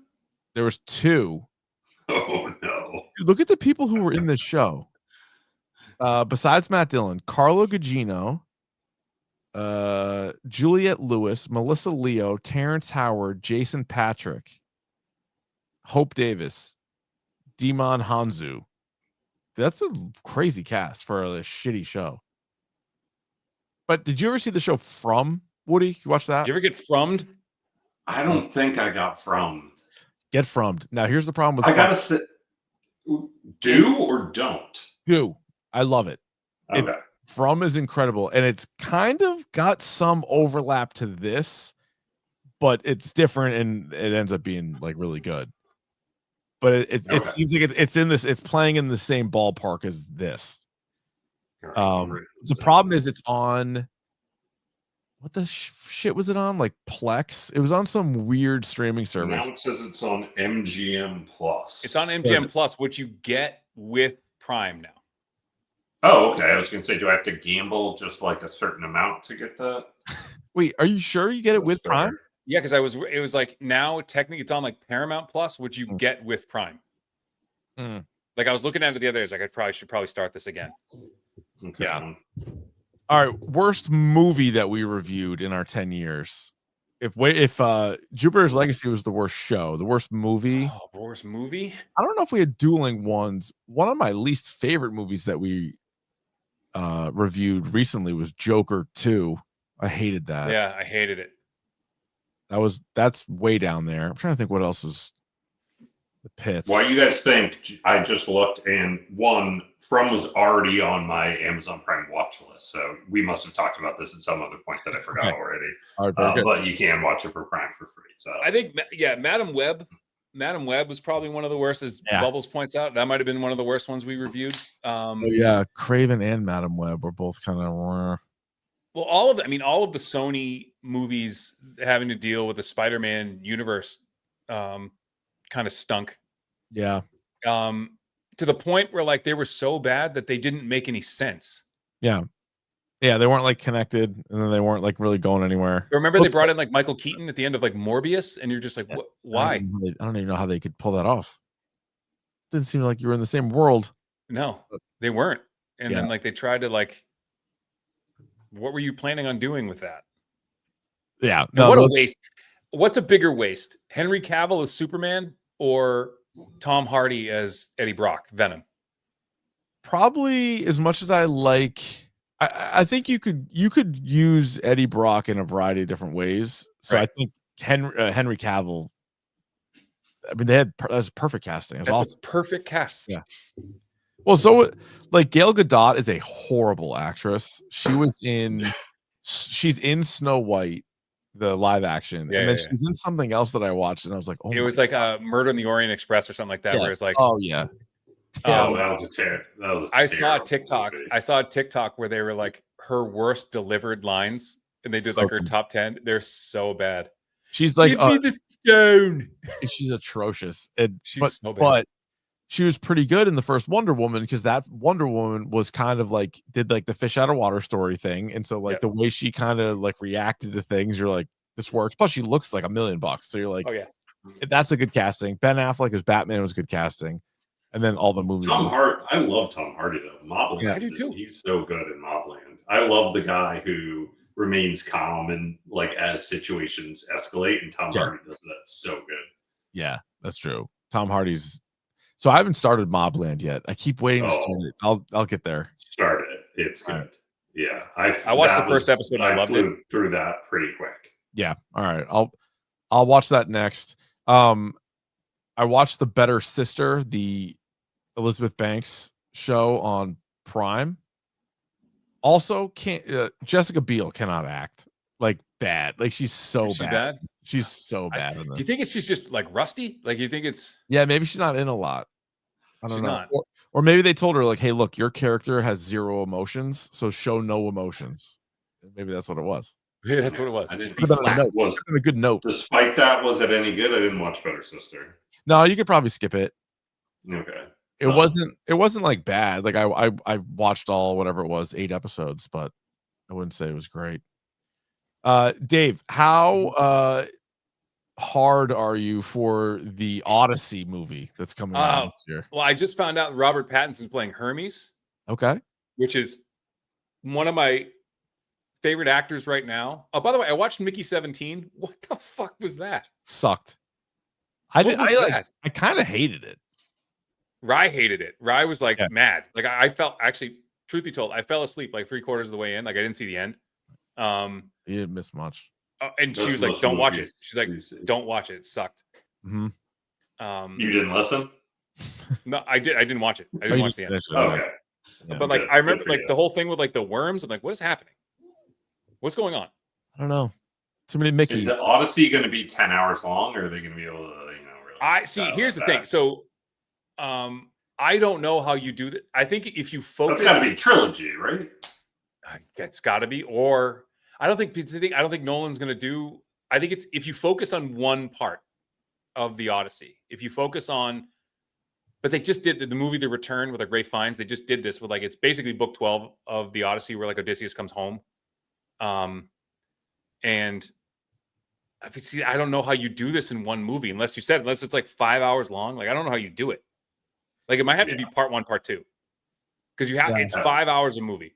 Like, well, it's in funny my 'cause mind. when they first put out Dune, I don't remember thinking Dune when they first announced it, we're gonna get 3 movies. But then as soon as they made the first one, you're like, oh yeah, we're gonna get 3 movies. Yeah, so maybe it'll be like Dune. I don't know. It kind of has to be because so much happens. And if you announce that, so Hermes shows up at a very specific time in the Odyssey, and it's like halfway through. Yeah, you're not going to do the before that part and then just be like, never mind. Or just be like, you come in the middle of it and just be like, But if he's in it, then maybe it is a one. Maybe it's like one long movie. How long of a movie is okay to watch for this? how long for me? I mean, you're asking the wrong person, but like for me, 3.5. Yeah, I think 3.5 is fair. That's too long. That's too long. That's a long movie. Okay, so Hermes I shows up in guarantee I'm falling asleep and having to watch it a second. There's 12 books in the Odyssey, and Hermes shows up in book 10. And so if they shoot it in order and he's in this, then maybe they are going to do the whole thing in this. Or maybe they just shoot it back to back and then release it as part 1, part 2. Because like so he gets, I mean, it's not a spoiler if the book's like 1,000 years old or 2,000 years old, right? I'm pretty sure, yeah, you've either read it or you haven't. You're in the clear on So, Odyssey. Hermes is the one, he gets sent to Cersei's island to tell her to cut the shit and let him go. And like he has to like get Odysseus like back on the road, so to speak. Like I'm trying to think like how to do it sequentially, like where he'd appear in the first half. So, Like, Hermes, what would you flash forward to? Yeah. So maybe you start on Cersei's island where they're like, she's the witch who like turns all the guys into like pigs and shit. Yeah. And then it could be like, okay. And then it's like, oh, you flash back to the start. Right. How did we fucking get here? Yeah. Because there's this whole thing where he gets to, and then what happens after that is he actually lands on another island and he retells the entire story. Or so it happens in like book 4, book 5. Like he lands on an island and then tells the entire story of what's happened to him. Like he's almost home. Okay. So basically all of the Odyssey is like him retelling the story. So yeah. So like that happens in like book 4. If I remember, I don't know if the books are correct, but like it takes a long fucking time. Yeah. But the story starts, he's like a stone's throw from Ithaca. Like he's almost home. Yeah. But he's got no men left. It's just him. Like everyone else is dead. So we know that Matt Damon's playing Odysseus. Right? Yep. And then we know Tom Holland's playing his son. Yes. I think everything else is sort of been like speculated or rumored. I don't know if anything else has been confirmed. Or the Hermes thing came out this week. Pattinson and Hermes. That came out this week. But like, who do they think is playing Cersei? Is it Charlize Theron or is it no? It was or is it Anne Hathaway or Zendaya? No, Anne Hathaway is playing Penelope. Oh, okay. Cersei's playing by Charlize Theron. It is Charlize Theron. Yeah. Yeah. Good. But who's John Bernthal gonna play? John Bernthal could be a fuck man. That's the other thing. Like he could be Ares. He could be Ares. Ares isn't in the Odyssey, but like, he could be. he could be like a bad guy. So Yeah. he could be like one of the suitors when Odysseus comes home, and like he could be like there's like some like badass like heads, because this whole thing like Penelope's like doing this thing where she's weaving like her funeral shroud for Odysseus because he's dead. He's been gone for 20 years. But she has to like weave this thing, and she keeps undoing it every night. And she says she'll pick a suitor when she's done with it. It's kind of like the whole running thing. All right. But there's a scene. It's going to be really hard for you, Rich, and I hope they do this. Is Medusa in this? Medusa's not in this. Okay, good. So it's not snakes, but there's this terrible scene where Odysseus comes back to Ithaca, and he looks like a fucking beggar. Like he looks like a guy who's been on the fucking road for 20 years. No one knows who he is. No one recognizes him. And the only thing that recognizes him is his dog. His dog has waited his entire life for him to come back, and he can't pet him. He can't acknowledge the dog because it would give the whole thing away. So he walks by the dog, and they kind of acknowledge each other, and then the dog dies. Oh man, like, he knows it's him, and like I think like licks his hand and then dies. It's like he just an old goddamn dog. Classic. Yeah, the dog's like 25 years old. His name's Argus. If you ever want to name a dog, Argos. Argus is the name of his dog. Yeah, and like it's the saddest part of the book because he can't. If he pets him or the dog recognizes him, it blows his cover, so he can't acknowledge the dog. I love Harrow, but he'd fuck it up. He'd like jump on me. He'd be like licking me. I'd be like, dude, you got play cool. Quit messing about. But this dog was like legendary hunting dog. And now like no one, he's like, they're like throwing him scraps. Like he's been mistreated for 20 years. And he's just like this, like, ugh. But he recognizes Odysseus and he has to like keep walking and can't pet him. What kind of dog is it? Oh, I mean, if it's gotta be a big hoss of a dog. Big hoss of a dog. But they had like a wolf. They had like the like this. They had like those like mastiffs basically. Oh yeah, it's a good dog. Yeah, good dog. Hello. I thought we were done. Oh no! Again, if you're tuning in late and you hear the ding dong doorbell followed by Mrs. Doubtfire's hello, that means we have a new guest joining us. Is it Shark? No, it's Opie the poet. Opie. I knew it was someone not a traditional podcaster. We've run through our roster, so it had to be someone. And then because we're up late, we're reaching out to the West Coast. It's still very early on the West Coast for Opie. Oh, that's right. Yeah, look at the sunlight. It's hot out there. Yeah, it's still a little bit light. What's the good word today, Opie? How you doing? Good. Can you guys hear me okay? I feel like when I was backstage, the internet was. Oh boy. I assume it's on my end, but anyway. Oh, you sound hear fine. Me great. I think you're like a slight delay, but like you sound fine. Let's Terrific. start. Just wrapped up the NBA finals, and put the kids to bed. So that's where I'm at. There you go. Oh, I didn't even have it on in here. I was looking at how did it go? What was the finals? Thunder. Thunder. Yeah. Halliburton got hurt in the first quarter, so that was kind of it. Oh no! Oh yeah. It's so bad for my team and me. Did you guys ever see that? Like it was Kyle Mooney doing like Sporty, where he was like, Ben Jules isn't in the game. It's so bad for my team and me. I've been meaning to get clips of that for the radio show so we can play it when people call in to complain about and like they don't know what they're talking about. Yeah. I gotta get that. He's injured. Well, have you seen his baseball thing with the Giants? Oh my god, it's so good.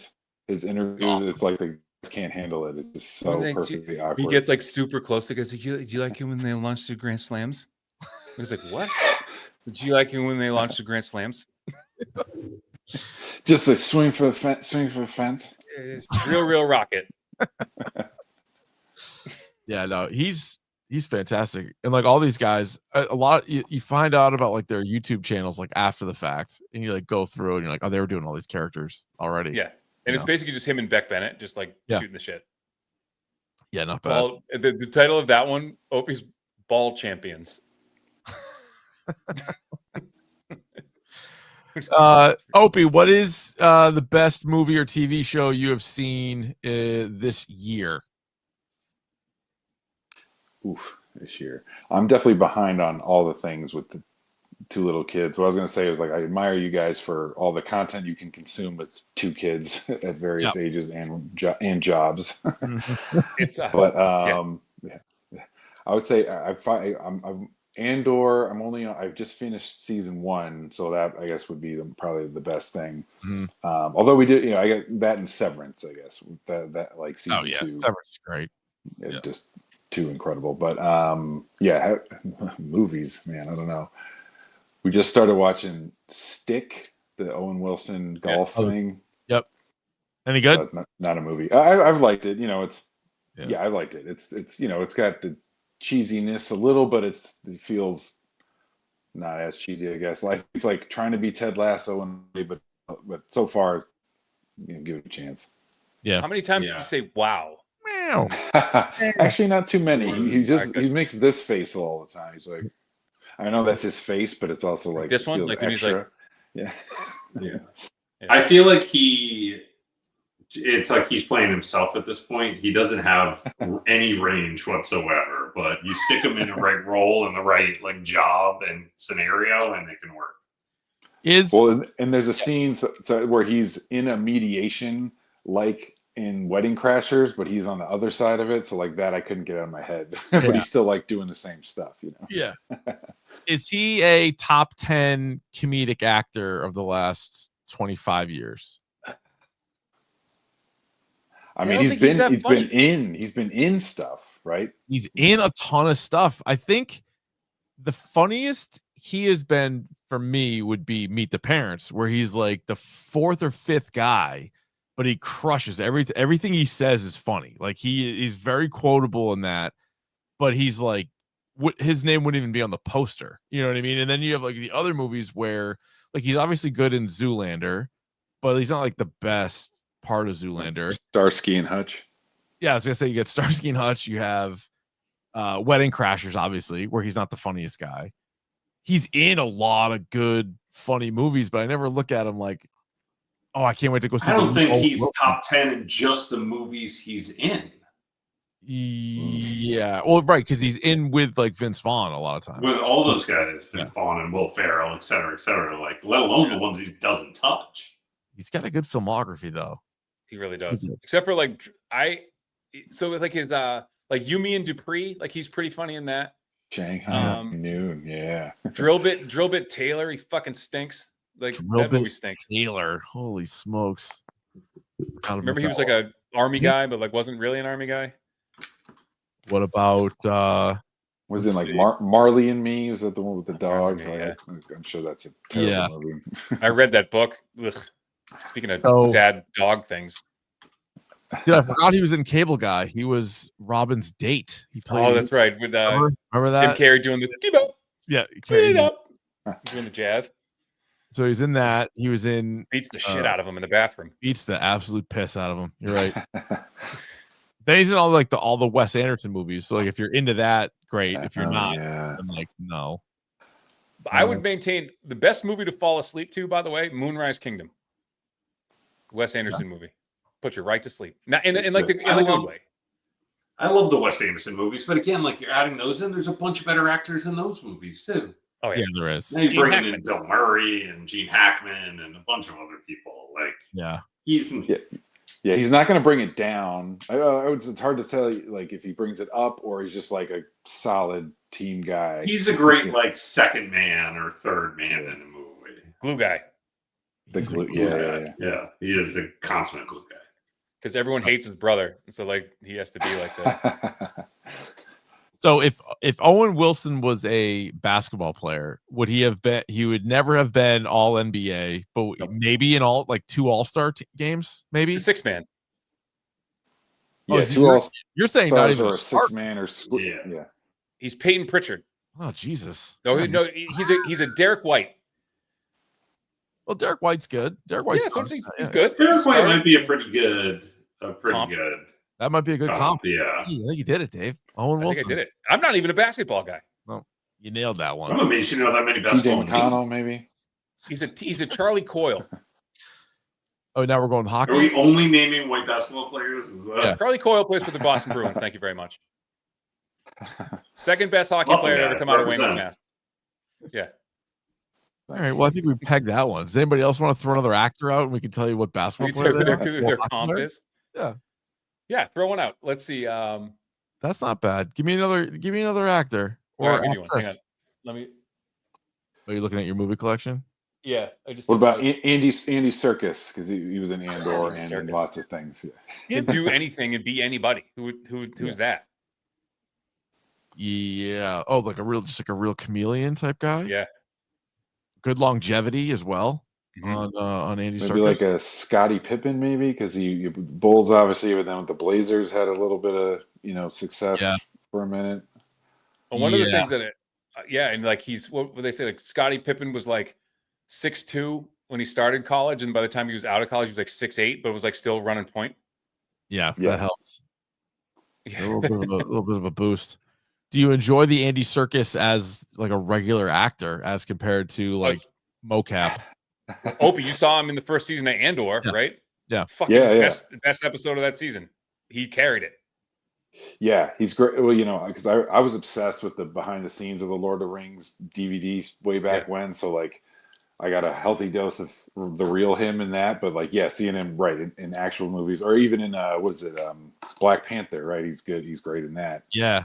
Yeah, right. He has a good run in that. I'm just looking at his filmography, and then I forgot he was Supreme Leader Snoke in Force Awakens and Last Jedi, and like, what a disaster that whole thing was.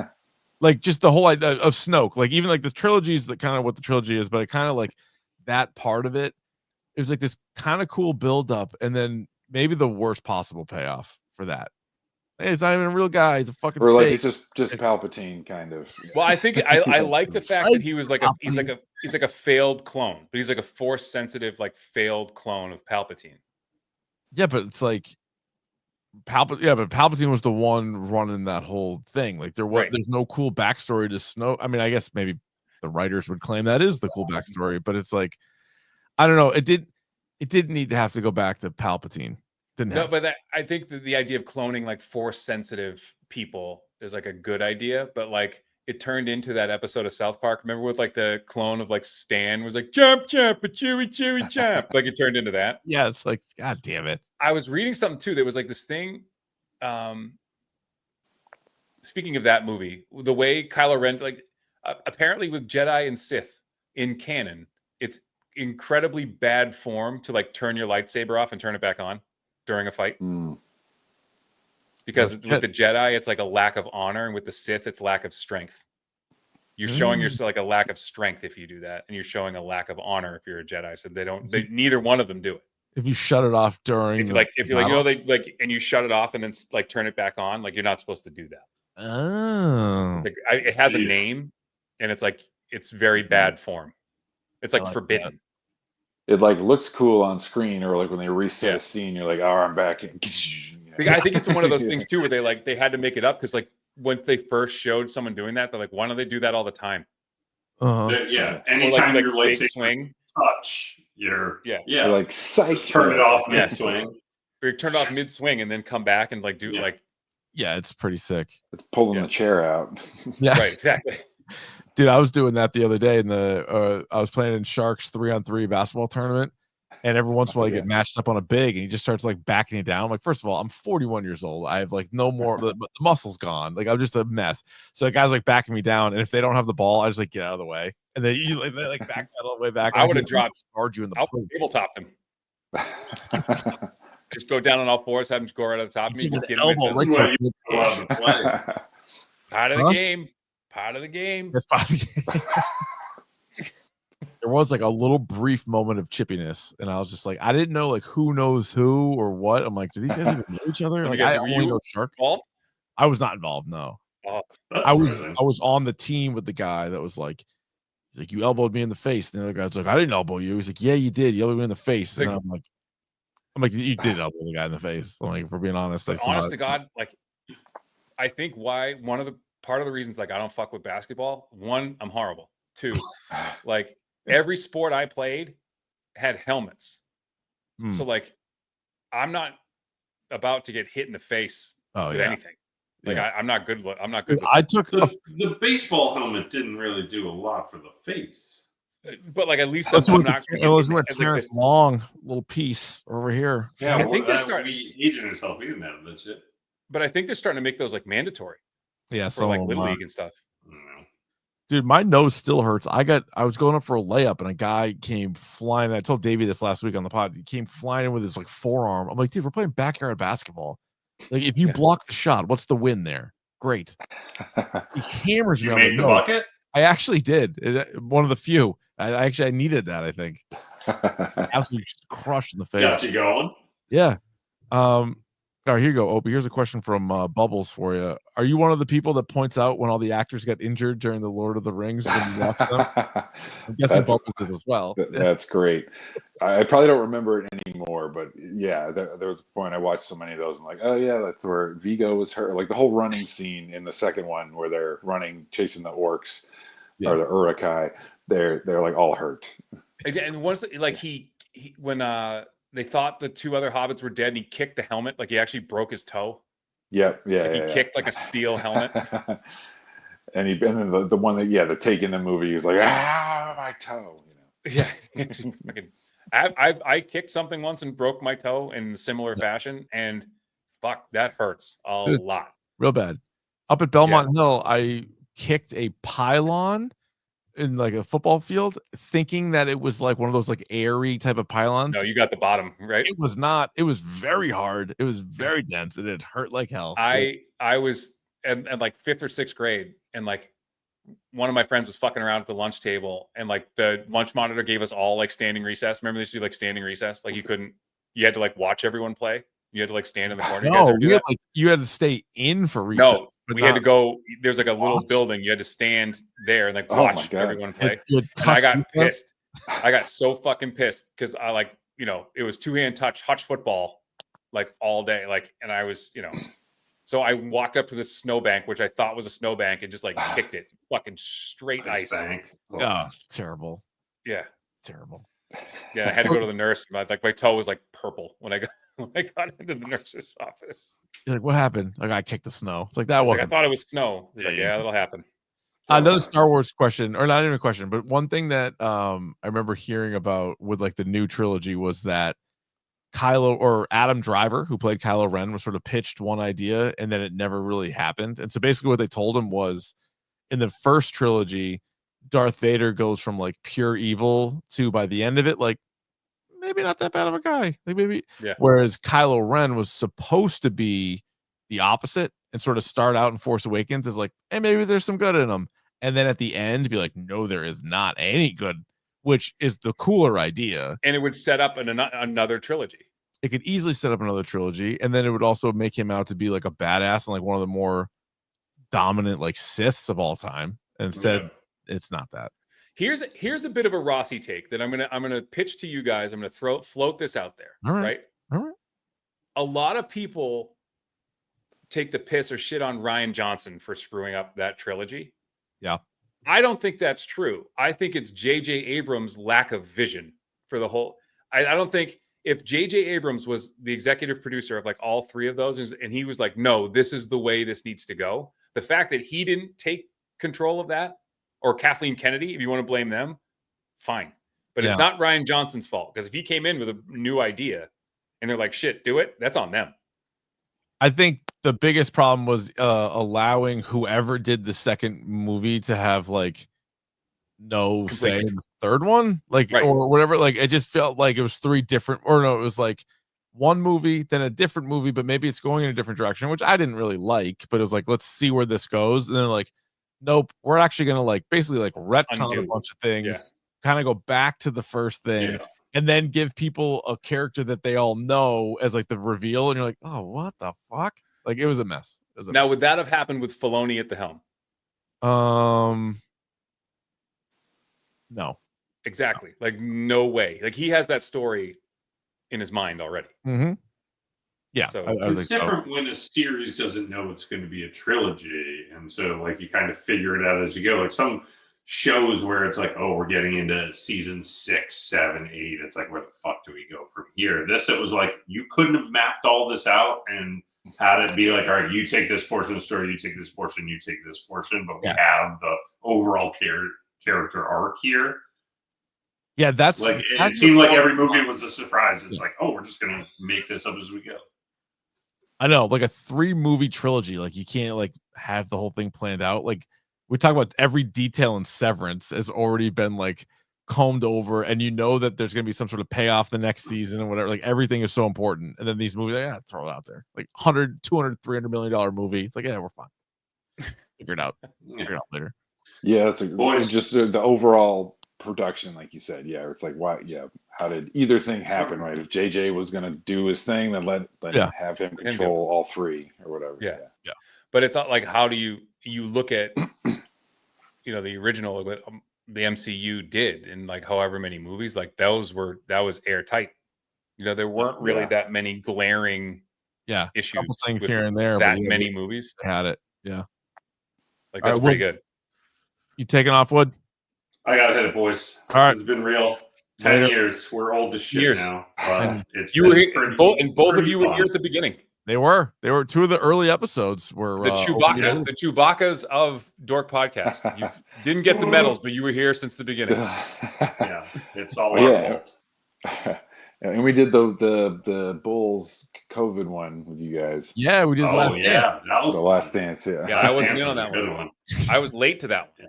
I couldn't watch it in time. So thank you for stepping in for that. I gotta And thank say, you my for favorite finally- ones. Davey, you were on that. Was I? We've had this discussion twice. Yes. I feel like This happened Yeah, twice. COVID. So this It's in my COVID. memory, that was one of the ones I was like, dude, I can't watch it in time. Like I don't know why. Wait, Opie, Davey was there for that, right? You're saying that, and I thought so, but now I'm not 100. I mean, Oh boy, gun to my head, I don't know, but I I feel mean, like Sean you would have Gunn, been there. I think I was. I think I'm again, it's been fucking 10 years. Like the fact that I can't remember every single fucking, like I'm not like LeBron James who can tell you every second of every NFL game that he's ever watched. Oh, I can't do Right, that. every play, yeah. Or at least Yeah. with basketball, but yeah, I know. Yeah. But he's like even like high school football games and stuff. Like he's kind of weird about that. Like he can remember like specific plays. Like I don't know, some weird party trick he does. But He's the what's best at funny everything. is, yeah. All right, Woody, we'll let you go. See you later, dude. Bye, Wood. What's really funny is this came up a couple weeks ago. You're right. Remember, Davey was like, "Hey, have you guys seen The Last Dance?" And I was like, "Yeah, we did a whole episode on it." So he's like, "Oh yeah, fuck." And he's like, but then this time he's like, "Yeah, you guys did an episode, but I didn't." Because that's happened a couple times, and I thought that was that. But I remember now that like my Scottie Pippen impression actually came from. Yes. Yeah. He did a Scottie Pippen. Nice. Where he kind of talks like this. It's like real low. Yeah. He's got that smart. But he's got like that, he's got like that West Coast vocal fry that I can only do some like when I'm like have enough like he talks like this, Dude, It's like Cleveland from Family Guy, kind of like in that realm. A little bit. Not less nasally though, but it's like it's Yeah. like super deep and he has like that. I can't do it right now, but he I'm talking too long. I talked about Scottie Pippen on the radio the other day, or this was a while ago actually, because Scottie Pippen Jr., his kid, is in the league now. But his kid spells his name Scottty, and he spells his name Scotttie. Yeah. Wild. You're a junior. Anyway. I walked in, and so my wife watches a lot of Bravo, as we know, as we've talked about a lot. Yes. And Larsa Pippen, who was like Scottie Pippen's wife for like forever, was now dating Michael Jordan's son. She was. That's fucked. Yeah, it is. And they were both on season 2 of The Traitors. Oh, were they really? Is that where they met? That show. No. They were already a couple when they came onto that show. Oh shit. Yeah. Oh man, we watched season 3 of that, and then started to watch season 1 and stopped. But so I didn't know that was in 2. Yeah, give 2's awesome. 2 I liked a lot. That show's really good. Is there a Star Wars character who has not been given a show or a standalone movie that deserves more attention? More attention? Yeah, or I mean, like I guess they're like one that hasn't had their own Doesn't show. have a thing yet. Yeah. I would love to see like a Huts show. Yeah. That'd be good. Like where they have, because you had him in Boba Fett, you had him obviously in like the Star Wars trilogy, the original trilogy, but I would love to see and Torbjorn brings up a good point too. Like there's some Vader stuff that you absolutely need to do. I know. Because you kind of see Darth Vader at the beginning and you see him at the end. You don't see like we talked about some of the graphic novels and comics of like just how you see it in a flash in Rogue One, like who the fuck he actually is. Yes. Yeah. Like I want to see that. Yeah, so do like, I. And that's why like fucking domination. The Obi-Wan Kenobi show is so disappointing because you did bring Darth Vader back and like it just didn't. It was like, oh, like I wanted more either or like different. I didn't want him to lose again. But there was we talked about it when we did this isn't a spoiler up, so don't worry. It's like we talked like season 2 of Andor, like how just mentioning him would have been like enough to like get anyone off their ass. Be like at that time, there's nobody scarier in the whole galaxy than him. Or they're like, because they mentioned Palpatine a couple times, but you'd be like, it's not him. Even if they say like, it's not him, you have to worry about, and be like, oh shit, you're right. Yeah. I want that. Yeah. Someone said it's so many Darths, right? All the like, about so Darth Bane comes up a bunch as like Plagueis, old school. Oh yeah, the whole like see the young Palpatine kill Plagueis or whatever that thing. So you could get those guys together. And I remember as a teenager, my older cousin was like raving about the green guy with the dreads that was like in the Kit Fisto? Kit Fisto? Yeah, Fisto, as like in like citing some book where he was like awesome. Yeah, So he was one of the best pilots. Yeah, that the rebellion had. They do a show. They do Clone Wars, the animated show. I think has like he's in that, I believe. Oh, okay. Nice. That show's good. Like, there's definitely like some filler episodes between Clone Wars and Rebels, but they take a lot of characters kind of like that we see a little bit, and they give them a little bit more to go with. Yeah, I think like a Plagueis thing would be pretty badass. Right, because you'd show him just being a terrifying Sith Lord, and then like whatever Palpatine fighting him, or Did he kill him in his sleep? Yeah, That's what he says. Yeah. So maybe the story is like where they show him fighting and training, and it's really brutal and terrible, and then at the end, he does. Because was it Plagueis who developed the rule of 2 for the Sith, or was that Bane? It was one of the two. But I would love to see like a Sith focused show, because we've seen so much Jedi. I want to see how the Sith get down and how they train. And it's through it's like the exact opposite of what the Jedi do. So Jedi, it's through schooling and it's through, being honest with yourself, where this one is just all manipulation and bullshit. Yeah. And getting you to hate someone or something. Yeah. That's why Ahsoka's so good, because she's like, this is bullshit. She's like, both of you are full of shit, which is why that character is so compelling. Yeah. Yeah. There's actually even a book called Star Wars Darth Bane Rule of 2. So it must be him coming up with that whole thing.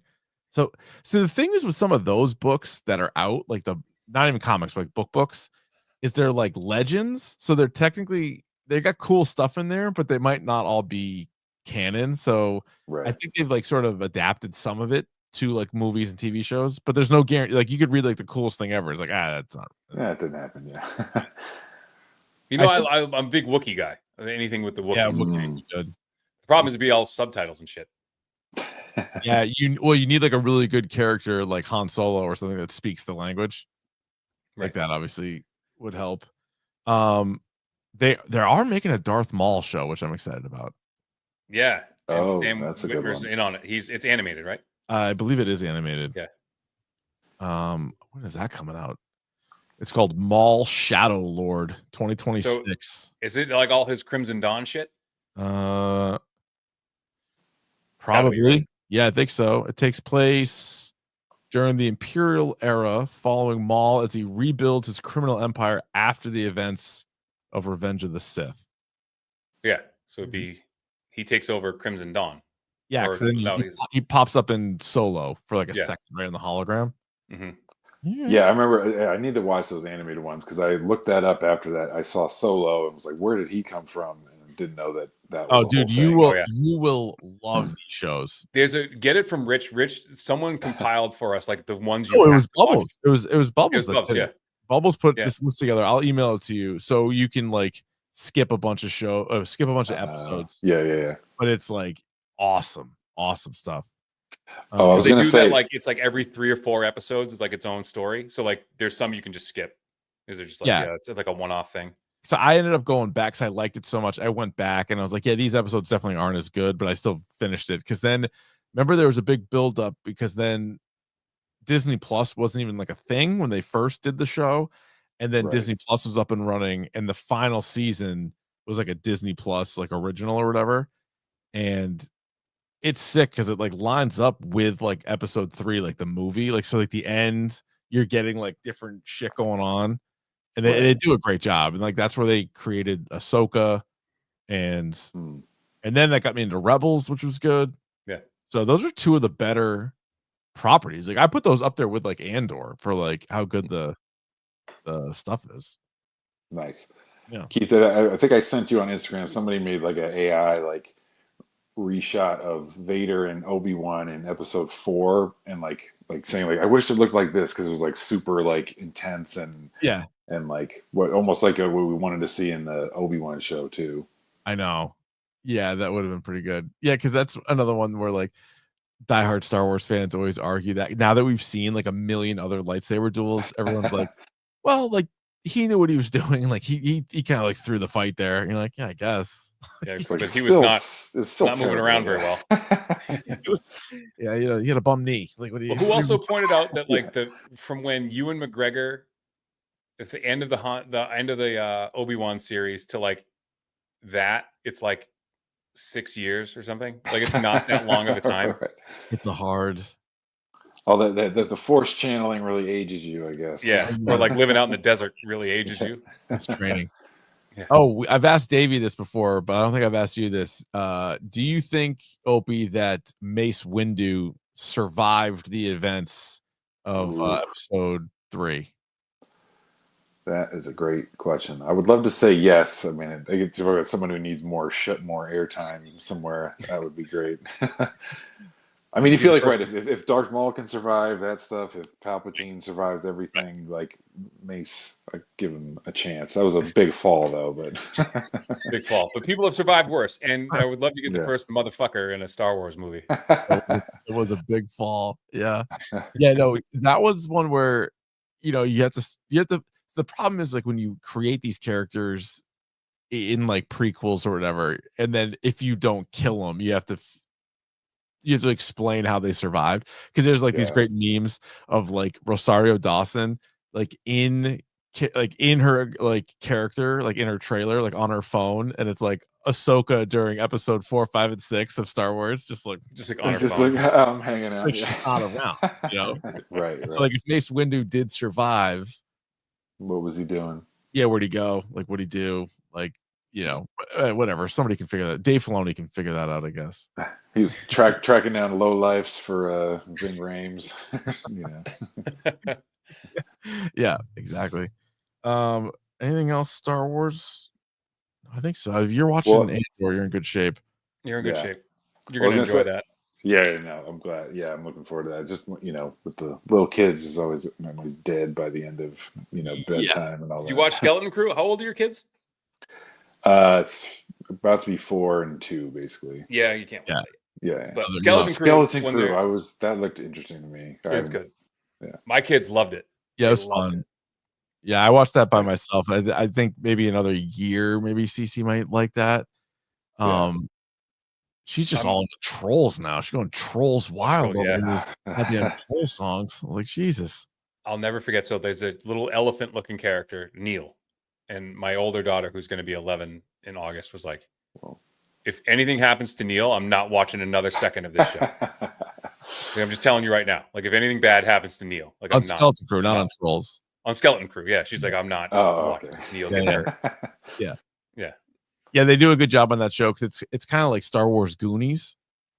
So they have like a bunch of kids, and then like one of the kids is like looks like a creature, so which is good because it's like, all right, it's not, you're not just relying on like kid actors, like you're throwing like, a little he looks like a little elephant. Yeah, looks like a little elephant. Great. Star Wars and Stranger Things a little bit. Yeah, Yes. and he looks like, whoever was it, like Max Rebo, the one that plays like the keyboards. He's like kind of one of those. He does. Oh, nice. Oh yeah, Opie, a big Star Wars, Stranger Things guy too. What are your expectations for the final season? I've sort of purposely and also just by me being old and tired, but haven't literally seen anything about it. So I kind of have no idea what to expect. Because it starts with like the whole city is now an open hell gate. So yeah, I mean, I guess in a way that'll be kind of it's always epic, but I guess that's quite an epic way to start. I know.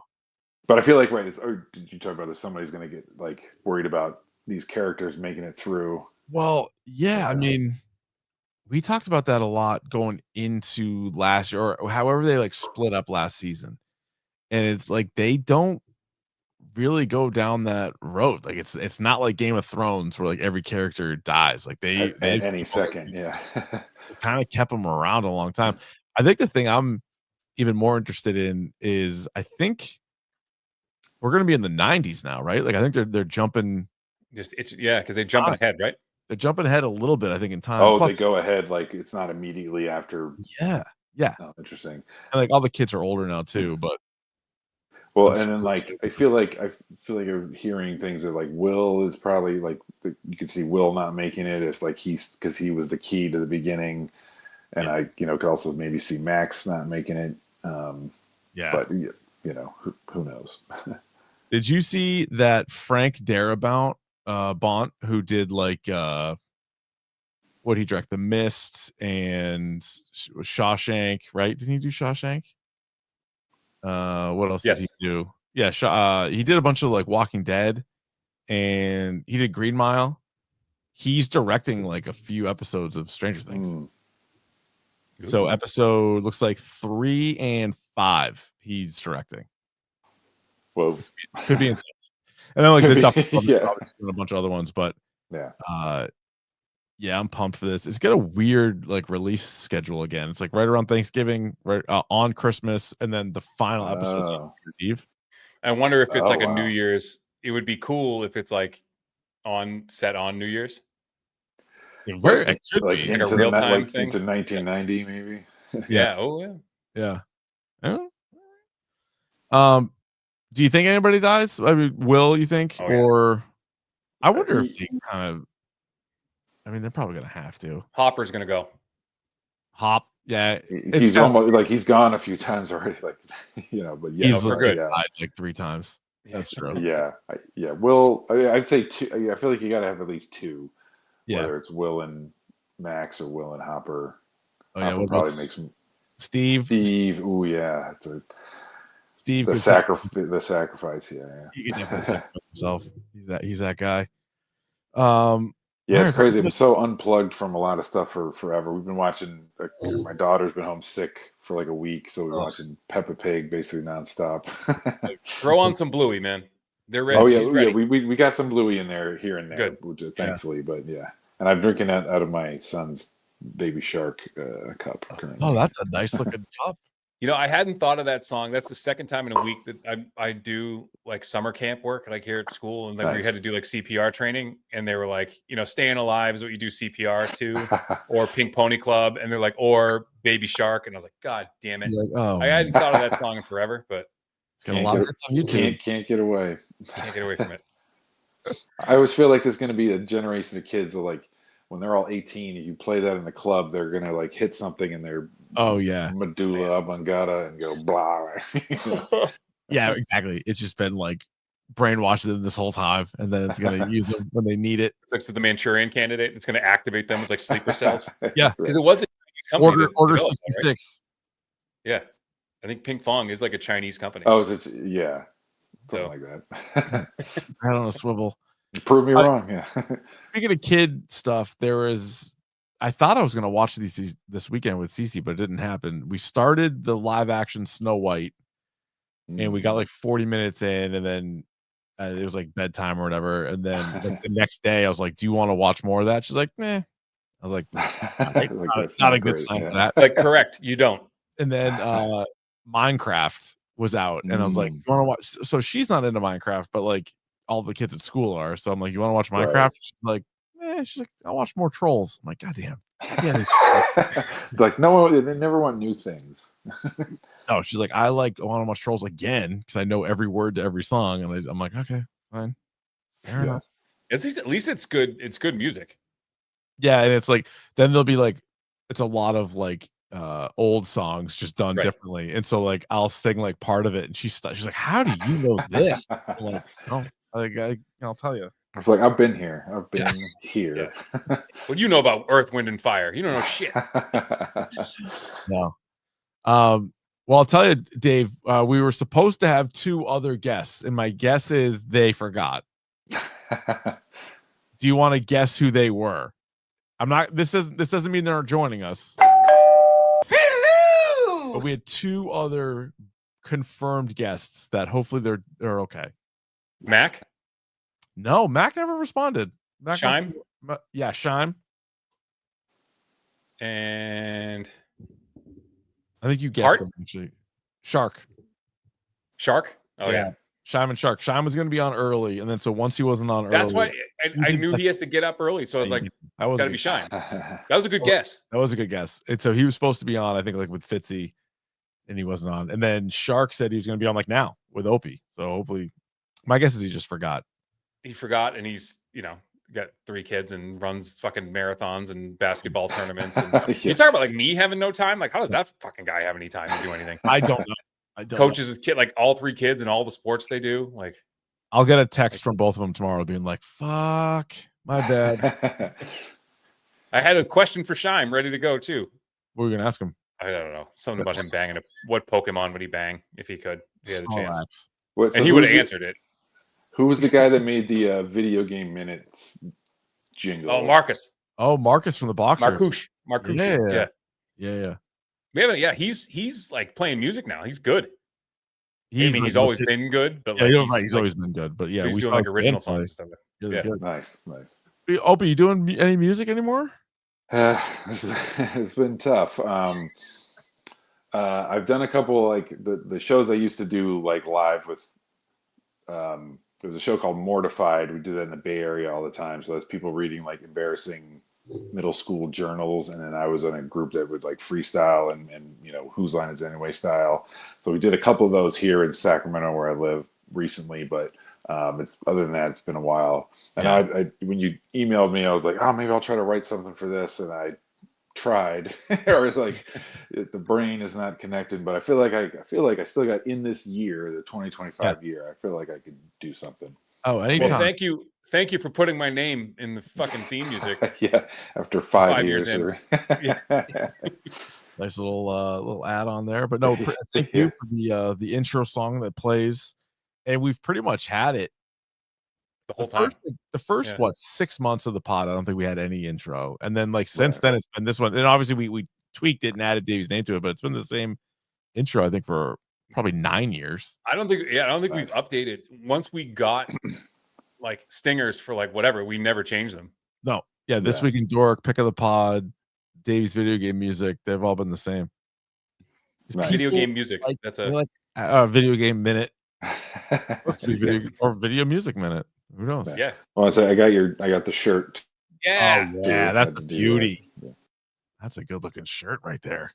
There was that's the not the original logo though, right? Oh, because we had copyright issues with our first logo. The original logo, well, yeah, we were afraid that it might get copywritten because each letter was like a direct ripoff from something. It was like Daredevil D, like a Green Lantern thing for the O. Yep.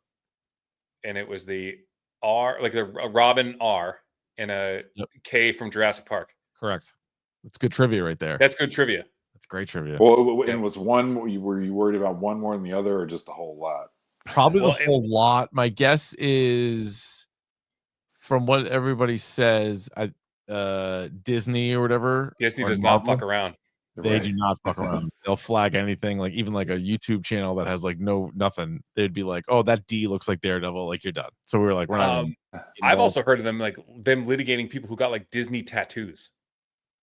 That's insane. Like you're not technically supposed to do that. Like you're not supposed to like get like copywritten Disney characters as like tattoos. Like they'll come for you. Yeah, it's nuts. That's nuts. The mouse don't F around. They do not.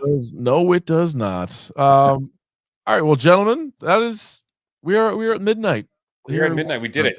We gotta probably like stretch this out for like another minute and 40 seconds just so we can get to the 4 hours. Oh yeah. Oh yeah, we started a minute late 'cause I forgot to send Davey the link. You forgot to send, of all people, you forgot to send me the link. Like who? Yeah, I was like, God damn it. I was like, all right, well, let's get this thing rip roaring. Bubbles wants to know if we litigate him for a dork tattoo. Like, no, I think you're the only person. I think you're the only person we wouldn't.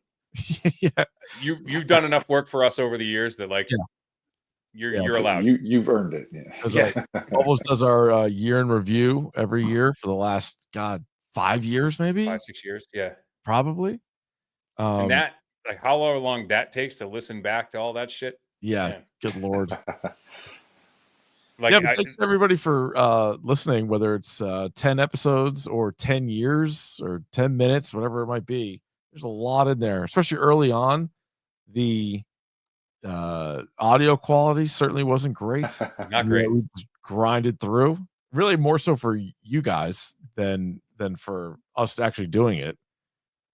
Because now even before you were doing video, like I remember the one I did, I was stayed in my office late in 2015 to like use the office phone because that was like the best way for me to do that, or for you to call me, and that was not video at all, right?